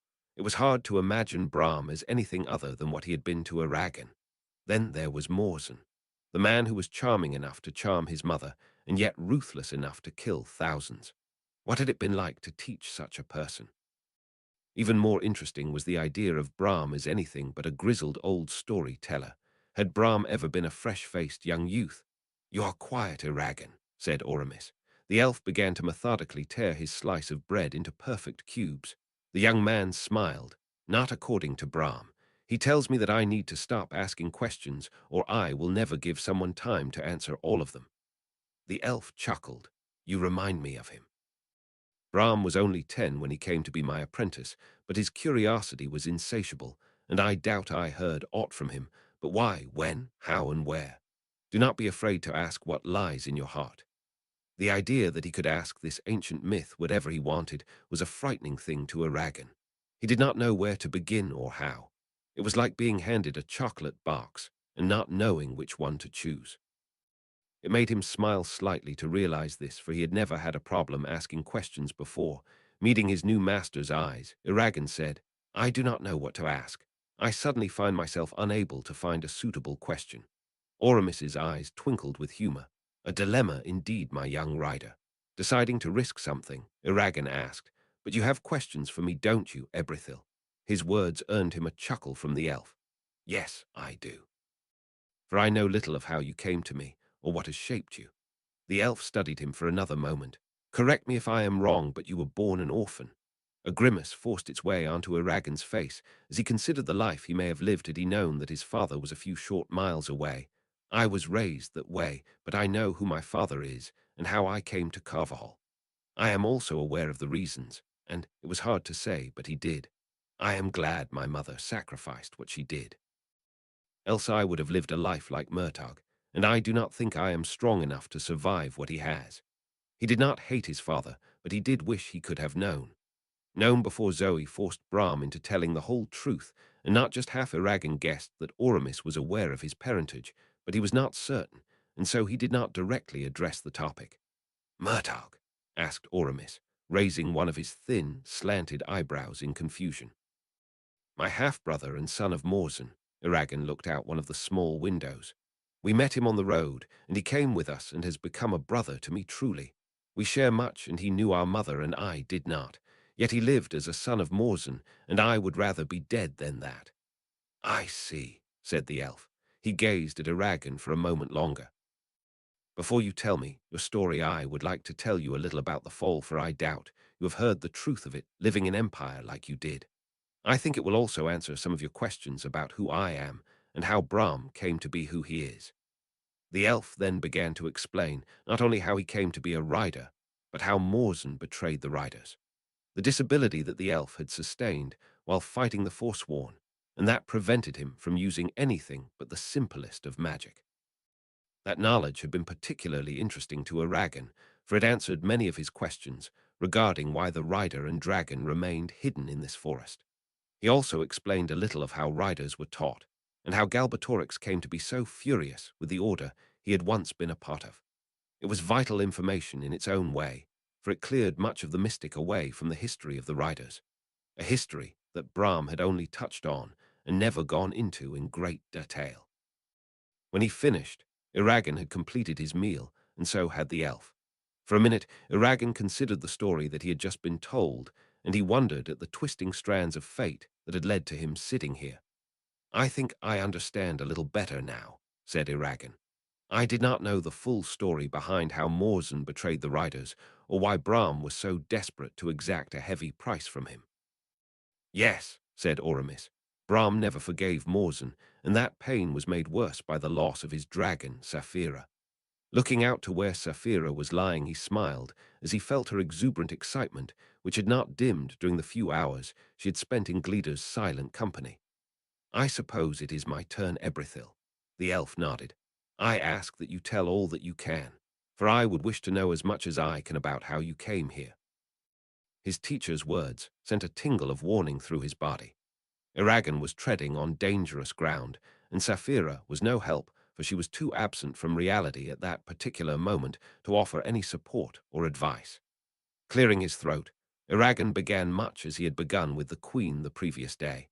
He did his best to tell the full truth and hide nothing, but once again he had to engage in the same creative half-truths that he had used with the Queen. Eragon owed it to Zoe to do his best to protect the truth of her arrival and the knowledge that she carried.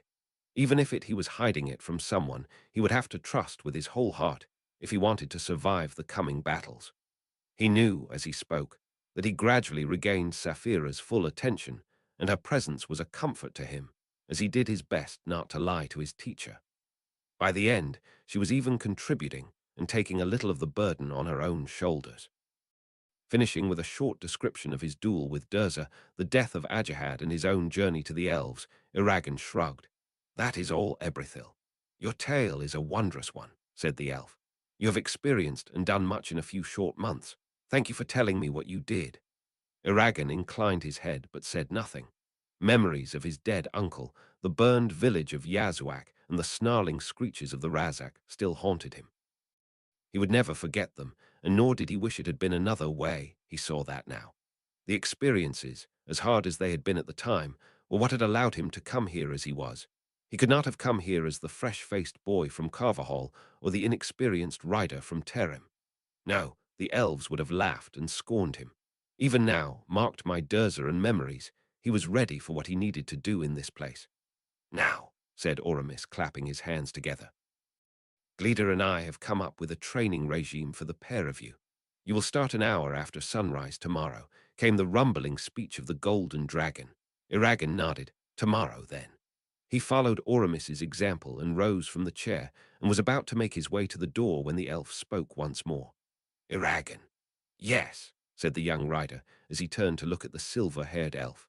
"Remember that you are only a cripple if you allow yourself to think you are." A lump formed in Eragon's throat, for the elf had somehow guessed how troubled he was by the idea that he would never measure up because of his disability. "Thank you, Ebrithil," and he had rarely meant it more than he did right then. He knew it would be a struggle to overcome the curse he now bore, but to know that Oramis would support him and not judge him for that weakness was a relief.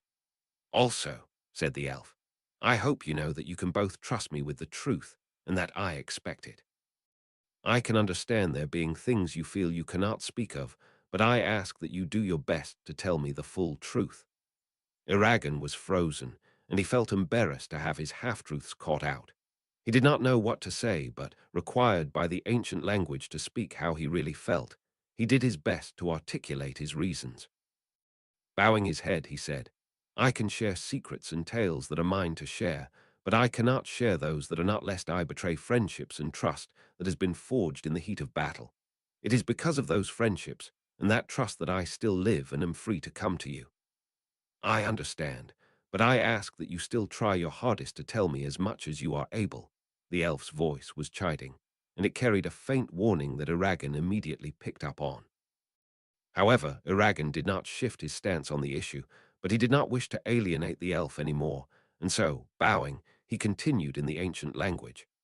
"I shall do my best," and he really would. He would do his best in everything that the elf asked of him. However, this was one thing that he would not concede to the elf, no matter what, for he knew a little of the stakes that rested on the safeguarding of certain secrets. Secrets that were far more important than even Oramis and Glida or him and Saphira. "That is all I ask," said Oramis with a nod. "And I would also like you to bring the saddle that Brahm made for you tomorrow. We must train faster and harder than any rider and dragon has before." "Yes, Ebrithil. I would also like to thank you for saving me in Farthendua. I am in your debt."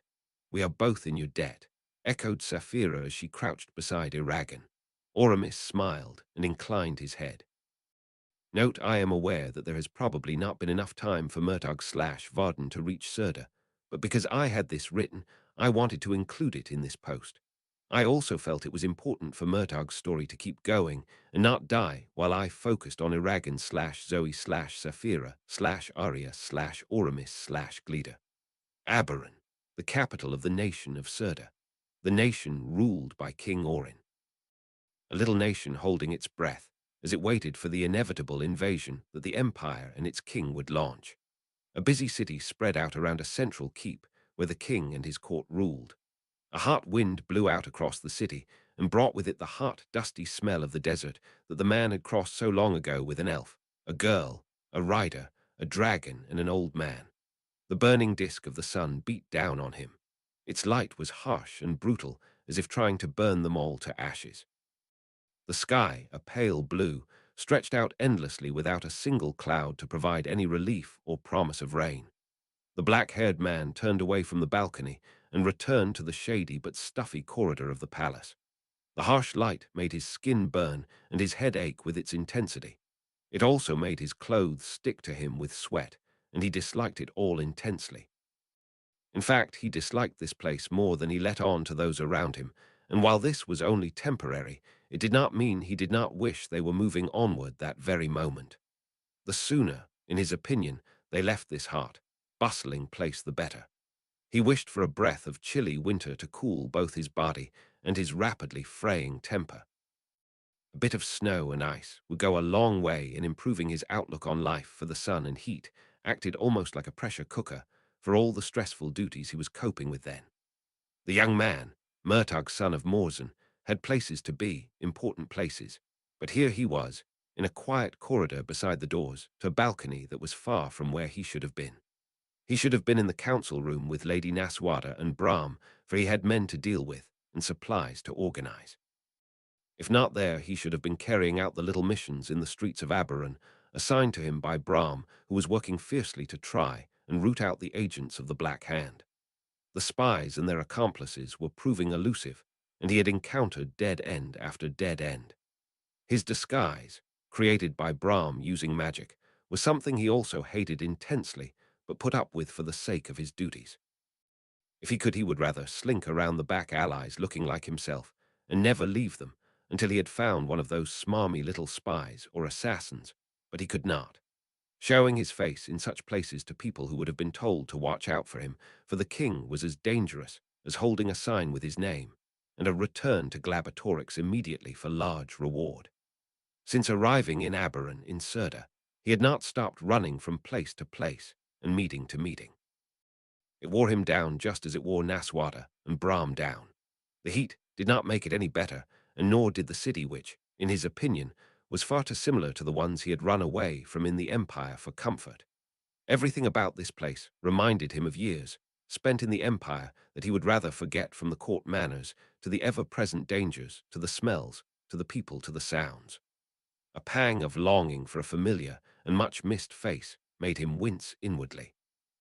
He had missed her since she had sent him one last smile before descending into the depths of a dwarven tunnel on her way to an ancient forest where she was unreachable even by magic, let alone his thoughts. That had been weeks ago, and yet he missed her all the more with each passing day. Her laughter, her smiles, her teasing. He broke the train of thought. It would lead him nowhere. For even if she was here, she was born to a high family, to a high king no less, and there were many other things that stood in the way of their relationship, exceeding the bounds of friendship, things that were as unchangeable as iron-bound cliffs. At any rate, a few kisses shared in a time of darkness and trouble rarely led to anything serious. They had both been under an enormous amount of stress and pressure, both before the battle and after, that had made them risk what they did. Death had been close at hand, haunting their footsteps and making them feel like they were running towards an unseen cliff. Was it any wonder they had turned to each other during those dark, bloody days? Was it any wonder that they had shared things about themselves and their complicated pasts that they had never shared before? Could they be blamed for it? The moments with her were as lasting as soap bubbles. They were beautiful memories that shone brightly against the darkness that was his past, and at the rate things were going, would be his future for a good while. So Murtagh had moved on, though he did treasure them as he treasured the moments he had had with his mother, Selena, or his mentor, Tornak. They were like a tantalizing taste of what he and Zoe could have had in some other time and place with different circumstances. That was all. So simple, and yet so painful. He was sure that, after some time apart, the next time they met any feelings would have truly died, and it would be like when they first met friends, or at least that would be true for her. Friends, but nothing more, and she would look for nothing more, that he knew without a doubt, and he would never risk it again either. It was then that he sensed the approach of someone, for, like any fighter worth their weight, his senses were never dull but awake and ready no matter how far his mind wandered.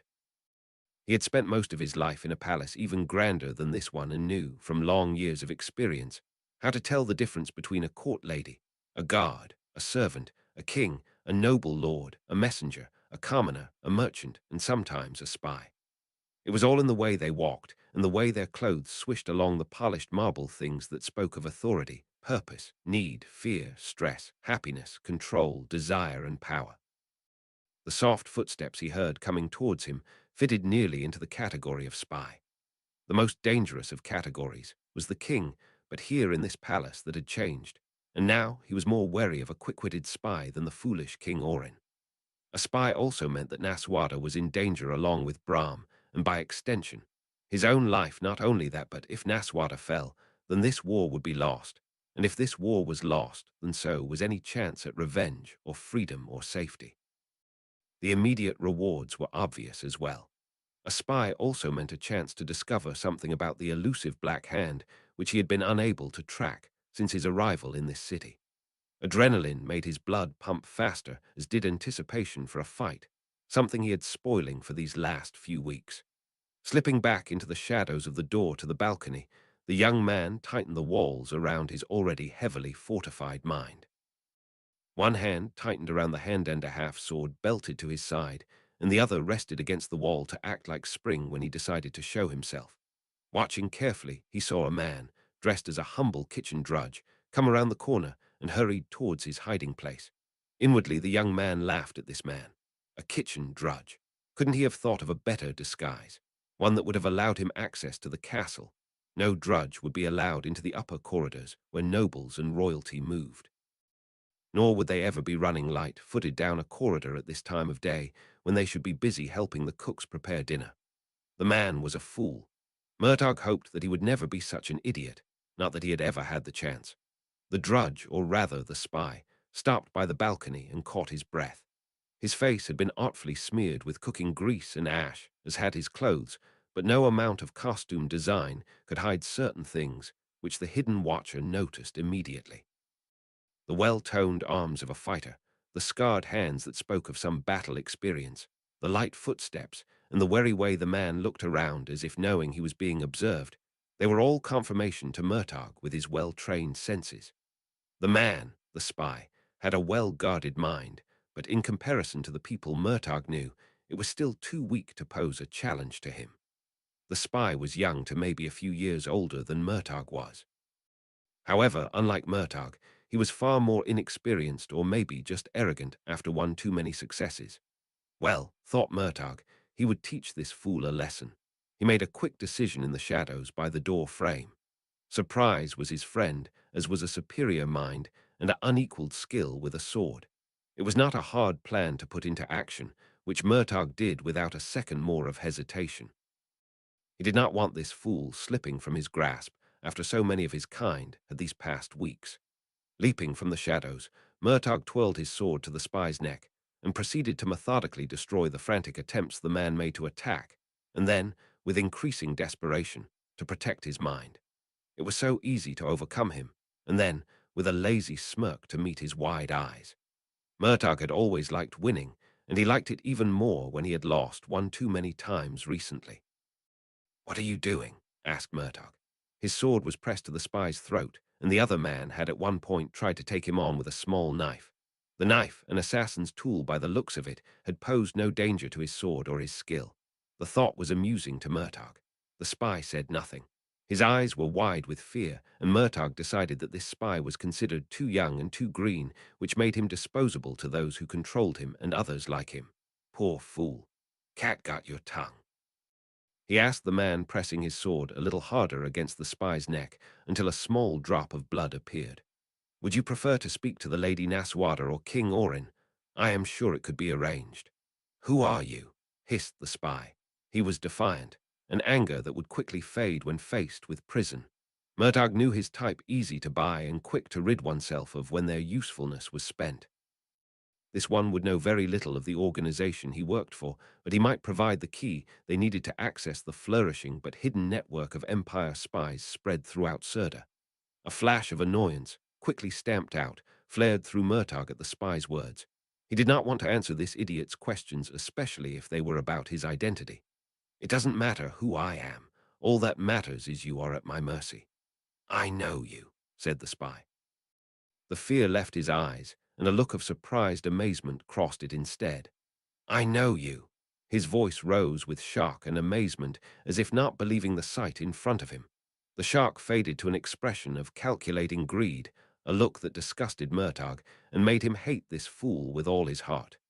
No, said Murtagh in a dangerous whisper. His temper was quickly reaching the breaking point, and he was seconds away from clouting this idiot on the head with his sword and leaving him for wiser and cooler tempers to deal with. You don't. Or maybe this man did know him. He had been raised as the king's ward and met many of the spies who served the empire, but he was sure he had never seen this one before, and his memory was excellent. For one thing, this man was merely a disposable pawn, and he would have no reason to speak with the king or attend the various dinners, dances, or councils that the dark-haired young warrior had. Yes, said the man wonderingly.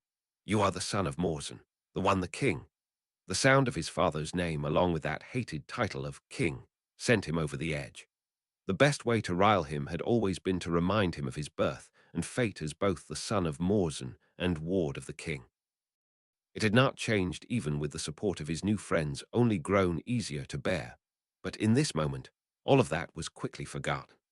The reminder, coming from this spy, made his blood burn with all the hatred and anger that had been there for as long as he had known what the future held for him as Murtagh, son of Morzan. With a growl of rage, he slammed the side of his sword against the man's head. The blow sent the spy crumpling to the floor, knocked out cold for a good long while, if Murtagh had anything to do with it. Sheathing his sword, Murtagh had to force his anger away and soothe his rapidly beating heart. Looking out the doors to the balcony, he wished, not for the first time, that this was nothing more than a bad nightmare. Yet, despite his rage and fiery resentment, he felt a glimmer of hope. This spy would prove useful, and soon, oh so soon, this army would be on the move. Once it was on the move, would be like dominoes.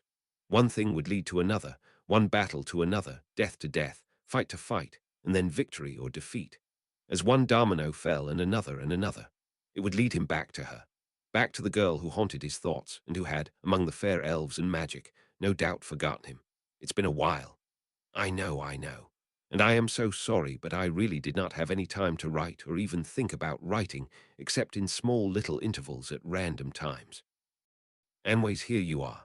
I know that people are excited, so am I, about the meeting of Zoe/Oramis, but I think that will be next chapter. This one is already quite long, the longest I have posted before, and I want to let everyone know I am still alive and still writing. So look for that part of the story next update, which will be soon. I promise. I would like to thank everyone who has reviewed this story.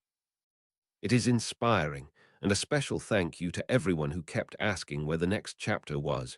It really made me feel like I should be writing. Luckyponygirl. 40 to be Zoe. It was nestled in one of the most secluded and least visited gardens of Tildari Hall. A small creek flowed close by it, and to reach it, one had to cross a tiny bridge arched delicately, almost floating, above the clear waters that, at this moment, reflected the last of the golden rays of sunset. A beautiful little gazebo was next to the bridge with pointed arches that seemed too fragile to support any weight.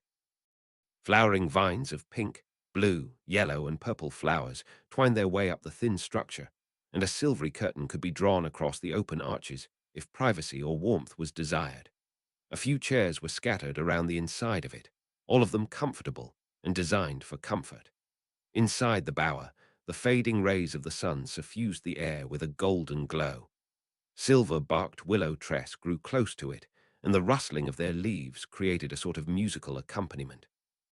Around it was a quiet, untended garden that was normally peacefully quiet, but that day, their serenity of the place was shattered by a fierce argument.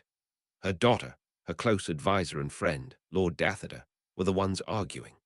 The two's angry voices and harsh words were not suited to either the garden or the time in which they had decided to hold this argument, and no amount of intervention from either her, Queen Islanzurdi, or Oramis, rider of Glida, had stopped the two's fierce duel of words. Admitting defeat, the two listeners had settled back and waited until the scheduled time when Zoe, the ambassador of both the Varden and the dwarves, would arrive to meet with them. The queen only hoped that this argument would cool before that rapidly approaching time. One cannot toss an ambassador back like rotten fish, snapped Arya, her emerald eyes snapping with fury. She deserves our respect. I am not saying send her back, said Dathader angrily. Islanzurdi glanced at Oramis, who shrugged in defeat. The two had tried to intervene multiple times during the last half hour, but as one could easily see, they had not succeeded. Her daughter occupied a strange place in the kingdom now, mused the queen as she gazed with not a little pride at her daughter. She was beyond any direct control that the queen could exert. Arya was also one of the few elves who had ventured beyond the borders of the forest this past century, and she was also one of the few to truly meet the Empire head-on. No, her daughter's position was unique, and the queen had no wish to dispute it. If Arya cast her lot with the ambassador, then the queen would not argue against it. In this matter, like she should have done long before, she would follow her daughter's lead.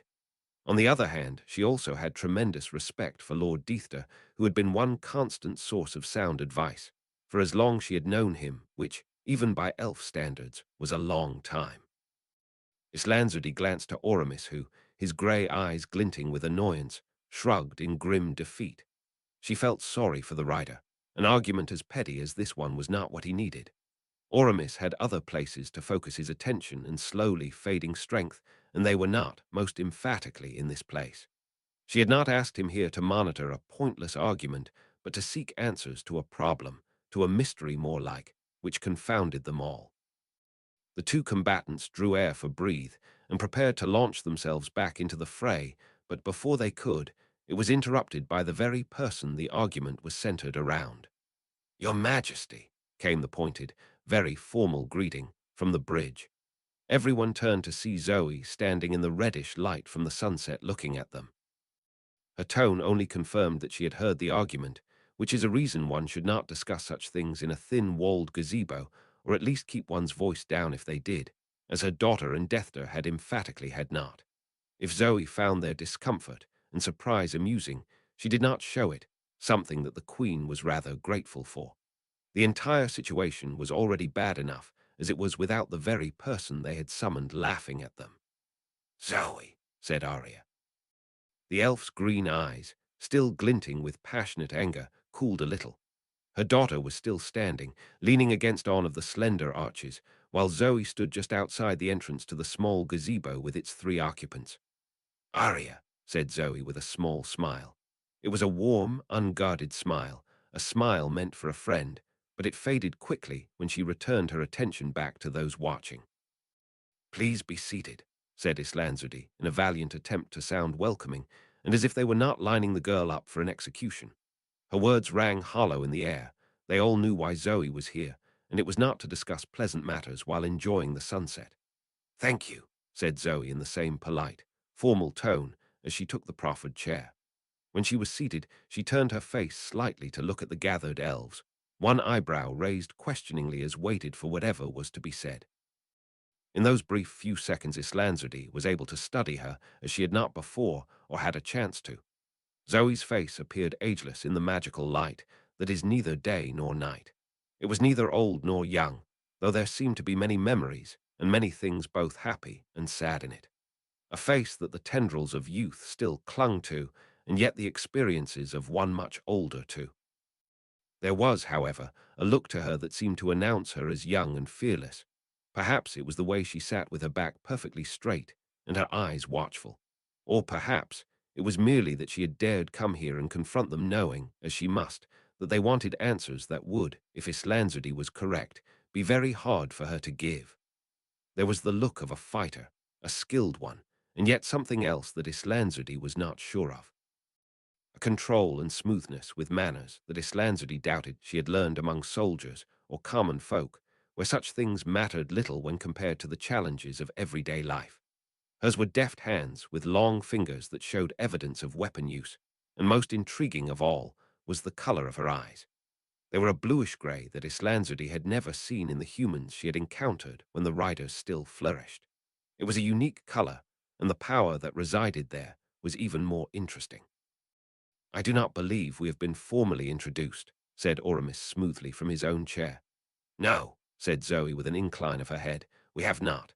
But you do not seem surprised to see me here," continued Oramis, "while most would have been." Zoe shrugged. "It seemed clear to me that, somehow, at least one rider and dragon had survived the fall. We're better to hide than the forest of Du Weldenvarden. Today was merely a confirmation of that theory." "I see," said Oramis, though his eyes had only, if that was possible, become more interested as he gazed at the girl. "I am Oramis the cripple who is whole, and while he is unable to be here, Gleeder is my companion." "It is an honor," said Zoe with another polite incline of her head. "Please convey my greetings to Gleeder." An uncomfortable silence descended on the small gathering until, with a small, almost amused smile, Zoe said, "In fear of being overly blunt, I would like to ask why you have summoned me here. While I think I know the reason, I would rather know it now than dance around it until midnight." Her words were obviously designed to both initiate a conversation and lighten the tense atmosphere that hung heavy around them. They accomplished both with light ease, an ease that came only from confidence and assurance. Islandsody glanced to Oramis, silently urging him to be the one to pose the questions. The queen did not quite know what to ask or how to ask it in a way that would not cause insult to the ambassador. In the end, they had to be careful. Zoe was not a elf nor a subject of Du Wedenvarden, and they could not afford to offend her, and by extension, the Varden and most troubling of all, the dwarves. If the girl was insulted, it was her right as ambassador to leave, and if she left. The long and short of it was that they could not afford that at this moment. However, as Oramis did not seem willing to be the first to enter the fray, the Queen of Du Weldenvarden inwardly sighed and began, for she had never been accused of being slow on the uptake or frightened of confrontation. "These times are dark. As they grow, even darker loyalties will be tested. You serve in a position of high command, and while I do not doubt your commitment to the Varden, you are still an unknown player in the game of war. We have already been betrayed by the twins, something that cost us all." The silent addition of, "Are you going to betray us?" went unspoken, though it was at the forefront of everyone's thoughts. Zoe did not seem overly affected by either the words or their heavy, accusing meaning. Hers was a careful mask of coldness, so beautifully maintained that no sign of the girl behind it existed. Zoe sat so still, her face so calm, that she may have been a statue, cool like a breath of winter in the warm evening air. Suddenly she sighed, such a soft sound that it was barely audible even to elven ears. "What?" asked the girl. "Can I say?" She looked at each and every one of them. Her gaze was not resentful but merely questioning. Looking out beyond the gazebo, her eyes seemed to fixate on something far in the distance. "They are answers that I cannot give lightly." "Why?" asked Oramis. The rider leaned forward ever so slightly. "Why do you stay so silent?" Zoe turned those strangely old and wise, but still young eyes, to gaze at the rider. For a heartbeat she was silent, her face never losing its composure or giving away anything that she might truly feel at that moment. In those few seconds, Islandsody had that feeling, the feeling that made her think that Zoe was far more than she seemed, that she was silently laughing at them for treating her as if she was a young, foolish little human who did not know the rules or the tricks of the game they all played. In those seconds, the queen wondered if anyone, even Brahm, really knew who this girl was and why she had chosen their side. In a measured, deliberate voice, spoken in the language of power, Zoe said, "Because there are some things better left unsaid." Quickly, she raised a hand to silence any objections that might be raised. "Not because I choose it, but because they are not things for me to tell. Some secrets are too dangerous to be spoken of lightly." For a second, that hidden power, the one that made Islandsody so uneasy that had been there since she had first entered Ellismere, flared around the girl. A courage, a desire, to protect what she loved, something the queen respected and suddenly, for some unknown reason, feared. That was courage, a love that could destroy and change what had once been considered the norm. "I will not share things that are not mine to share, and I will not risk the future of this world simply because you demand it." Once again, with that simple question, Oramis summarized all of their feelings and questions. Imagine, said Zoe in that reserved tone of reason once again, that the future is a weaving. As we decide and move forward, the tapestry takes form, and each choice leads to a certain end. As we stumble through the dark of the present, we are making the past and creating the future. Zoe stopped and seemed to consider how best to continue. A single choice can change the lives of thousands. One choice can spell success or failure. This world stands on the edge of a knife. One single mistake, and it will go tumbling into darkness. The girl's fingers tightened on the arm rests of her chair. If it falls, then. She shook her head, her eyes shimmering with unshed tears that vanished quickly, but the sight of them suddenly made her vulnerable to the queen. She had been so controlled, so polite and ready to answer, but now, for one brief instant, they saw her youth, her inexperience, and her emotions. Though thought the queen, the girl was quick to cover it. So you ask, said Zoe, whether I am on your side, whether I am ready to die for this campaign, whether you can trust me fully and completely. That power flared again, that courage that seemed to make everything surrounding it dim and tarnished in the face of this brightness and vitality.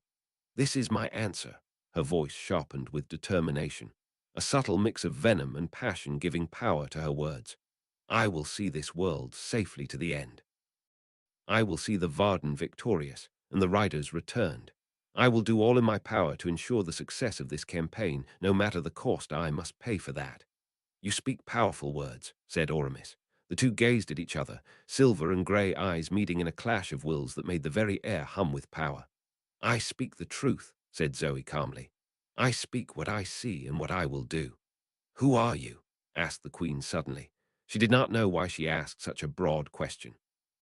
Maybe it was because she did not know how to react to this power, to this girl who was so much more than anything they might have guessed she was. Maybe it was because she was beginning to feel as if there was much more, far more, than she had ever guessed going on. That the world, her world, was about to be expanded in new and uncounted ways. I am Zoe, she said simply. I met the Queen of Du Weldenvarden's cool blue gaze without flinching.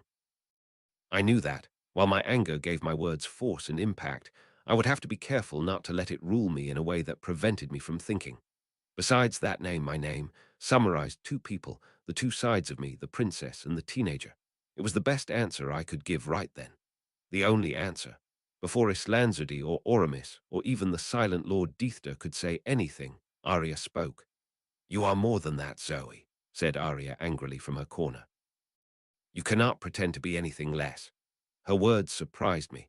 I did not expect to be challenged in such a way by one person who I had always felt understood the heavy burdens of title and rank. I opened my mouth, unsure of how to respond, but before I could, Arya continued.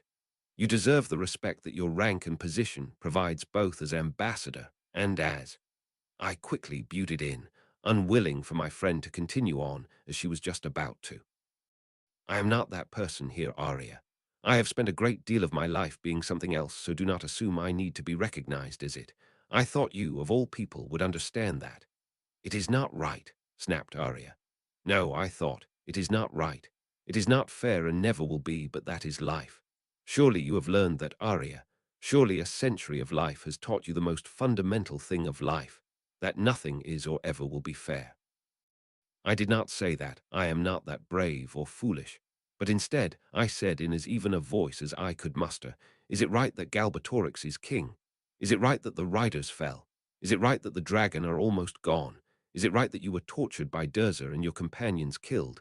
Is it right that so many have died and lost? I met Arya's cold green eyes. Nothing is fair, Arya Esvitkona. I pay but a small price. This is not like that, said Arya determinedly. This is not like that at all. This is who you are. Your sacrifices cannot go unrecognized any longer, Zoe. It suddenly all became too much for me, Rita. I had spent my day waiting for this little meeting, something Arya had told me of just after Aragon had left with Oramis, and yet I did not know what to say or how to say what I need to say. It made me angry. It made me weary and afraid. It was lucky that long years of discipline in holding back emotions came into play. It was lucky that the princess part of me, the leader part of me, knew exactly how to deal with these sorts of things. The girl from Earth did not. I opened my mouth to respond, to speak of duty, and how the sacrifices I had made were too insignificant in the long run to speak of so highly. But Arya was not finished. It seemed she had hit her own kind of breaking point. Perhaps it had only been egged on by the argument I had interrupted between her and Lord Deithter, or my stubborn refusal to listen to her on this issue. "You have done too many things." The elf princess turned her angry gaze on Oramis and Islanzudi. "Do you know who you demand answers from? Do you? Why do you question alliances with those who you do not know but have given all they are to this cause?" "No, we do not know," said Oramis, "but that is what we wish to know." The elf turned his ancient, piercing gaze on me. "You are no noble lady of Glabatorix's court. Not even the women of the Varden have the skills you do. You are nothing like anything I have met before." The elf paused. "There is power in you, but a different power. There is experience and courage." The elf chuckled a little. "I know you have done much more than anyone has said you have." Sitting there in that comfortable chair in the middle of an elvish bower, I felt a burning resentment suddenly rise within me to be questioned like this. To become such an intriguing little puzzle that no one could just leave alone was infuriating. I was not used to doubt like this. No one had ever questioned my dedication, my loyalty, or my heart before. Never, even in the darkest of days, had I ever had to deal with this. To have my loyalty questioned, after all that I had done, was the final straw. Arya was right. I did not want to go unrecognized any longer. I did not want this queen, this rider, this lord not to know that I, Zoe, was stronger than they knew. I wanted to be called my name, and I wanted to be trusted again by the very people I had to save if I wanted to save my own home. I had not realized this, had not guessed that I may ever want this. I had planned to give short, reasonable answers, and to leave this meeting without saying my title or even speaking of the worlds that lay beyond this one. My anger did color my voice, and I was glad it did right then. I wanted them to know that they had crossed an unknown line and that I no longer cared what they thought of me. I wanted them to know that I no longer cared about my choices to remain silent and watchful from the shadows. I did not care about the warnings that the logical part of me was saying as it scolded me for my reckless stubbornness. This night, for just once, O reader, I wanted to be the old me and be recognized as her, not as the ambassador of the Varden or the friend of Ryder Eragon, but as the person I was returning to. Tomorrow, I may regret it. I may hate myself and my stupid pride, but right that second, I could not have cared less. For once in my life, I wanted to hear my title. I wanted to know just who I was and what I could do. I wanted to be the Zoe that had led thousands to battle, that had faced darkness and won. I wanted to be that girl in my mind and in heart, not just wear her mask in the hopes no one would look behind it to see me with all my flaws and fears. But most important of all, I wanted to be trusted again. For those who I worked with to trust me again, because my motives were clear and my dedication to one cause unquestionable. "Let me show you," I said, the power that awoken during the Battle of Farthen-Dur, the power that had been swirling just under the surface, just out of reach, for the last few weeks came flooding back. I felt it growing and growing, but this time I was in control of it. I knew what I wanted. I wanted a spell I had first learned as a young girl from my mother during my long lessons of magic weaving. It was an illusion, not hard to create, but you did need a few words and an image or memories at hand. Magic in my world was governed by a language, a little like the ancient language of Alagaesia, but it was still different and had its own rules. It was the language spoken in court and by those gifted with magic. A high and fair tongue that was a challenge to learn, but a true gift to know. That language, in those few blinding seconds, came back to me, and I have never been more thankful for memories like it before. Suddenly, I knew the incantation, and I knew how to direct the magic, and so, letting the power flow once more, I whispered the words and was rewarded. The air began to shimmer like air above a road on a hot day. I focused hard on the memories really, that I had to show them.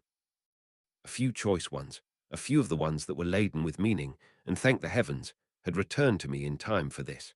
The air solidified and shapes took form. One of a tall, golden-haired warrior with a thin gold circlet on his brow and a large, battered-looking sword at his side. The other was a little dark-haired girl in a white dress. She was tucked in by his side, and the difference in height was rather comical. My father was there. His noble face with its hard lines was soft, and a gentle smile made his bright blue eyes glint with joy. One hand was resting on my shoulder. Yes, for this was a memory from when I was just a little girl. A little girl with large grey eyes, gangly limbs, and a penchant for mischief, who adored her daddy, who could make the sun shine and the world safe with just one swing of his sword or a bare hug that crushed the air from one's lungs. Look out far and wide, my child. You are of the house of Angard and of a princess for our people, and who knows, one day you might be a high queen. A queen, papa, came my own voice, high with a question and the boundless curiosity of a 6-year-old. Maybe, but Zoe, he looked down at me, his gaze suddenly so serious that it made the little girl me hold her breath for what was to be said next. Promise me that you will never look to the darkness. Promise that you will stay on the light, that you will fight for hope, for love, and for peace. No matter how tempting it is to give in. I did not understand that then. One only had to look at my honest, innocent face to know that. But I knew enough to promise it with all the sincerity and determination of someone who does not understand, but will do whatever it takes despite that. I promise, Papa, I whispered. I would never forget it, and later, much later, I would know what my father meant and how, oh how hard, it was to do as I promised. The image changed, guided by my own memories that I focused on. The next was the one of me as a teenager. I had just been presented with my sword, a true weapon, and one meant for a practiced fighter who intended to do battle against the foul things that walked the northern and eastern lands. This was no practiced sword, but my own, one passed down through the house of Angard. My older brother was standing beside me. Pethod was also dressed like I was, but the differences between us was quite apparent in that moment. I was gripping my sheathed sword tightly, while he had his sword in his right hand. He had the confident ease of a seasoned warrior, while I had the greenish look of a newly minted one. "Ready, Zoe?" he asked, with a grim smile, the sort of smile that one smiles before they go out and risk their lives. "No," I said honestly. "But I am in all truth as ready as I will ever be. It is just that I do not believe it." "We must go," said Pethod seriously. "Prydain needs us if it is to be free of the darkness. It is our fate, Zoe, to protect our land and our people." "I know," I said with a shake of my head, "for I swore the same oaths you did at my crowning. I know why I will fight and risk so much. I have known it for as long as I knew there was a danger." "Then fare thee well, little sister," said Pethod softly. "And good luck." I summoned another memory, this one of Eamund with a rolled-up missive in one hand, as he waved the other arm above his head to emphasize a point. I was standing in front of him, a long dark blue dress falling from my narrow shoulders, while my hair was braided up and away from my face. I had just come from a long and arduous meeting in which I had tried to win over some of the minor kings into joining forces with us. "We do not have enough men to take on the combined forces of Pydery and Telga," snapped my younger brother. "Of all times to have a civil war, it had to be now." "Eamund," soothed my illusion. "A suitable and clever battle plan has already been created. Perhaps when faced with true battle kings, Pydery, Telga, and the little lords that follow them will not wish to continue this conflict." "Do you honestly believe that?" asked my brother, his voice, usually so calm, raised in fierce anger. "Our father is dead because of this war. Pethod is barely able to summon the courage to even command as High King, and while we destroy ourselves from the inside, the darkness grows stronger." "Then we must end this war quickly," snapped my counterpart. "When it is over, we can deal with the bigger threat. We might be dead by next week, but at least we can try Eamund." I changed the memory again. It was me, with my little sister Lucia this time, both of us dressed for a coronation. A dress of silver and gold with silver bangles on my arms, my weapons polished at my side, my hair braided up with silver threads, and I my arm wrapped tightly around Lucia's shoulders. "Pethod is to be High King," said Lucia softly. "The High Lords and those that followed them have been convinced of the need to join forces and reunite under the High King. But this is not the last of the fighting, is it? There is more coming." "Yes," I said, drawing her close. "The worst is yet to come." The image shifted again. This time it was me, standing in front of that woman. The woman who had given me my light in Farthen-Dur, along with more than one warning.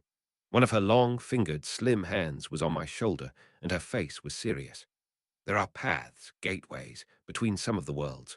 The doorways allow for the exchange of memories, stories, legends, and inventions.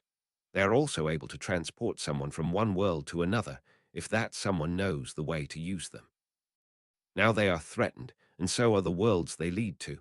In the world of Alagaesia, a king, once a member of an ancient order of dragon riders, has become too powerful and somehow has discovered these gateways.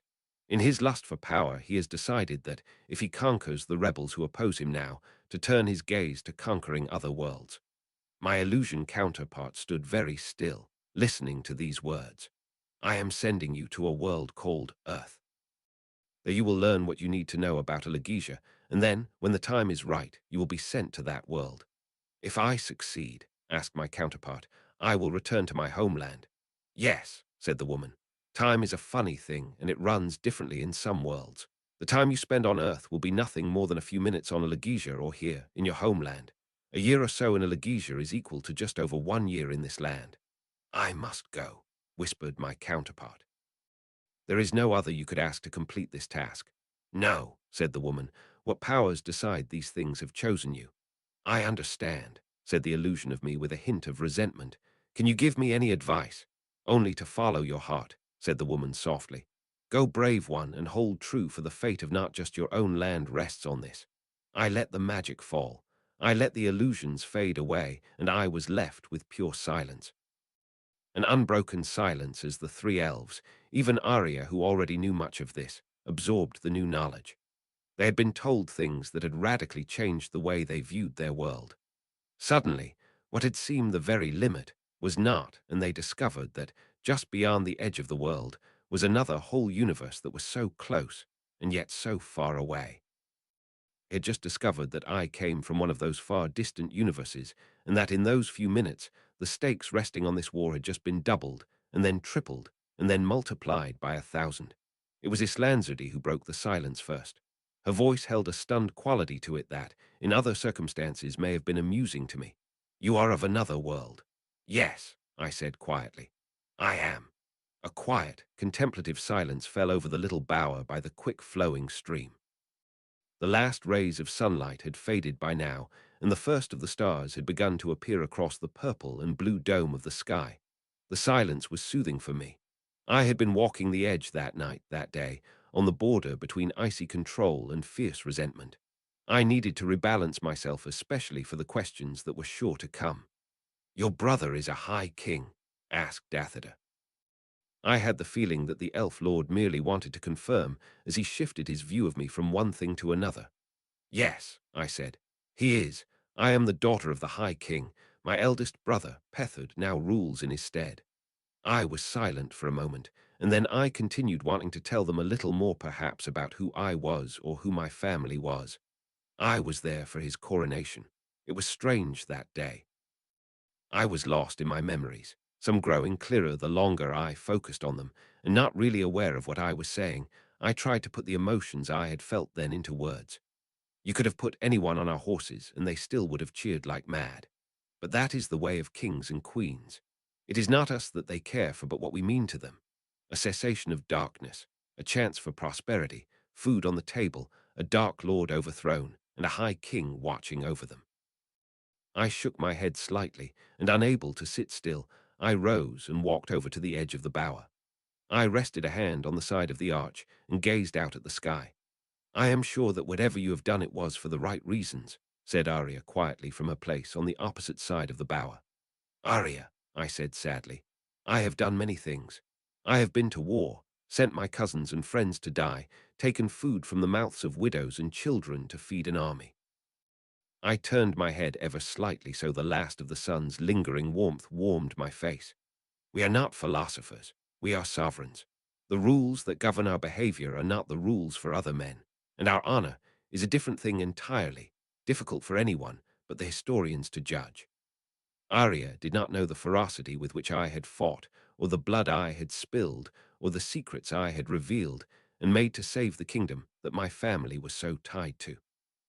I had followed a bloody, costly path because I had been forced to. She did not know that I was only beginning to return to the person I really was, that the more I fought, the more I did, the more I found myself retreating back to that Zoe and less to the girl from Earth. That Zoe could not survive here, and so, like a snake shedding its skin, I shed that girl. I picked up my old weapons, drew on my old armor, and forgot what I had once thought was my life in favor of what I truly was. But reader, oh how I hated it. I quailed at the thought of taking up my old burdens and responsibilities. It was self-doubt that pursues us all that told me this now. It whispered in my ear about my flaw and my failures and my unworthiness. I had avoided it for the most part, but now it was back. It sunk its claws into me, and I found myself desperately wishing I could just go back to Earth. Even if I did succeed in this mission, the road I walked was not easy and never would be easy. It was my fate, and I grew weary of the endless fight, the endless watching, and the endless war. Am I bouncing all over the place, reader? From one extreme to another in a confusing mix? I suppose I am. One moment I want to be all strong and recognized, and the next I want to hide in a deep, dark cave for the rest of eternity. I am sorry about that, but like I told you long ago, I am telling you how I feel, and today at least, that is a complete range of emotionally turbulent things. I do not know what kind of life you live, reader. I do not know if you have ever dealt with something like this. I think you understand, however. I think you are that kind of person. Because no matter how I might have felt when filled with resentment, that was not the path I walked. I might be glad that this queen, this rider and lord knew who I was, that I was working for them and would until it was all said and done. That I could now walk beside them as I truly was, and not cloaked in deception and shadows that I forced others, friends like Aragon and Arya, to bear. I may be glad that, in a fit of childish emotion, I had thrown all my caution and reserve to the wind, and released all that pent-up emotion and magic in a spell that proved without a doubt that I was not of this world. I had spent many a sleepless night making and unmaking my plans. I had done many things, but now, standing looking out at this garden, I knew the hardest of all was still coming. "What will happen now?" asked Oramis. "What will you do? We now know your purpose, but how can we assist you?" I turned and gazed at him. I was surprised to be offered assistance or any kind of support after the words we had exchanged. It was a complete left fielder. For a second I was speechless, and I did not know what to say. When I had recovered my voice, I started slowly. "I must ask that everything I have shared with you goes no further. Galbatorix cannot know I am here if he knew that someone like me was her then." I shivered at the thought and continued, "He will search for me, and then he will find me. I may be strong, but I cannot withstand him forever. One mistake, one single mistake, and we will all go tumbling into defeat." "It shall go no further," said Dathida. The elf lord gazed at me steadily. "You have my most sincere apologies for doubting you, my lady." It was an honest apology, for the ancient language did not leave room for falseness or feelings that were not truly felt, and I was grateful for it. "Indeed," said Islanzardi. The queen was gazing at me so intensely that I shifted slightly at its force. I smiled slightly and nodded. "I must also ask that none of you share the truth of my identity with anyone or treat me any differently than an ambassador would normally be treated." They gave their words, their oaths, without complaint. In some ways, telling elves was far easier than telling mortals ever would be. Elves understand about secrets. They understand about keeping things close and waiting until the right moment. Us mortals do not have eternity to keep things quiet, and so, fair enough, we speak too quickly about things we should be silent about. "Thank you," said Oramis. The rider met my eyes and trapped my gaze in their silver depths. "Thank you for fighting alongside us, even if this battle is not truly yours." As I gazed at the rider, I saw the same determination I had seen in Saphira when she had a purpose. It was the drive and single-minded determination of a dragon tempered with the reserve and cold logic of the elf. What a dangerous combination, reader. I inclined my head, glad to break the staring contest between the rider and I, for I did not know how to respond to his words. It seemed my tongue had stopped working all of a sudden. It was then that Islanzardi spoke. "The stakes resting on this war have only increased. We now are fighting a war upon which countless thousands of lives rest. The future has only become more clouded, and we are still not strong enough to face Galbatorix." I shook my head firmly. "So long as there are still those who are brave enough to believe in it, then we will have victory. I have hope. Hope in Alagaesia. Hope in victory. Hope that we will win this war and that the balance will be restored." My words were true, but I do not think anyone at that particular moment believed them, but I could only hope that they would soon. Oramis rose, and behind him, Islanzadi also rose, and so did Dathida. It seemed our meeting was over, and despite everything, I was glad that it had happened the way it had. At least this was behind me, and now the real story would begin. Islanzadi led the way out of the small gazebo and into the garden surrounding it. Farewells were said, and just as she turned to leave with Arya beside her, the queen turned and met my eyes. "I think I understand you better, Lady Zoe. You and I are not so different." It was true, reader. The Queen of Du Weldenvarden and I were not so different from each other. We had both suffered, and we had both made sacrifices that others could not understand. Yet, despite that, there were some key differences between us that we shall not go into now. Suffice to say, we had an understanding, and that was enough. Understanding was all we needed right now. As the Queen and my friend and ally, Arya, turned to go accompanied by Lord Dathida.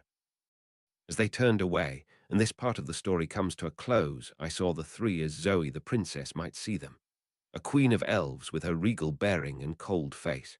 A princess all grim determination and steely pride. An elf lord watchful and careful but strong nonetheless. In those few, short seconds, I felt a little hope flare inside me. Strength there was here, but just as important, if not more, there was desire. A desire that had burned long within this hidden kingdom, as anger and bitter revenge added fuel. Perhaps I had misjudged these elves with their perfect ways and airy-fairy views of the world. Perhaps they were the patient ones in this whole adventure, the smart ones who had chosen to wait and wait until the perfect moment to spring forward and exact revenge for each elven life that had been taken, for each dragon that had been killed, and each injustice that Galbatorix had committed. Perhaps, when released, this was a desire that would carry us all the way to the end, to victory or to defeat, but it would take us there. I turned and met the watchful grey eyes of Oramis. The elf held out his arm, and long practice and manners coming into play, I gracefully accepted it and allowed him to lead me through the gardens and corridors of Tildari Hall. We were silent, each absorbed in our own thoughts. It seemed too silent, for we were the only ones it seemed in this part of the hall. Oramis broke the silence. "How long have you been with Iragan?" "Since Yazuak," I said. "I parted with them for a time after Term, but found myself once again with both him and Brahm after Drasleona." "I see," said Oramis, and he fell silent once more, until we came to an open circular courtyard beyond which I knew lay the very front of Tildari Hall. "Glida would like to meet you," said the rider with a quick glance to the sky. "But before he arrives, I have a question for you." "A single question?" I asked with a smile. "I do not mind answering more than one, my lord." The elf chuckled. "It is true that I have many for you. I wish to know more of your land, your past, and your people. Perhaps you would indulge me." It seemed like such a small request to me, reader. It did not seem hard at all to speak of such things to someone like Oramis. Someone so old and wise could be trusted with such things. I knew he would listen, that he would understand what I was trying to say, and that, whatever I told him, he would keep silent of. "It would be my honor," I said quietly, "to share what I can with you, my lord, though I cannot share everything." A rare smile graced the rider's face, and while it faded quickly, I caught sight of the elf that he must have been before the fall, before all of this mess destroyed him. "Perhaps in the evenings you would care to come to my place on the crags of Telnar." "I shall be there," I said with a smile. "But what was the question you had for me tonight?" The elf was silent for a long moment as he studied the starry sky. At last he spoke, and his words were heavy. "My time is nearly over, Lady Zoe, and so is Glida's. We have but a little left, enough to help Iragan and Saphira, but it might not be enough to see this war to its end." The elf turned and gazed at me with such intensity that it made me shift uncomfortably and look away, for I was unable to hold it. "I want you to promise me that you will be there for Iragan and for Saphira. You are the only one here who is not bound by loyalties to either the elves, the dwarves, or the Varden. You are the only independent power, even if you do accept some things like the chance to be ambassador." I looked out across the courtyard as I considered the elf's words. I had already sworn to do as much as I could for Iragan and Saphira. I knew I had to. I knew what rested on their success and their determination to succeed even when all odds were against them. I also knew that Oramis was right. I was independent. My loyalty belonged to my brother in a far distant world. Only the bonds of friendship tied me to the Varden and the dwarves in this world. In the end, if I was forced to, I could break those bonds even if doing so would be the last resort in a truly desperate situation, but oaths, made in a language that held you accountable, were as binding as chains. I looked back to the rider who was watching me quietly and nodded my head. I swear it to you like I swore it to myself, and to Brahm when I first came here. Thank you, said Oramis. The rider glanced up and gestured with his one hand.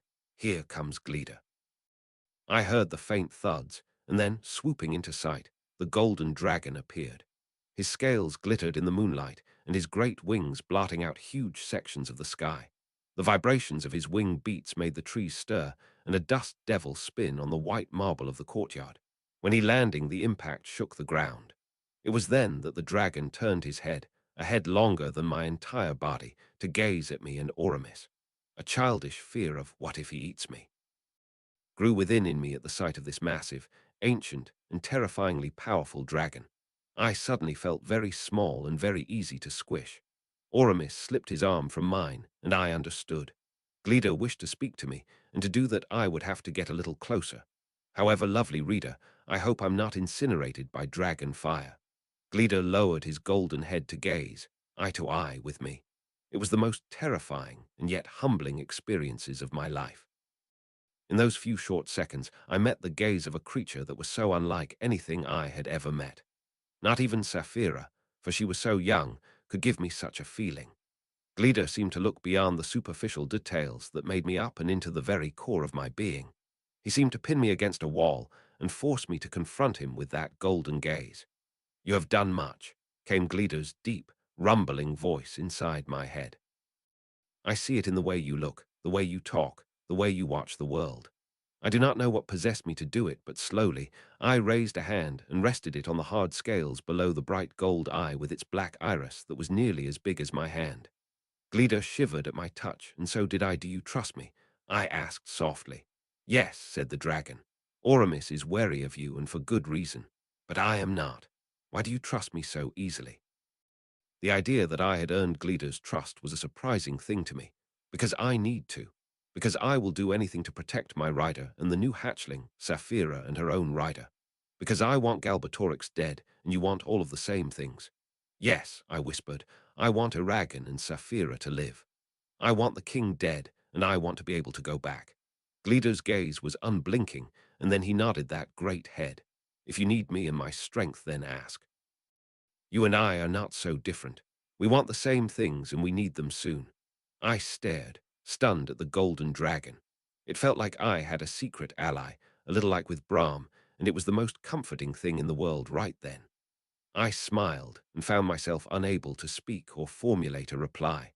I knew Glida understood, and that he could feel my gratitude and overwhelming thanks even if I could not articulate it. Sometimes feelings cannot be put into words, and this was one of those times.